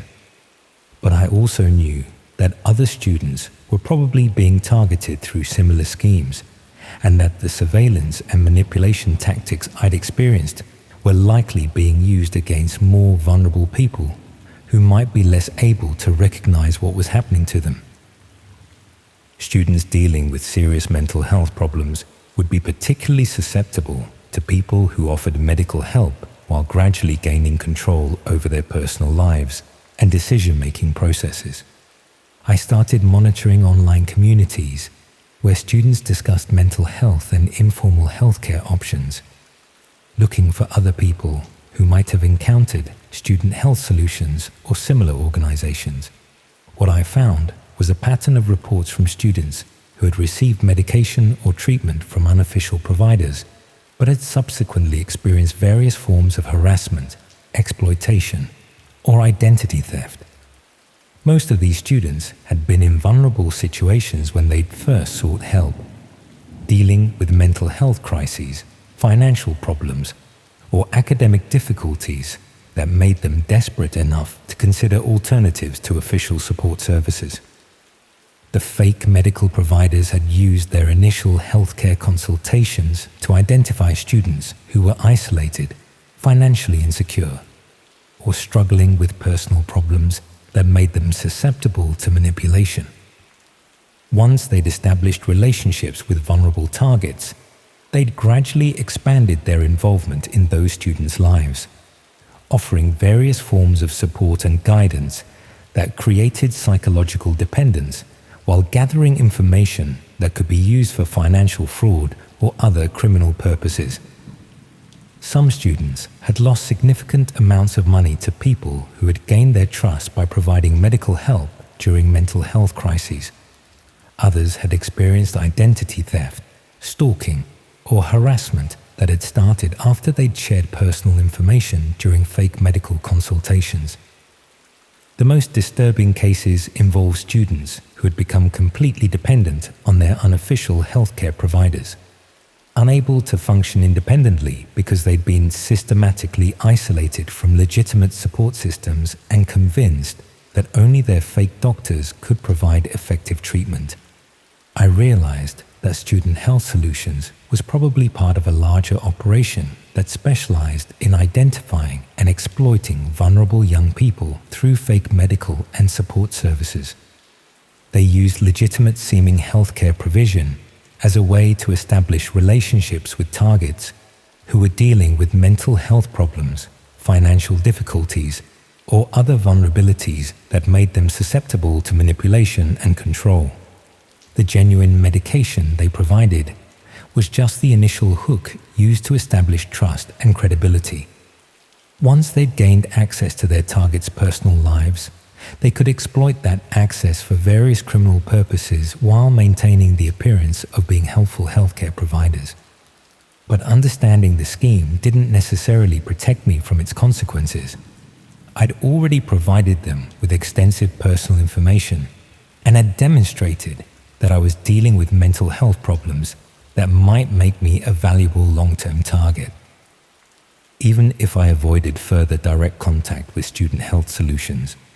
The information they'd gathered about me could be used for identity theft, fraud, or sold to other criminals who specialized in targeting vulnerable individuals. The surveillance of my daily activities was probably continuing, and the people behind the organization might decide that I posed a security risk if they suspected I was planning to expose their operations. I was trapped in a situation where seeking help for mental health problems had made me a target for criminals who specialized in exploiting people with exactly the vulnerabilities I'd been trying to address. The medication that was supposed to help me manage anxiety had instead created a much more serious and long-term threat to my safety and independence. And somewhere out there, other students were probably going through the same process, reaching out for help with mental health problems and unknowingly providing criminals with everything they needed to systematically destroy their lives.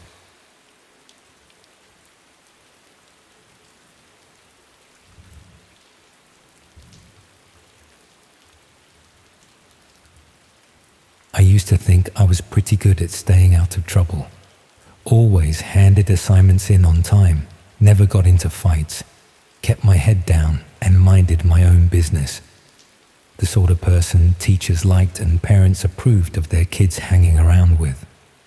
That all changed when I started my second year at Leeds and got put in halls with Danny Morrison. Danny was one of those people who seemed to attract chaos wherever he went. Not in an obvious way. He wasn't violent or particularly reckless, just someone who always knew people who knew people, if you know what I mean. The type who could get you concert tickets when they were sold out, or help you find textbooks that had mysteriously fallen off the back of a lorry. I liked him well enough. He was funny, generous with his mates, and never pressured anyone to get involved with his various schemes. But living with someone means you inevitably get drawn into their world, even when you're trying to keep your distance from anything dodgy. It started small. Danny would get messages at weird hours, people calling him with requests for things that were hard to come by through normal channels. University accommodation with suspiciously short notice periods. Part-time jobs that paid cash and didn't ask too many questions about work permits. Electronics that were significantly cheaper than high street prices, assuming you weren't fussy about receipts or warranties. Most of his business seemed to involve connecting people who needed things with people who could provide them. A middleman operation that kept him just far enough removed from anything obviously illegal, while still making enough money to afford better clothes and nights out than most students could manage. I tried to stay uninvolved, but when you're living on beans and toast while your flatmate is ordering takeaways every night, it's hard not to be curious about how his income stream actually worked. Danny eventually explained that he operated through what he called alternative marketplaces. Websites that functioned like normal classified ads, but were set up to handle transactions that mainstream platforms wouldn't touch. He insisted that nothing was seriously criminal. It was simply a way for people to buy and sell items without having to navigate the bureaucracy required by legitimate businesses. He showed me some of the sites he used, and they looked professional enough. Clean layouts, user ratings, even customer service contact forms. The main difference from normal classified sites was that they were hosted on hidden web addresses that you couldn't access through standard browsers. The products themselves seemed fairly mundane. Electronics, clothing, textbooks, household items, the sort of stuff you'd find on any second-hand marketplace. The prices were good, sometimes suspiciously good, but nothing that screamed stolen goods to anyone who wasn't looking too closely. Danny's role was essentially customer service and logistics. He'd identify people who were looking for specific items, connect them with sellers who could provide them, and handle the complicated bits of arranging payment and delivery.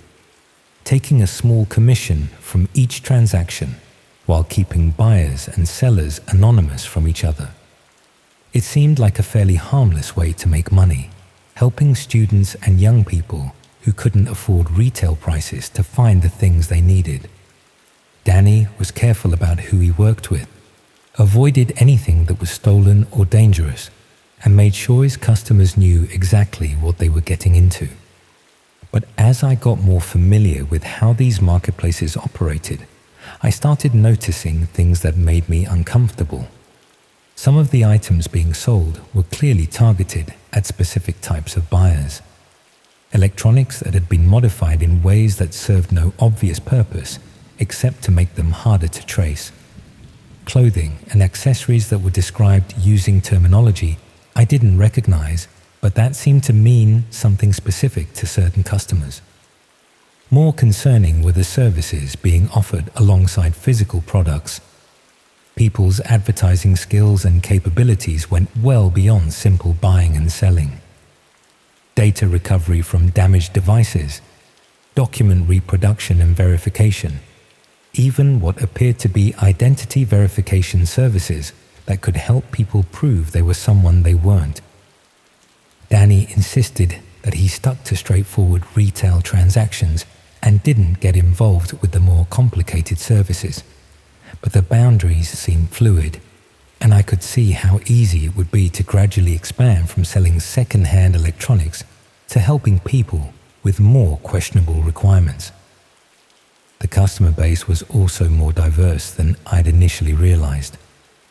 While many were obviously students and young people looking for bargains, there were also buyers who seemed to have serious money and very specific needs.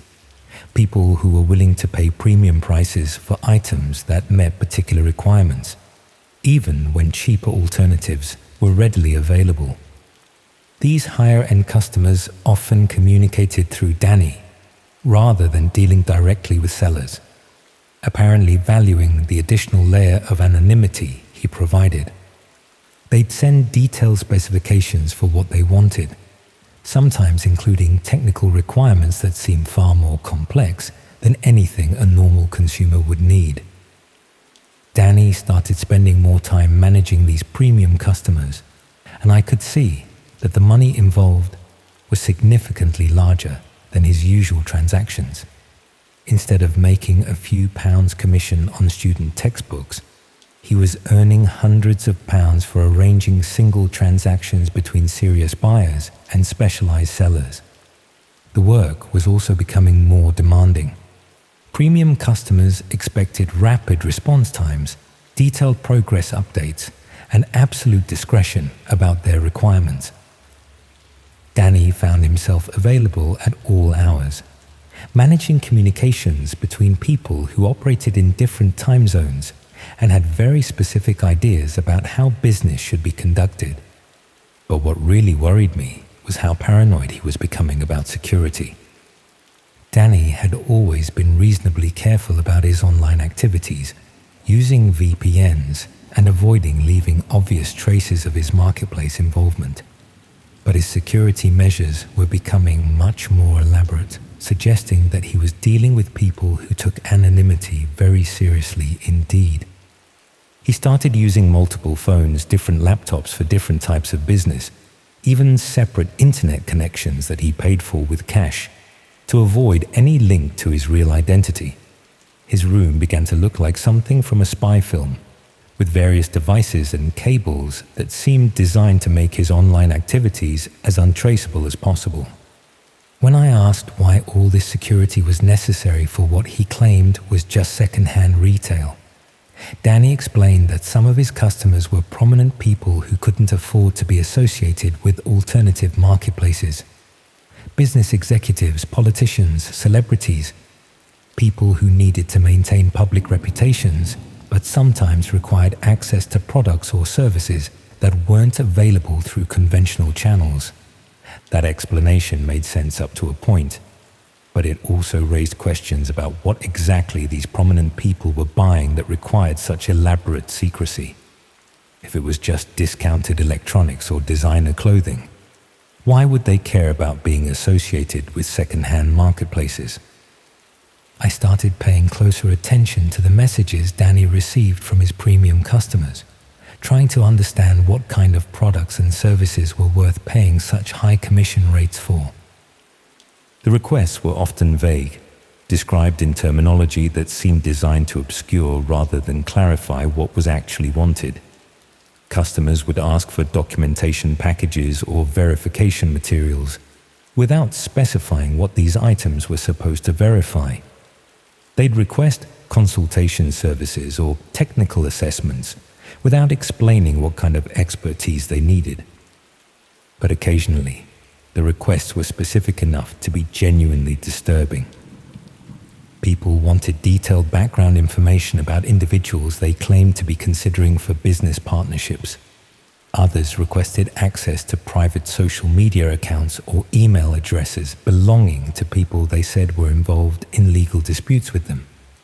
Some customers wanted help acquiring items that belonged to specific individuals, providing addresses and descriptions that suggested they were planning targeted thefts.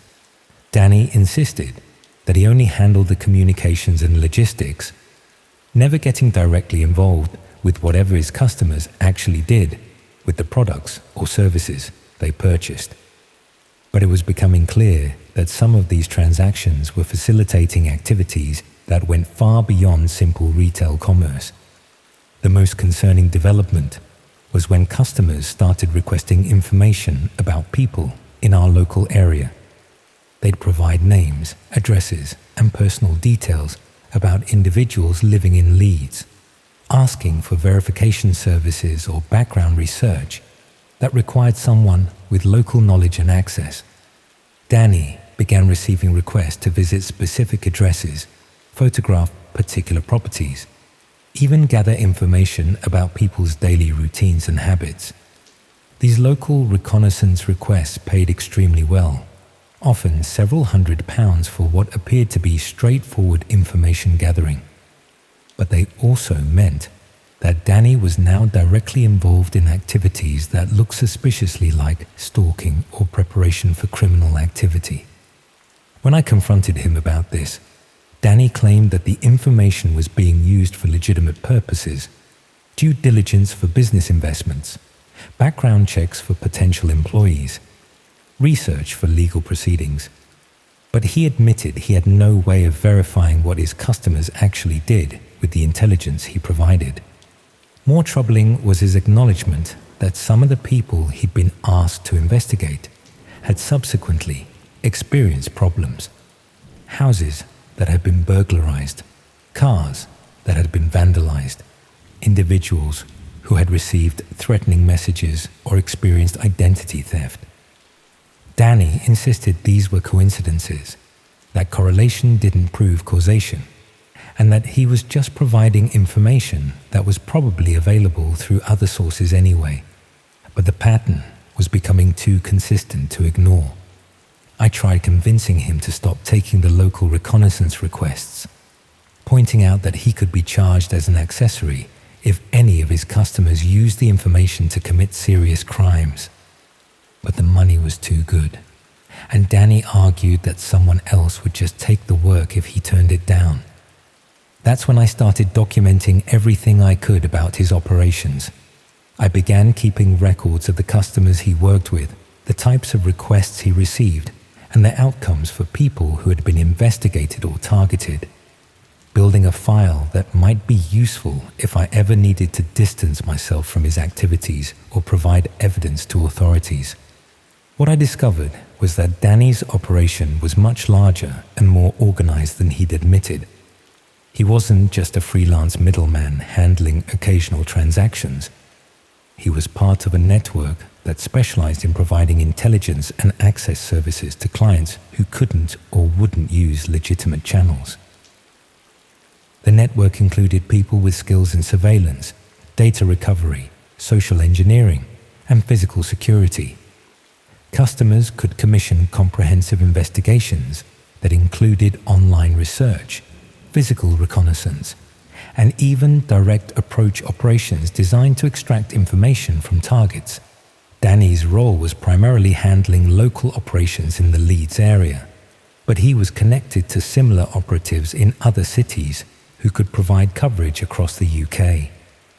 The organization was sophisticated enough to handle complex multi-stage investigations that required coordination between different specialists and geographic regions.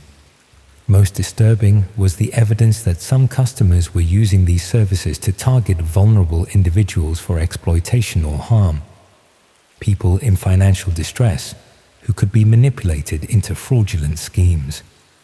Elderly individuals whose personal information could be used for identity theft. Young people who could be approached and recruited for various types of criminal activity. I realized that by living with Danny and keeping quiet about his operations, I was potentially complicit in facilitating serious crimes against innocent people. Even if I wasn't directly involved in gathering intelligence or providing services, my silence was enabling activities that were destroying other people's lives. But confronting Danny directly seemed increasingly dangerous. He'd become paranoid about security breaches and was constantly worried about being exposed by customers or competitors. Anyone who posed a threat to his operation was seen as a serious liability that needed to be dealt with. I started making plans to move out of our shared accommodation and distance myself from his activities entirely. But I also knew that simply walking away wouldn't protect me if Danny's customers decided I knew too much about their operations. The people he worked with had demonstrated their willingness to target individuals who posed threats to their interests. And as someone who'd been living with one of their operatives for months, I'd inevitably learn details about their methods and customers that could be damaging if disclosed to authorities. I was trapped between staying involved with activities I knew were harmful and trying to extract myself from a situation that was becoming increasingly dangerous for everyone involved. That's when Danny disappeared. I came back from lectures one afternoon to find his room completely cleared out, all his equipment gone. No note or explanation about where he'd gone or when he might be back. The only trace of his occupancy was a faint smell of cleaning products that suggested someone had worked very hard to remove any evidence of what had been happening in that room. I tried contacting him through the various phone numbers and email addresses I had, but they'd all been disconnected or abandoned. His social media accounts had been deleted. His university enrollment had been terminated, and none of our mutual friends had heard from him since the day he'd vanished. It was as if Danny Morrison had simply stopped existing. The university housing office eventually assigned me a new flatmate, a quiet engineering student who showed no interest in alternative marketplaces or questionable income streams. Life returned to something approaching normal, and I tried to convince myself that Danny's disappearance was just him moving on to better opportunities elsewhere. But I kept monitoring the hidden marketplaces where he'd operated, looking for signs that his network was still active in the Leeds area. What I found was that the services he'd provided were definitely continuing, but with different operatives handling local operations. New people were offering reconnaissance and intelligence services using the same terminology and methods that Danny had employed.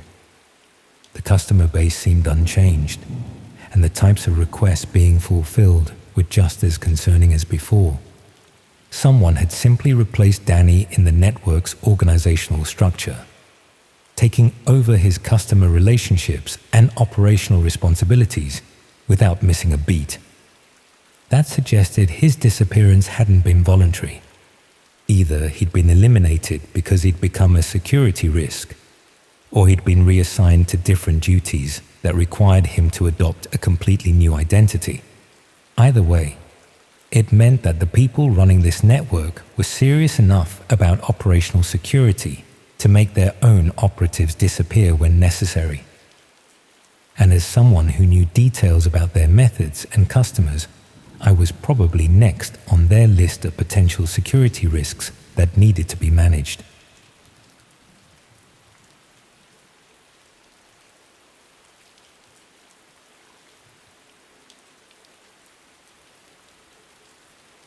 a Friday when I first read about it. Hindsight is always 20/20, but looking back, I should have walked away. From the moment they offered to pay me for participating in what they called a wellness study, I should have walked away. But when you're desperate enough to consider medical trials as a source of income, you're probably vulnerable enough to ignore warning signs that would be obvious under normal circumstances. But desperation has a way of making terrible decisions seem perfectly reasonable. The advertisement appeared on one of those local community boards where people sell furniture and advertise services. It looked professional enough, with a proper logo and contact information for what claimed to be a private health research company.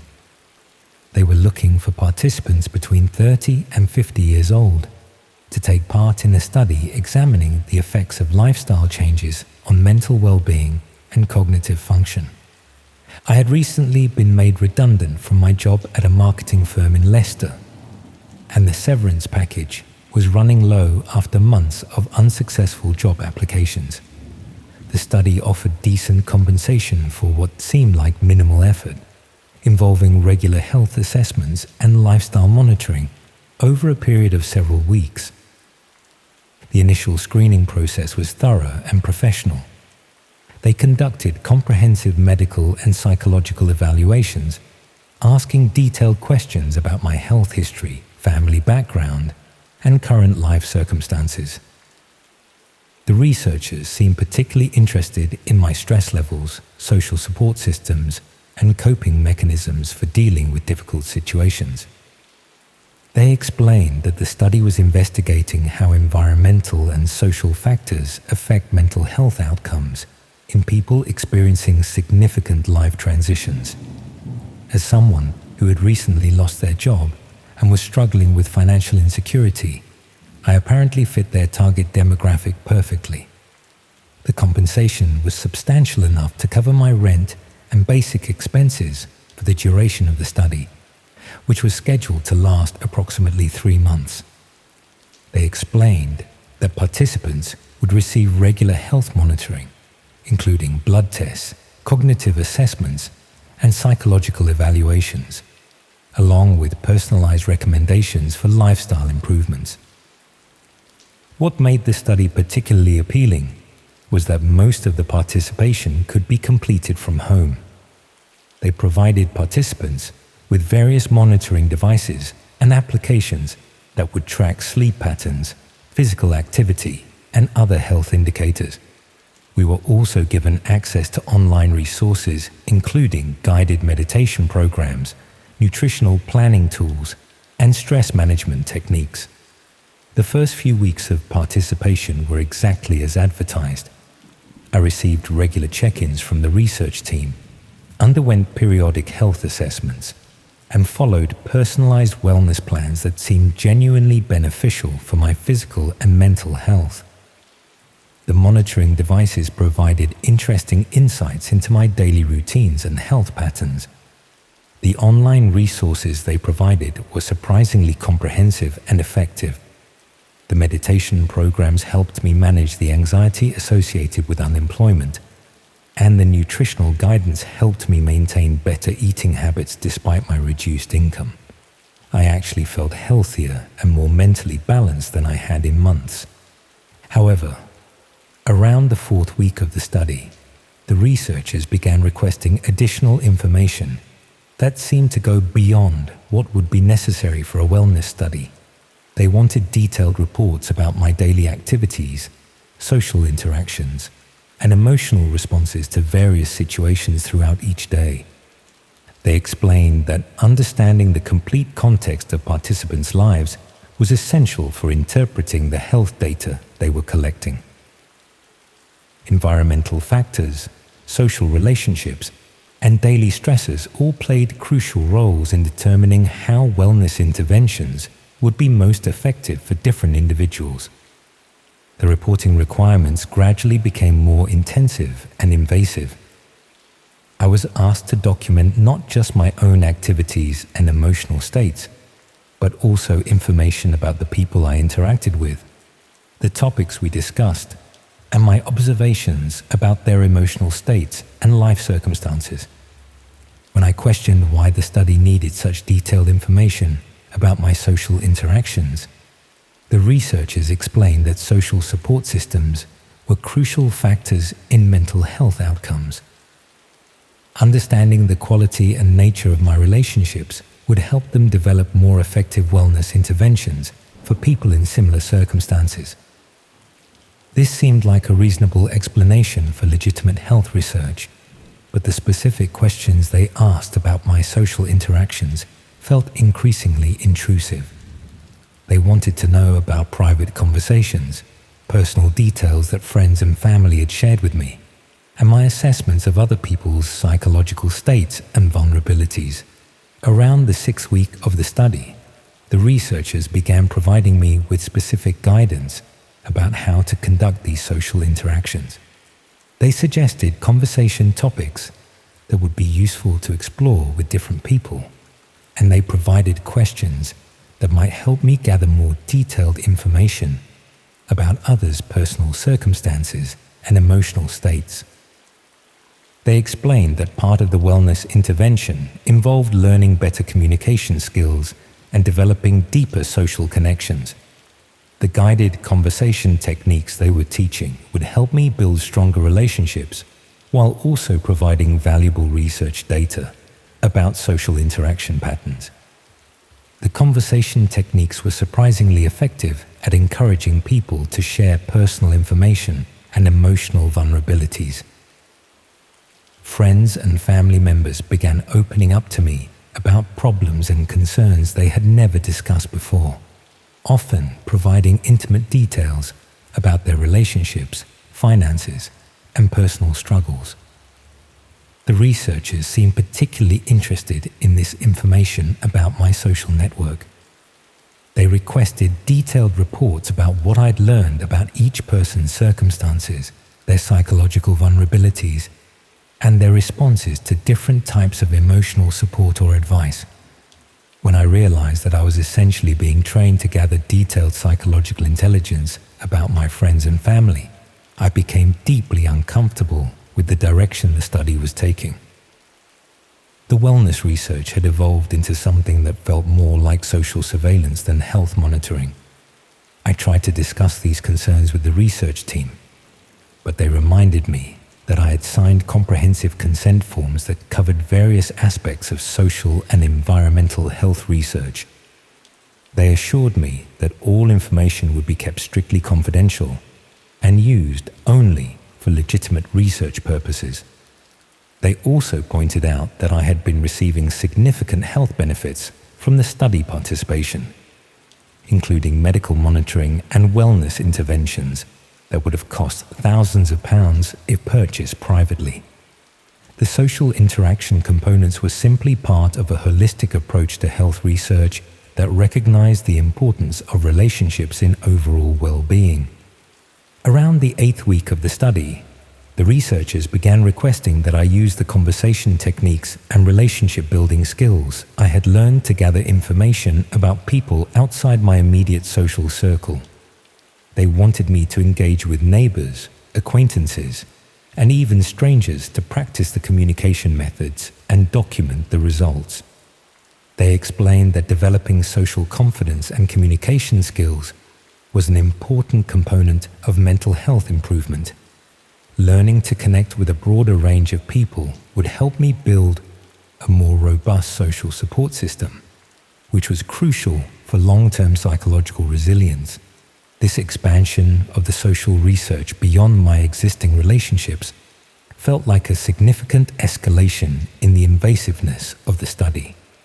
I was being asked to systematically gather personal information about people who had no knowledge that they were being studied or that their private communications were being documented and reported. When I tried to refuse this expansion of my research responsibilities, the team pointed out that I had been participating in the study for nearly 2 months and had received substantial compensation and health benefits. The social interaction research was an integral part of the wellness program, and withdrawing from this component would compromise the validity of all the health data they had been collecting.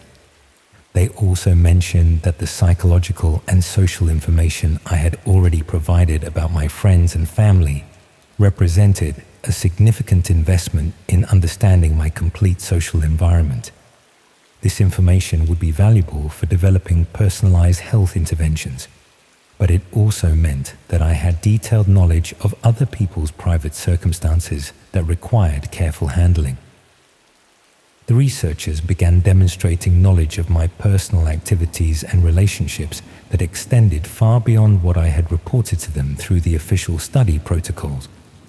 They made references to conversations I had had, places I had visited, and people I'd interacted with that suggested they were monitoring my activities through means other than the devices and reports I was providing. This surveillance became more obvious over the following days, with clear indications that my communications and movements were being tracked and analyzed. The monitoring devices they had provided for the health study apparently had capabilities that extended far beyond tracking sleep patterns and physical activity. I realized that the wellness study had been used to establish comprehensive surveillance of my personal life and social relationships. The health monitoring devices had been used to track my location and activities, while the social interaction training had been used to recruit me as an intelligence gatherer targeting my own friends and family. The medical assessments and wellness interventions had been genuine, but they were also tools for establishing trust and dependency that would ensure my continued cooperation with surveillance activities that had nothing to do with health research. The compensation I had received was payment for providing detailed intelligence about vulnerable people in my social network. When I attempted to withdraw from the study entirely, the researchers pointed out that I had gained access to advanced communication and psychological assessment techniques that were valuable and potentially sensitive. They also reminded me that I possessed detailed personal information about other study participants and research methods that required careful protection. They suggested that ending my participation abruptly could create complications for ongoing research involving other participants, particularly since I had developed relationships and gathered information that were integral to understanding social network dynamics in their study population. The surveillance of my activities continued after I tried to end my participation in the study. The researchers maintained contact through various channels, occasionally sending references to my current activities to demonstrate that their monitoring capabilities remained active and comprehensive. I tried reporting my concerns to the medical ethics authorities, but discovered that explaining the situation was extremely difficult. The health research had been conducted according to apparently legitimate protocols. The consent forms I had signed covered various types of social and environmental research, and the ongoing contact could be justified as necessary follow-up for medical studies involving psychological interventions. The study had been presented through legitimate medical research channels. The compensation had been processed through proper financial systems, and the health assessments had been conducted by qualified medical professionals. Proving that the underlying purpose was systematic surveillance rather than wellness research would have been nearly impossible. The researchers continued to contact me sporadically over the following months, offering opportunities to participate in follow-up studies and additional wellness programs. They occasionally sent subtle references to my personal activities to remind me that their surveillance capabilities remained active. I never determined who was ultimately directing the research or what they were using the detailed personal and social information for.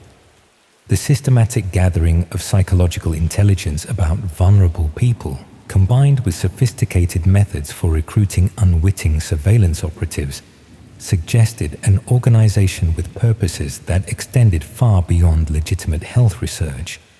What I understand now is that they had developed effective methods for exploiting people's health concerns and financial vulnerabilities to recruit participants in surveillance operations that targeted not just the participants themselves, but their entire social networks.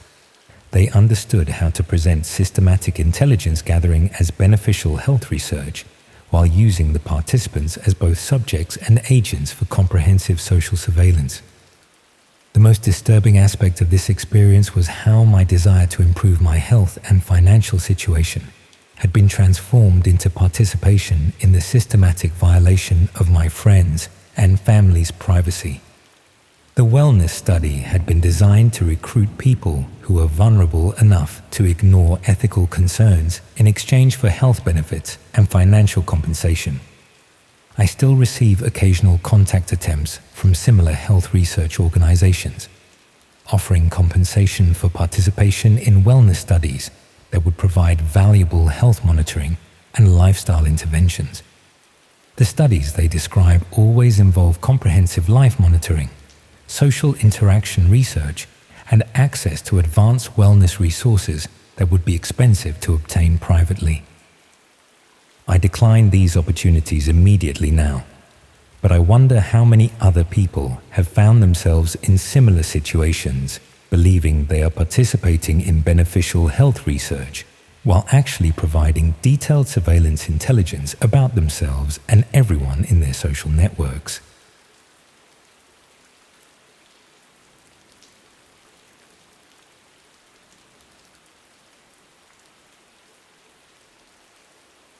I needed some extra money while I was at university, so I started tutoring kids online. At the time, it seemed harmless enough. Being a student in London meant living on about £20 a week after rent and bills. So when I saw an advert for online tutoring that paid £15 an hour, I jumped at it. I was studying English literature at King's College, decent enough grades, and I'd always been good at explaining things to people. It appeared to be an easy way for me to earn money while working from my cramped dorm room. The website looked professional. Clean design, proper company registration details, even testimonials from parents talking about how much their children's grades had improved. They specialized in one-to-one tutoring for secondary school students who were struggling with English, history, and similar subjects. Nothing that required specialized qualifications, just patience and the ability to help teenagers understand their coursework. The application process was straightforward enough. I submitted my university details, uploaded copies of my A-level certificates, wrote a brief explanation of why I wanted to tutor students. Within a couple of days, I got an email saying I'd been accepted and could start taking on pupils immediately. The system worked through video calls scheduled at times that suited both the student and tutor. Parents would book sessions through the website, pay in advance, and the company would take a small commission while passing the majority of the fee directly to the tutor. Everything seemed legitimate and well organized. My first few students were exactly what I'd expected. Teenagers from middle-class families whose parents were worried about their GCSE results. Most of the students were pleasant, but they were having difficulties with essay writing and literary analysis. The sessions went well, and I started getting positive feedback from both students and their parents. But after a few weeks, I began noticing some odd things about the platform. The technical setup was more sophisticated than it needed to be for simple tutoring sessions. The video calling software had features I'd never seen before. Multiple camera angles, audio recording capabilities, even options for screen sharing that seemed designed for much more complex interactions than homework help. More concerning was the level of security around the sessions. Students and tutors were both required to use specific software that could only be downloaded from the company's website. The program included identity verification features that took photographs during each session, supposedly to ensure that the registered tutor was actually the person conducting the lesson. But the software also monitored much more than that. It tracked everything happening on my computer during sessions, which programs were running, what websites I had open, even how I was interacting with the tutoring platform. When I asked the support team about this, They said it was standard security practice to prevent fraud and ensure the quality of their educational services. The students I was assigned also seemed carefully selected in ways that didn't quite make sense for a random tutoring service. They were all roughly the same age, around 14 or 15, and came from similar backgrounds, well-spoken, articulate, from families that clearly had money, but weren't necessarily academic high achievers. What struck me as particularly odd was that none of them seemed to have friends or siblings who might also benefit from tutoring. Usually, if a service worked well for one child in a family, parents would recommend it to other families or sign up additional children. But every student I worked with appeared to be an only child from a household where tutoring was treated as a very private arrangement. The sessions themselves were also structured differently than I'd expected. Rather than focusing purely on academic subjects, there was always a significant amount of general conversation. Students were encouraged to talk about their daily routines, their family life, their interests and hobbies. The company's training materials emphasized the importance of building rapport and understanding each student's personal circumstances. Initially, I thought this was just good educational practice. Understanding a student's background helps you tailor your teaching approach. But gradually, I realized the conversations were following very specific patterns, with students being guided to reveal detailed information about their home lives, family relationships, and daily schedules. The company provided detailed session reports that tutors were required to complete after each lesson. These reports included not just academic progress, but comprehensive notes about what the student had discussed regarding their personal life, where they lived, what their parents did for work, what activities they participated in outside school, even details about family holidays and social events. When I questioned why this level of personal information was necessary for tutoring sessions, the company explained that they were building comprehensive learner profiles to help match students with the most suitable educational approaches. Understanding a child's complete circumstances allowed them to provide more effective support and identify potential barriers to academic success. But the more sessions I conducted, the more uncomfortable I became with the amount of personal information I was gathering about these teenagers.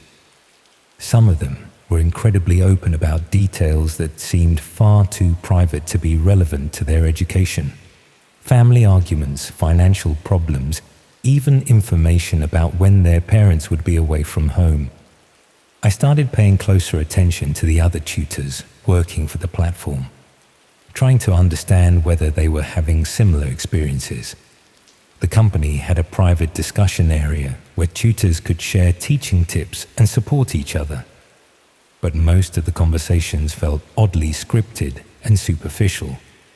When I tried asking direct questions about the personal information requirements or the unusual technical setup, other tutors either didn't respond or gave answers that sounded like they were reading from company training materials. Nobody seemed willing to discuss any concerns about the platform's practices or policies. That's when I started looking more carefully at the company itself. The business registration details were legitimate, but when I tried researching the company's history and background, I found very little information. They claimed to have been operating for several years and to work with hundreds of families, but there was almost no online presence beyond their official website. More troubling was the discovery that the company was registered as providing educational consulting and family support services, rather than simple tutoring. The business description suggested they offered much more comprehensive services than just academic support, including what they called youth development programs and family liaison services. When I searched for these broader service categories, I found connections to organizations that specialized in working with vulnerable young people. Some appeared to be legitimate charities and social services, but others were more difficult to categorize. Companies that offered intervention services and family mediation without clearly explaining what those services actually involved. The most disturbing discovery was that some of the families using the tutoring service weren't paying the fees themselves. Instead, payments were being made by third-party organizations that seemed to specialize in providing support to families going through difficult circumstances. Social services departments, family courts, and even seemingly private investigators were involved. I tried accessing some of the session recordings to review what information I'd actually been collecting from students. The company claimed that all sessions were recorded for quality assurance purposes, and tutors were supposed to be able to access their own recordings for professional development. But when I logged into the system, I discovered that the recordings contained much more than just the video calls I'd been conducting. The software had been capturing audio from my computer's microphone throughout entire sessions, including conversations I'd had with flatmates and phone calls I'd made while the tutoring program was running in the background. Even more concerning was evidence that the program had been accessing my computer's camera and microphone outside of scheduled tutoring sessions. There were recordings of me in my room when I thought I was completely private, captured during times when I hadn't been logged into the tutoring platform at all. The company had essentially turned every tutor's computer into a surveillance device, monitoring our personal lives as comprehensively as we were monitoring the students we were supposed to be helping. I immediately stopped conducting sessions and tried to uninstall the tutoring software from my computer. But the program had embedded itself much more deeply into my system than a simple application should have been able to do. Even after following the official uninstallation process, I could see that components of the software were still running and potentially still monitoring my activities. When I contacted the company to demand an explanation and request immediate termination of my account, I received an automated response explaining that tutors were required to give 30 days notice before ending their contracts. During this notice period, they would remain responsible for any students they'd been working with and would need to complete detailed handover reports for each pupil. The handover reports required comprehensive summaries of everything I'd learned about each student's personal circumstances, family background, and daily routine.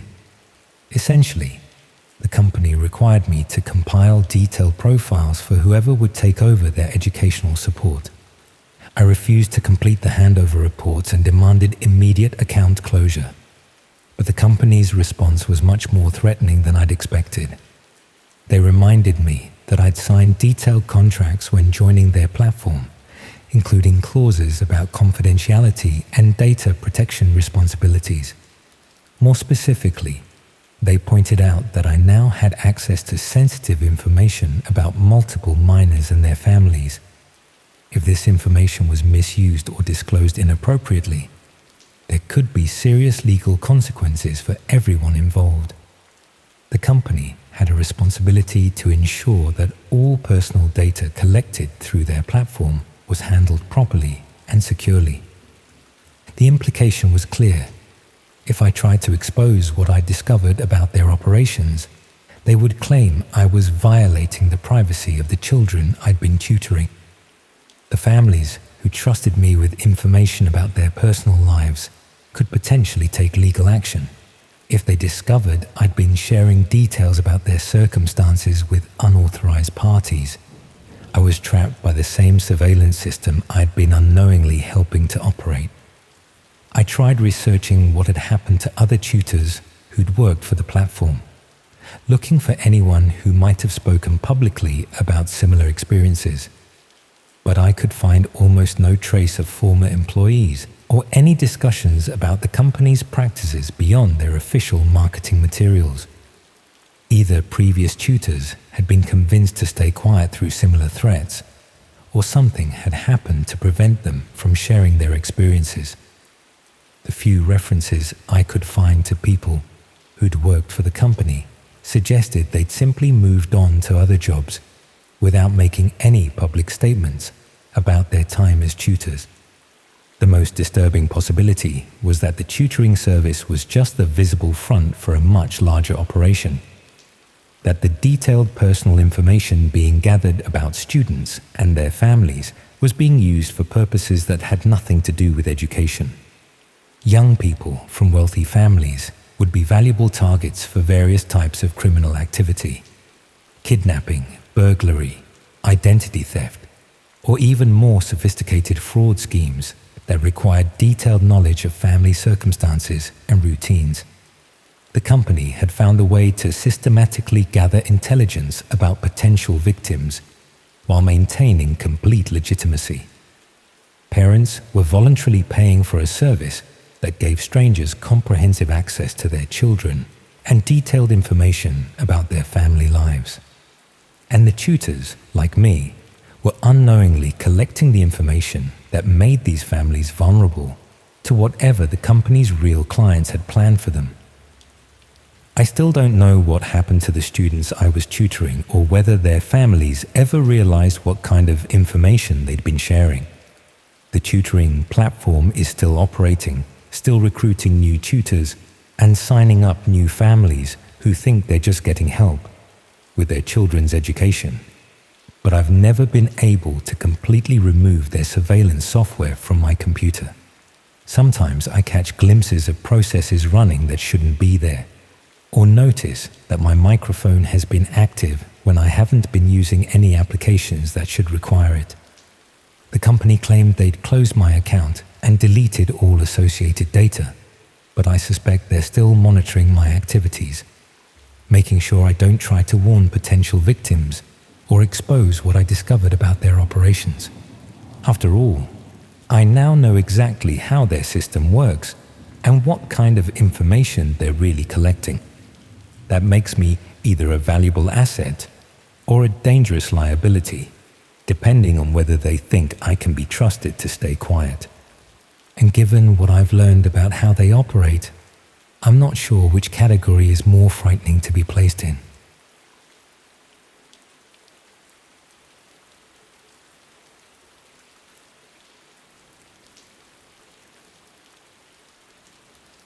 You'd think that winning a competition you never entered would be exciting, but when the prize is something you never wanted and the competition involves skills you didn't know you possessed, it becomes the sort of experience that makes you question whether some opportunities are actually traps disguised as good fortune. This started about 10 months ago when I was working as a primary school teaching assistant, helping Year 3 students with reading comprehension while trying to save enough money to complete my teaching qualification. I was 28 and living in a shared house with 2 other women who worked at the local hospital, content with a simple routine that involved work, evening classes, and weekend visits to my parents in nearby Burton. The letter that changed everything arrived on a Thursday morning, printed on expensive paper with a logo I didn't recognize, informing me that I'd been selected as the winner of something called the Digital Literacy Assessment Challenge. According to the letter, I'd demonstrated exceptional analytical skills during an online evaluation that had been conducted without my knowledge, identifying patterns and drawing conclusions that place me in the top percentile of participants nationwide. The prize was a laptop computer and a £500 Amazon voucher, which seemed generous for a competition I couldn't remember entering. But the letter included screenshots of responses I'd apparently provided to various online questionnaires and puzzle challenges, showing analysis that was considerably more sophisticated than anything I remembered doing. The screenshots looked authentic and were definitely written in my communication style, but they discussed topics I knew nothing about and demonstrated problem-solving approaches that seemed beyond my actual capabilities.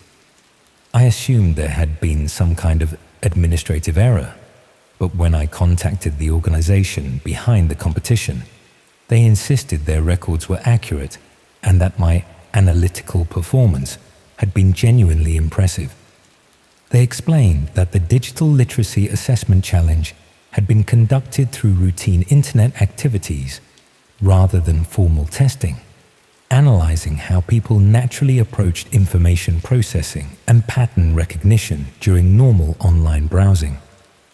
My responses to various websites, social media platforms, and even online shopping decisions had apparently demonstrated analytical thinking that was particularly valuable for certain types of digital research projects.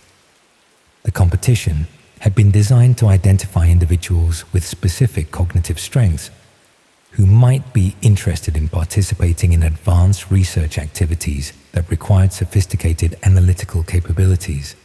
They offered additional opportunities for paid research participation if I was interested in using my analytical skills for projects that weren't available to the general public, but which could provide substantial financial compensation for the right candidates. The initial research project they described sounded straightforward, analyzing online communities and social dynamics using skills I'd apparently demonstrated during the competition evaluation.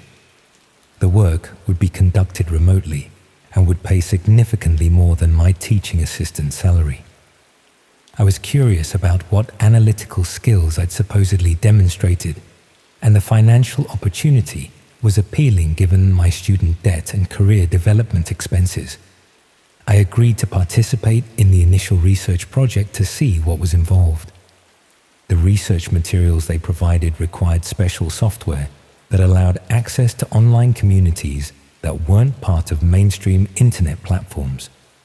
They explained that understanding digital social dynamics required studying how people behaved in various types of online environments, including spaces that operated outside conventional social media systems.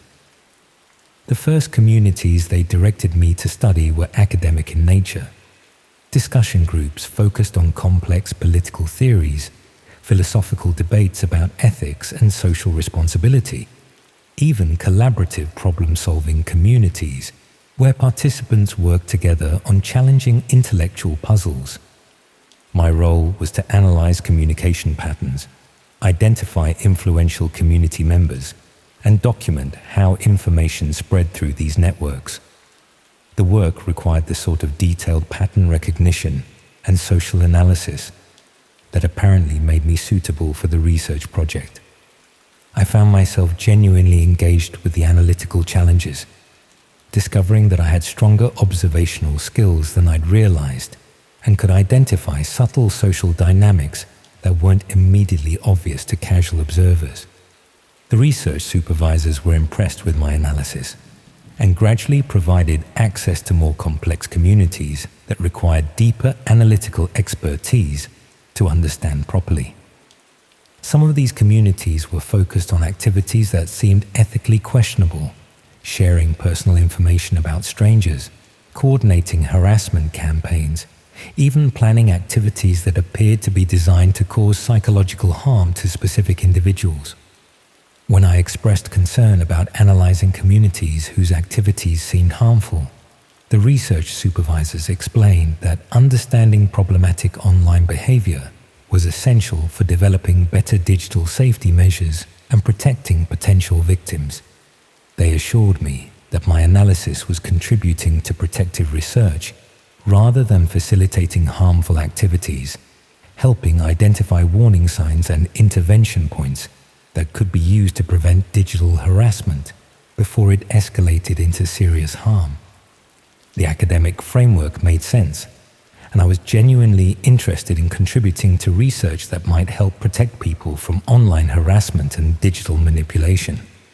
But as I continued analyzing these communities, I started noticing that some participants were discussing activities that involved people in Derbyshire, including detailed information about individuals who lived and worked in areas I recognized from around Derby and Burton. The communities weren't focused on abstract or distant harassment targets, but were actively planning activities that would affect real people in my immediate geographic area. Some discussions included enough specific detail about local individuals that I began to worry I might recognize the targets if I encountered them during normal daily activities around Derby. When I reported these local connections to my research supervisors, they seemed particularly interested in my ability to identify geographic and social context that other analysts had missed. They explained that having researchers with local knowledge was valuable for understanding how online harassment translated into real-world impact, and asked if I could provide additional context about the local references I'd identified. The research assignment was shifting from analyzing online behavior to providing intelligence about my own community, but the academic justification made this feel like natural progression rather than ethical boundary violation. I agreed to provide local context for the harassment activities I was analyzing, telling myself this was contributing to protective research that would ultimately help potential victims rather than facilitating harm. But as I provided more detailed information about Derby area locations, businesses, and social networks, I realized that my local knowledge was being used to enhance the effectiveness of harassment campaigns rather than protect people from them. The communities I was analyzing weren't theoretical research subjects, but active harassment groups that were using my analysis to improve their targeting and coordination of real harm against specific individuals in my own community. My analytical skills hadn't been identified through a legitimate competition, but through systematic observation of my online activities by people who were looking for individuals with specific capabilities that would be useful for enhancing their harassment techniques. The research project wasn't academic study of digital social dynamics, but recruitment for providing analytical support to groups that specialized in systematic psychological torture of selected targets. I tried to stop participating in the research, but discovered that my involvement had already provided enough local intelligence to make withdrawal complicated without risking exposure of activities that I'd inadvertently supported. The research supervisors made it clear that my analytical contributions had been valuable enough that they preferred continued cooperation rather than dealing with complications that might arise if I attempted to expose their activities. They suggested that ongoing participation in research projects would be considerably less problematic than attempting to report activities that I'd already provided substantial analytical support for implementing. The implication was clear. I'd become complicit in harassment activities through my analytical work, making it dangerous for me to attempt withdrawal or exposure without facing potential consequences for my own involvement. I continued providing analytical support while trying to understand the scope of what I'd gotten involved in and whether there were safe methods for extracting myself from activities that I now understood were causing genuine harm to real people. The research projects expanded to include analysis of additional communities and coordination of more sophisticated harassment campaigns, with my local knowledge being used to enhance targeting of Derby area residents who had been selected for systematic psychological manipulation. Some targets were individuals whose daily routines I'd observed during normal activities, making me realize that my analytical work was directly contributing to harassment of people I encountered regularly in my own community. The psychological impact of knowing that my analysis was being used to cause suffering to neighbors and strangers was considerable, but the implied threats about consequences of withdrawal made escape seem impossible without risking serious personal repercussions. I realized that the competition I'd supposedly won had been a recruitment trap designed to identify people with analytical capabilities who could be manipulated into providing support for harassment activities through academic justification and financial incentives. The analytical skills I'd demonstrated hadn't been exceptional individual capabilities, but had been artificially enhanced through careful presentation of information and systematic manipulation of my responses to create the impression of expertise that would justify recruitment for specialized activities. Other people in Derby and surrounding areas were probably experiencing harassment that was being enhanced by analysis I'd provided, while believing their problems were random misfortune rather than systematic targeting, facilitated by unwitting local intelligence. The communities I'd been studying continued expanding their harassment activities while refining their recruitment techniques based on analysis of how people like me could be persuaded to provide support for activities we would normally find morally unacceptable. About 6 months after my initial recruitment, I received information that made the true scope of their activities clear. Rather than being one of many analytical researchers working on separate projects, I'd been the primary intelligence source for harassment activities affecting dozens of people throughout Derbyshire, with my local knowledge providing the geographic and social context that made systematic targeting possible. The harassment campaigns I'd been analyzing weren't just research subjects for academic study, but active operations that were causing genuine psychological harm to real individuals who'd been selected based partly on intelligence I'd provided about local vulnerabilities and social networks. My analytical contributions hadn't been supporting protective research, but had been essential infrastructure for harassment activities that would have been impossible without local intelligence. From someone with my community knowledge and analytical capabilities. The people conducting these harassment activities had invested months in recruiting and manipulating me specifically because they needed analytical support from someone with legitimate community connections who could provide intelligence while believing they were contributing to protective research. I'd been selected not because of exceptional analytical skills revealed through a competition, but because my profile as a local education worker with financial motivations and strong ethical instincts made me an ideal target for manipulation into providing support for activities I would never knowingly facilitate. The recruitment process had been tailored to my specific psychological vulnerabilities and ethical reasoning patterns, using academic justification and gradual escalation to overcome my normal moral resistance to systematic harassment.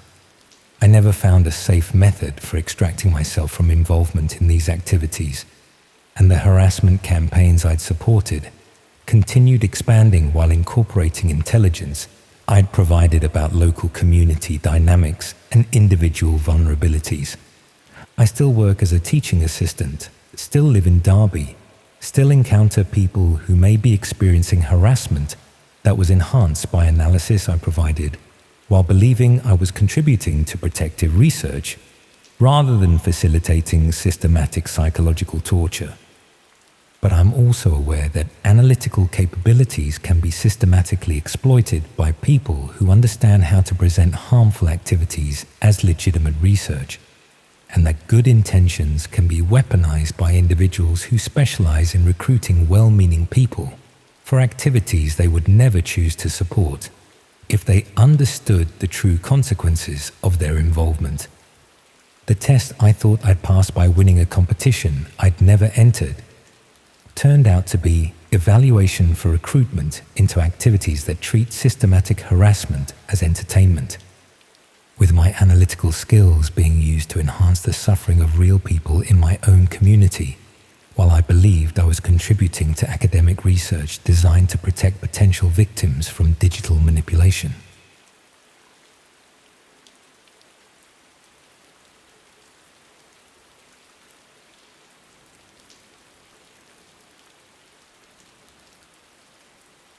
I'd always been competitive with puzzles and problem-solving games, the sort of person who couldn't resist a Sudoku or crossword that others had given up on. My mates used to joke that I should try those online puzzle competitions where people solve increasingly difficult challenges for prize money, but I never thought I was good enough for that level of competition. That changed when I was 25 and unemployed in Leeds, spending most days applying for teaching jobs that never materialized while living off savings that were rapidly dwindling. The job market for history teachers was brutal, and I was starting to consider completely different career paths when something happened that made me realize my puzzle-solving hobby might actually be worth something. I'd been working through some logic problems on a free puzzle website when a message appeared offering access to more challenging content if I was interested in testing my skills against harder material. The invitation seemed automated, probably triggered by my completion time or accuracy rate, but it led to a section of the site I hadn't seen before. The puzzles there were considerably more complex than anything I'd encountered on mainstream puzzle platforms. Not just mathematical problems or logic games, but challenges that required research, pattern recognition across multiple data sources, and the sort of analytical thinking that goes beyond casual entertainment. Some challenges involved analyzing communication patterns in large datasets. Others required identifying connections between seemingly unrelated pieces of information, and a few demanded the kind of systematic investigation that reminded me of historical research methods I'd learned during my degree. The difficulty level was addictive. These weren't puzzles you could solve in a few minutes during a coffee break, but genuine intellectual challenges that required hours of focused analysis and creative problem-solving approaches. More importantly, the platform offered small payments for successfully completing certain challenges.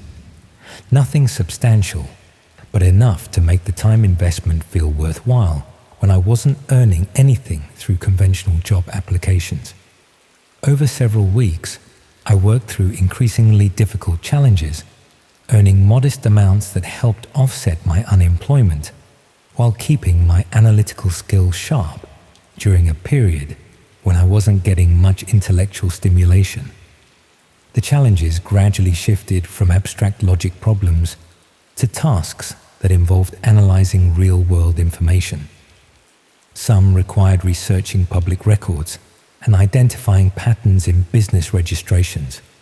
Others involved tracking information flow through social media platforms or news reporting. The analytical work was genuinely engaging, combining the satisfaction of puzzle solving with research skills that were directly relevant to my historical training. It felt like productive use of my education during a time when my actual qualifications weren't leading to employment opportunities. But as the challenges became more complex and better paid, they also started requiring access to information sources that weren't available through normal internet browsing. The platform provided specialized software that could access databases and information networks that weren't indexed by standard search engines. The research challenges using these alternative information sources were considerably more interesting than anything I'd worked on before. Instead of analyzing sanitized datasets or public information, I was working with raw communication logs, unfiltered social media activity, and comprehensive records that showed how information actually moved through digital networks. The analytical challenges required understanding not just what information was being shared, but how different groups used various platforms to coordinate activities, spread influence, and maintain privacy while conducting business or personal activities. Some challenges focused on identifying key influencers in specific online communities. Others involved mapping relationships between apparently unconnected individuals or organizations, and a few required analyzing the effectiveness of different communication strategies for achieving particular goals. The work was intellectually stimulating and felt like legitimate research that could potentially be valuable for academic or professional purposes. I was developing data analysis skills that might be relevant for future employment, while earning enough to cover basic living expenses. But I also started noticing that some challenges involved analyzing information about people and organizations in Yorkshire, including details about businesses and individuals in Leeds and surrounding areas that I was familiar with from living in the region. The research wasn't focused on abstract or distant subjects, but was systematically analyzing real people and activities in my immediate geographic area. Some challenges required identifying vulnerabilities in local business operations. Others involved mapping social connections between specific individuals, and a few focused on analyzing personal communication patterns that revealed private information about real people's relationships and activities. I realized that my analytical work wasn't contributing to academic research or legitimate business intelligence, but was being used to compile detailed information about Yorkshire residents for purposes that weren't clearly explained. The puzzle-solving platform seemed to be using gamified challenges to recruit people with analytical skills for conducting systematic research into real people's private lives and business activities. When I questioned the purpose of the more invasive research challenges, the platform explained that understanding social and business networks was essential for various legitimate purposes, including market research, academic studies, and security analysis.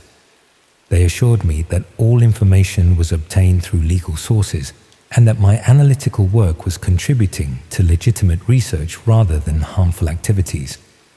But the analytical challenges continued becoming more specifically targeted at Yorkshire residents, with increasing focus on gathering detailed intelligence about specific individuals' personal circumstances, business relationships, and private activities. Some challenges required analyzing people's financial situations based on their digital footprints. Others involved identifying personal vulnerabilities that could be exploited for various purposes, and a few focused on mapping family relationships and social connections that could be used to influence or manipulate specific individuals. I started recognizing that the research I was conducting involved some people I knew personally from around Leeds, including detailed analysis of their private communications, business activities, and personal relationships. The puzzle platform wasn't just collecting abstract information about Yorkshire residents, but was systematically profiling real people I encountered in my daily life, using my analytical skills to compile intelligence that could be used for manipulation, harassment, or exploitation.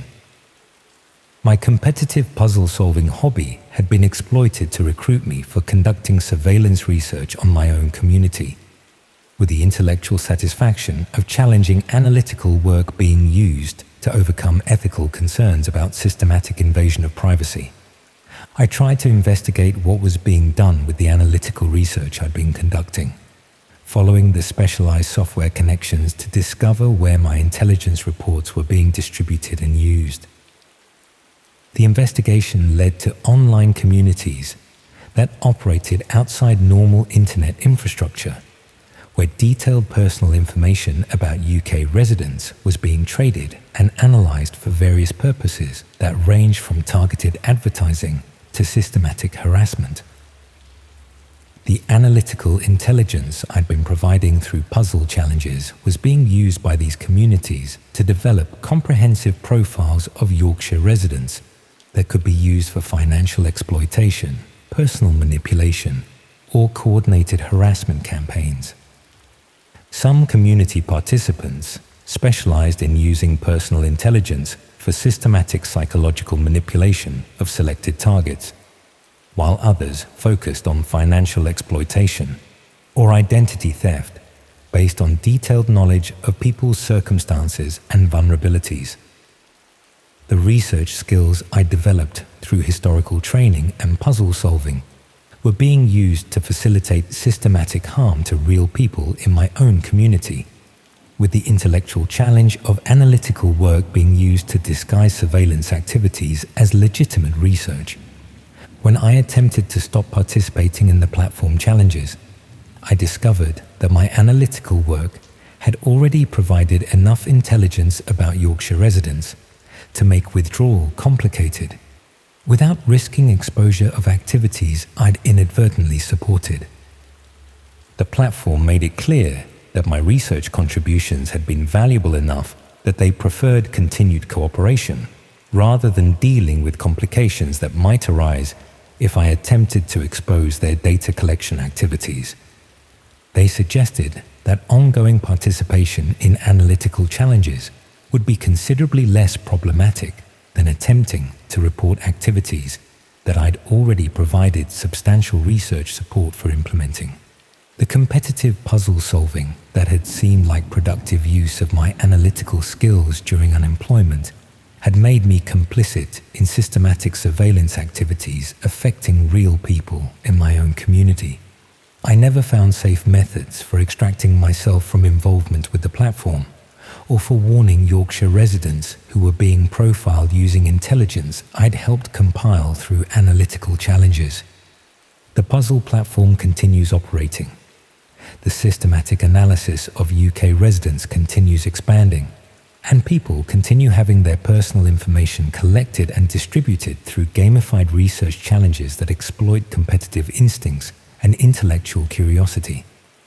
I eventually found teaching work through conventional job applications, but the analytical research I'd conducted during unemployment continues being used to facilitate systematic targeting of Yorkshire residents who have no idea their personal information was collected through puzzle-solving activities.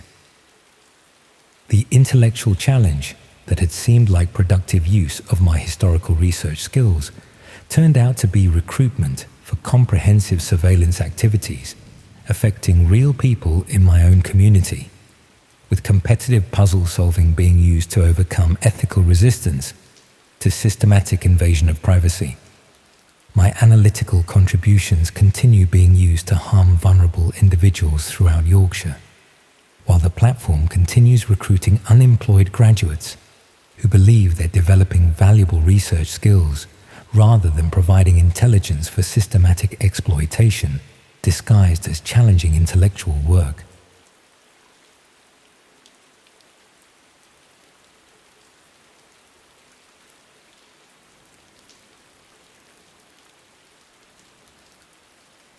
Someone had posted my photograph on a missing person website, complete with fabricated details about when I'd supposedly disappeared and who was looking for me. I only found it because my flatmate Sarah was procrastinating on coursework and randomly searching our names online for entertainment. She'd started with herself, then moved through everyone she knew, including me.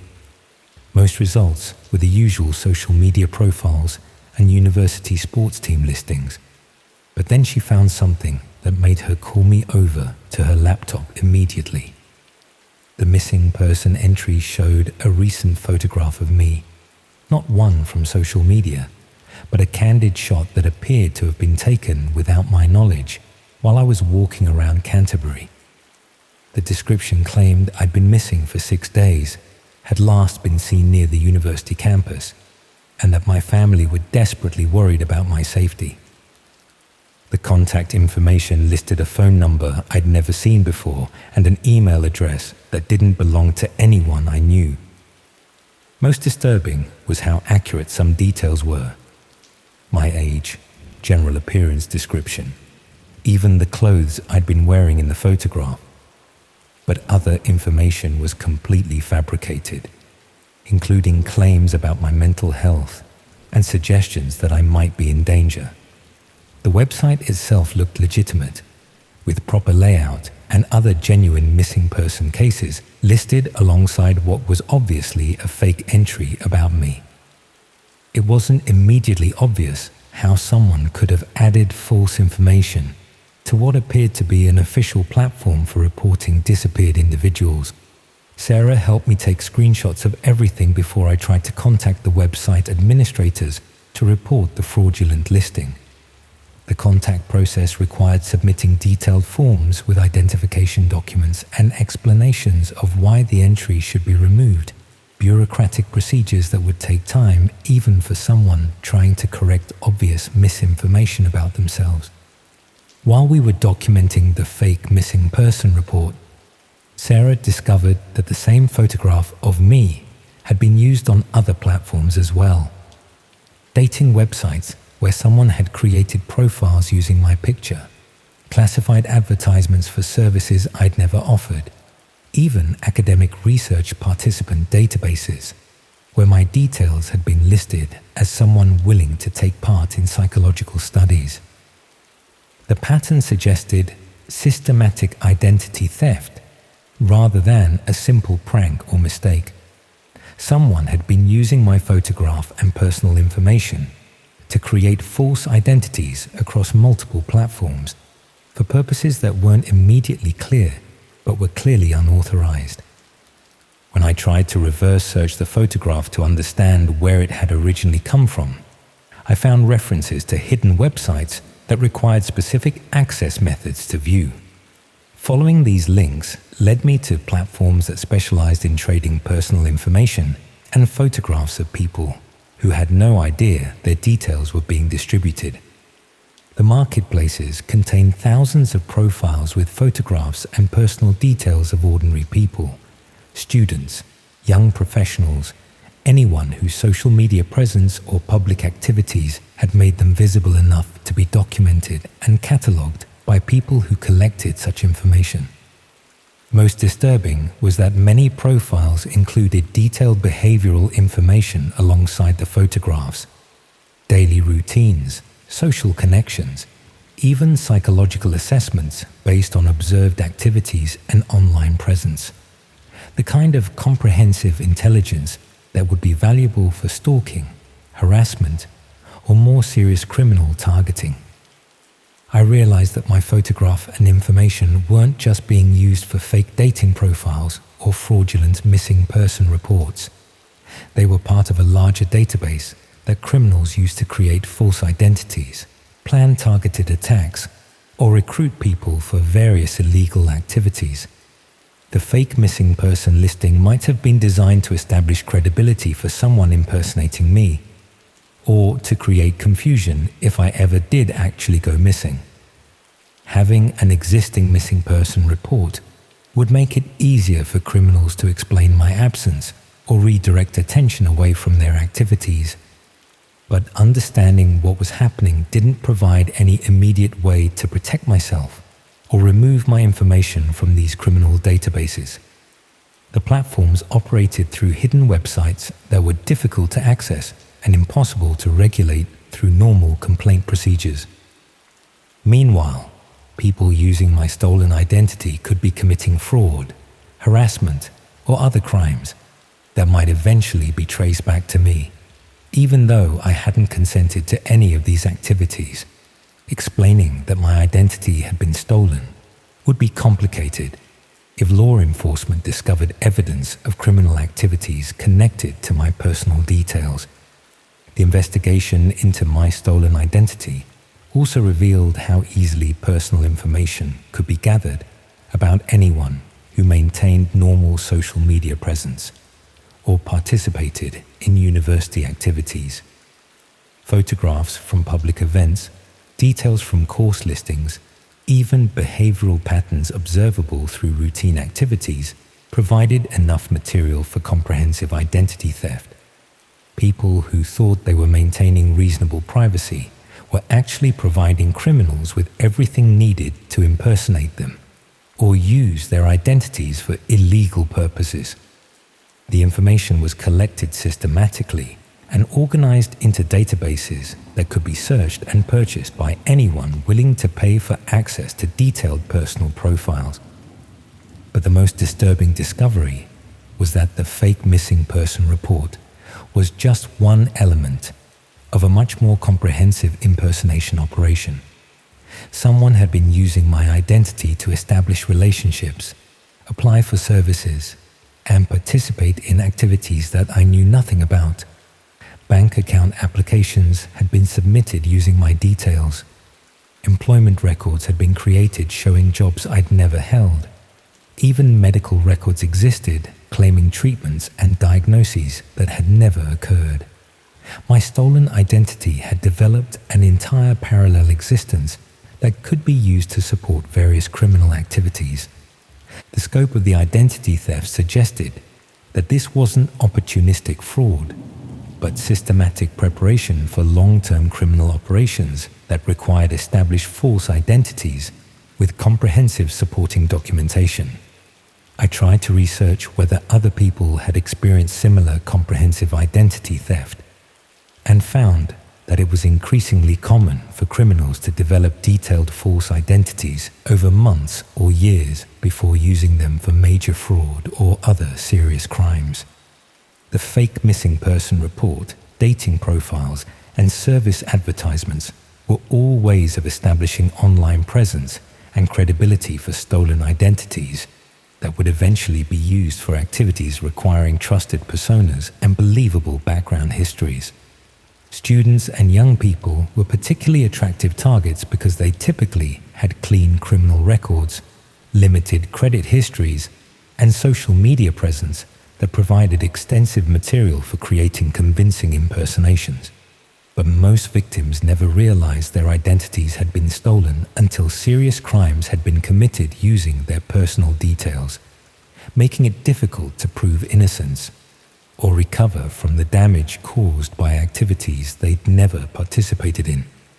I started monitoring online platforms for additional uses of my stolen identity, documenting everything I found to build evidence that might be useful if criminal activities were eventually traced back to my personal details. The process revealed an entire criminal economy built around stolen identities, with specialized platforms for trading photographs, personal information, and supporting documentation that could be used to create comprehensive false personas. People whose identities had been stolen were unknowingly providing criminals with everything needed to commit fraud, establish relationships with victims, or participate in illegal activities while maintaining plausible deniability about their true identities. The casual way these platforms operated suggested that identity theft was so common and profitable that it had become a routine business model for criminals who understood how to exploit personal information that people shared through normal social and academic activities.